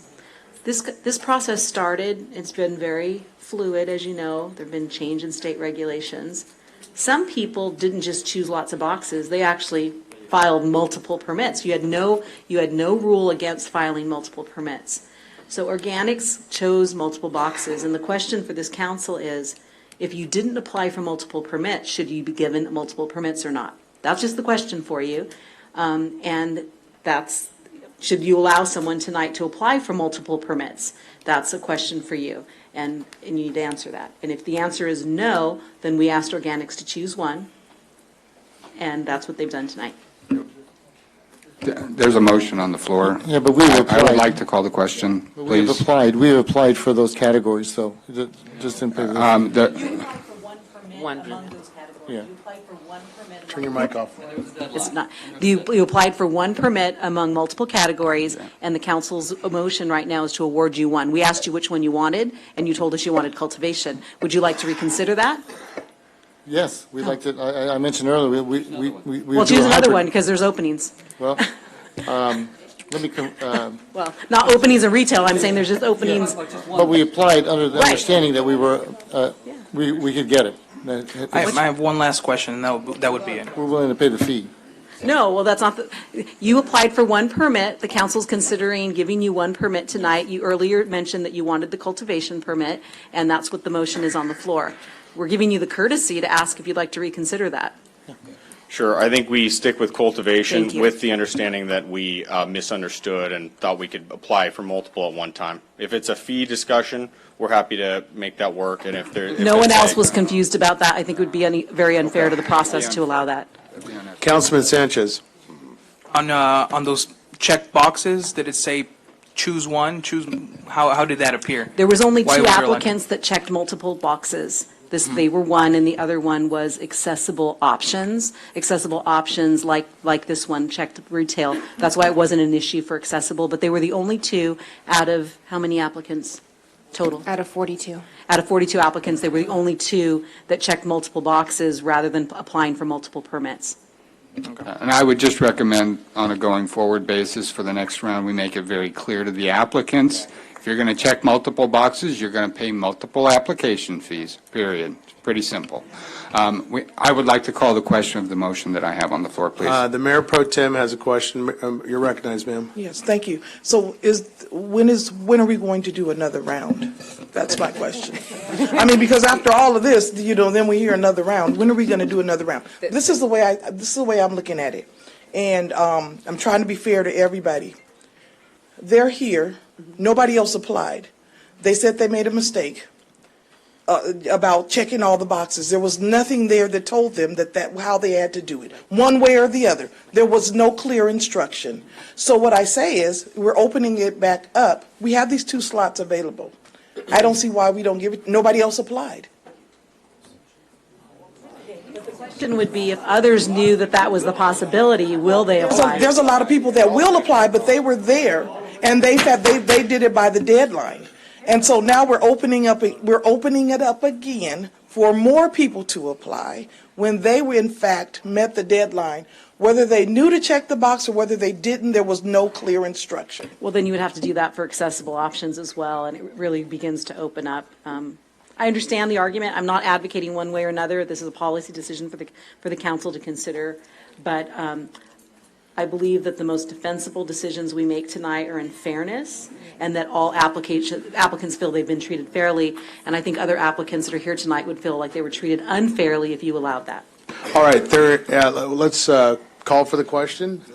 I think, Madam City Clerk, would you please read the motion? Approve the 16 on the list, excluding organic orchards from manufacturing and distribution, leaving one unawarded license. And it was made by Mr. Nickel, seconded by Mr. Mulvihill. And you forgot to add just that you had added central nursery. We replaced. You replaced. Correct. And we wanted we have now checked all the zoning verification letters. There is an issue with AMPM management about their zoning verification letter, if you want to describe that. Sure. I'm sorry, Sonia, I don't understand what you were saying about the motion. The motion was to approve 16 applicants, or 16 permits, right? Including central nursery in the micro business. Including. In that category, and excluding Above and Beyond. Gotcha. And what's the one category that's left with one application? Manufacturing and distribution. It would be manufacturing and distribution, right? Have up to 5, so this is 16. You could do a 17th in manufacturing, distribution, or cultivation. You do not have eligible candidates for manufacturing or distribution. This one, they would. Right, and in cultivation, how many applicants did we have? In cultivation, we have 4. So you only have 16, but you don't have an additional applicant to Right. fill in one of those 3 categories, unless you were to allow these multiple permits. I have a motion on the floor to address that, please. I'd like to consider my Mr. motion. Mayor? We Mr. just Mayor? want to ensure that the city clerk has the matter.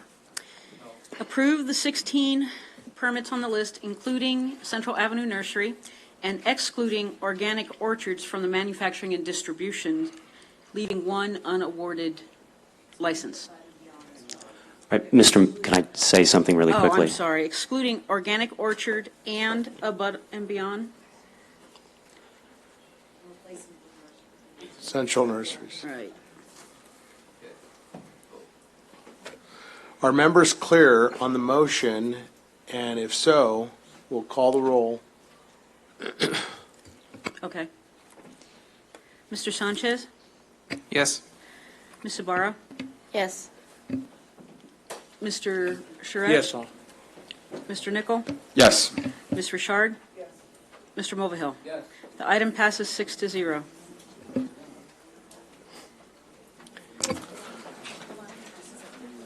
Mr. Mayor, may I say something very quickly? I'm with Above and Beyond.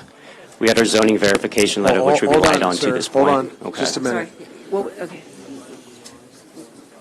Okay, well, that's up to you if you want to let him talk about it. But we also- But we do have, we're being consistent. Staff has just notified me that item under the manufacturing,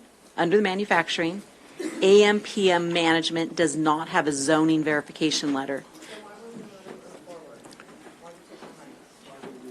Why would we move forward? Why did you take all our money if you're going to kick us off the board right now? We would have made.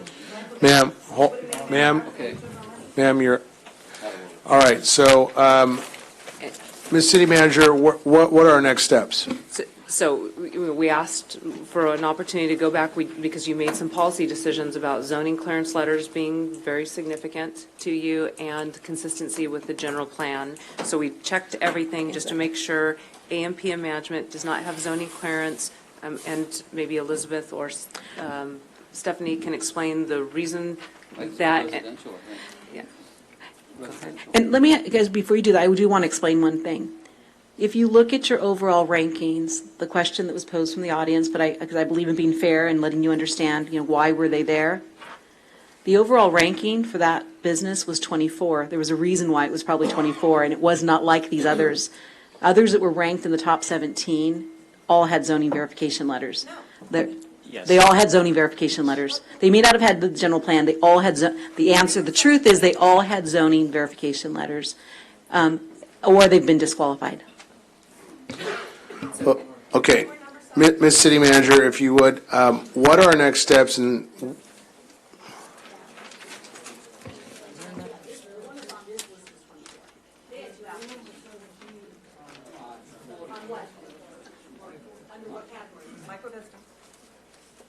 You can only issue 5 businesses, you can only issue 5 for micro businesses, so if you were number 17, you don't make the cut, because you can only issue 5. And we're talking about the manufacturing.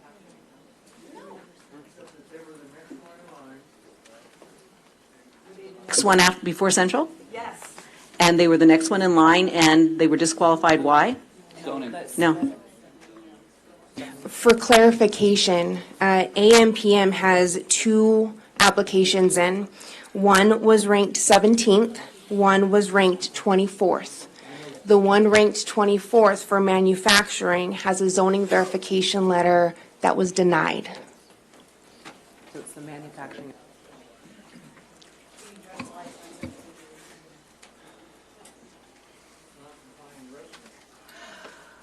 There was residential uses within the 600 buffer. With respect to number 17, they also, can you clarify that, on this list, were non-compliant. I need some clarification. Did we vote on a requirement that they have a zoning verification letter approved? We didn't vote on that, so why are we considering that? We just approved 16. We just were making sure that you. I understand that, but this was not asked for by the council. We voted on approving 16. I say we move forward with those 16 now. If we have an issue on voting verification letters, we'll take it up in the next round. But I'll be honest, I'm just going to be blunt. This was a messy process, folks, and I apologize for that, okay? I apologize to each and every one of you in this room. This was the first time we've done this, and I think tonight we got to a process that I think we've clarified some items that we need to make sure going forward we clarify and we correct. I'm satisfied tonight that we have an equitable outcome given the circumstances. Clearly there's some issues we got to get fixed. We're going to fix them, folks, and I would ask you, please come back.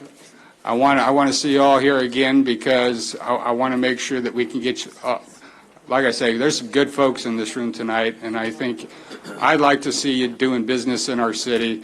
So let's get on the road to getting a second round put together. I'd like to clarify. Get the shortcomings yes, fixed and move move forward. forward. If I can clarify that there was an additional staff recommendation to you this evening in the presentation, which was the City Council has the legal authority under the ordinance approved by the voters to increase your businesses from 17 to some number, and you have the legal authority to add additional numbers in each of the categories should you do that. And so if you so desire, you would need to give staff direction to begin that process or to leave things as they are. Quick comment. Okay, we're approaching, we have conducted some business tonight, and we have taken our votes. Through the chair, just one quick comment. We're wrapping up our comments. I'll recognize council members for a minute, and we'll go down. If any closing statements from our council members, let's wrap it up in a minute or less, please, and starting with Councilman Sanchez, and we'll just scroll down. Nothing, just I appreciate the patience of all the applicants. Councilmember Barra. Thank you for all that you've done. It was a long process. We're trying to move this forward, and we do have one open, and we hope one of you guys take that application. Thank you. Councilman Charette. Thank you, and I agree with my colleague Henry Nickel.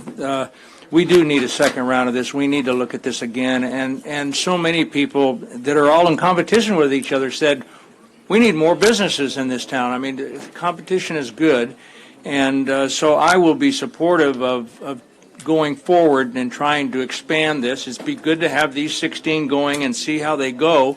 But let's deal with some more issues, some more applications quickly to fill up the categories that we didn't fill, and to maybe add some of the micro and the retail, particularly. I don't know, but I support more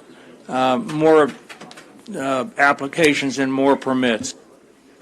Councilman Nickel, recognized for 1 minute, sir. Yeah, I would like to Gigi? request an update on the status of these applications that were approved tonight. Ideally, no later than the second meeting in April. And I would also like to include in that item consideration of increasing the number of licenses that we permit above the 17 that is currently required. Mayor Pro Tem. Yes, I believe you stated earlier there's another phase to this. Everybody has to come compliant. They have to do what they need to do to get their business started, and I think. If we could please Can we refrain from speaking in our chambers, please. We're still conducting business. We ask for your respect. Mayor Pro Tem, you're recognized for the balance. So I think that if we can do that, and if there are businesses that fall off or people that fall off, we can pull the next person up. Is that possible? So this is not grained in stone. There's things that could happen for, if somebody doesn't comply, there's room and there for people to advance, and also with what Henry said. So there's other opportunities. Thank you. Councilman Mulvihill. Everybody. I just want to thank the 16 successful applicants. I just want to welcome you to the city of San Bernardino, and it's been a tough process, needless to say. It's been a long process, and I want to thank the staff again. You've been working on this for months, and let's adjourn this. I think we reached that Final point. comment, City Manager, final comment. We will bring the report back. The other thing that I think would be helpful for us to bring back to you, there are things that we have noticed There are things that we recognize need to be changed. I think we'll come back to you with a recommendation about some of those things that we've learned and how we might change that, so that if you authorize us that night to engage in another round of applications, we have a much better process going forward. Thank you. This meeting is adjourned.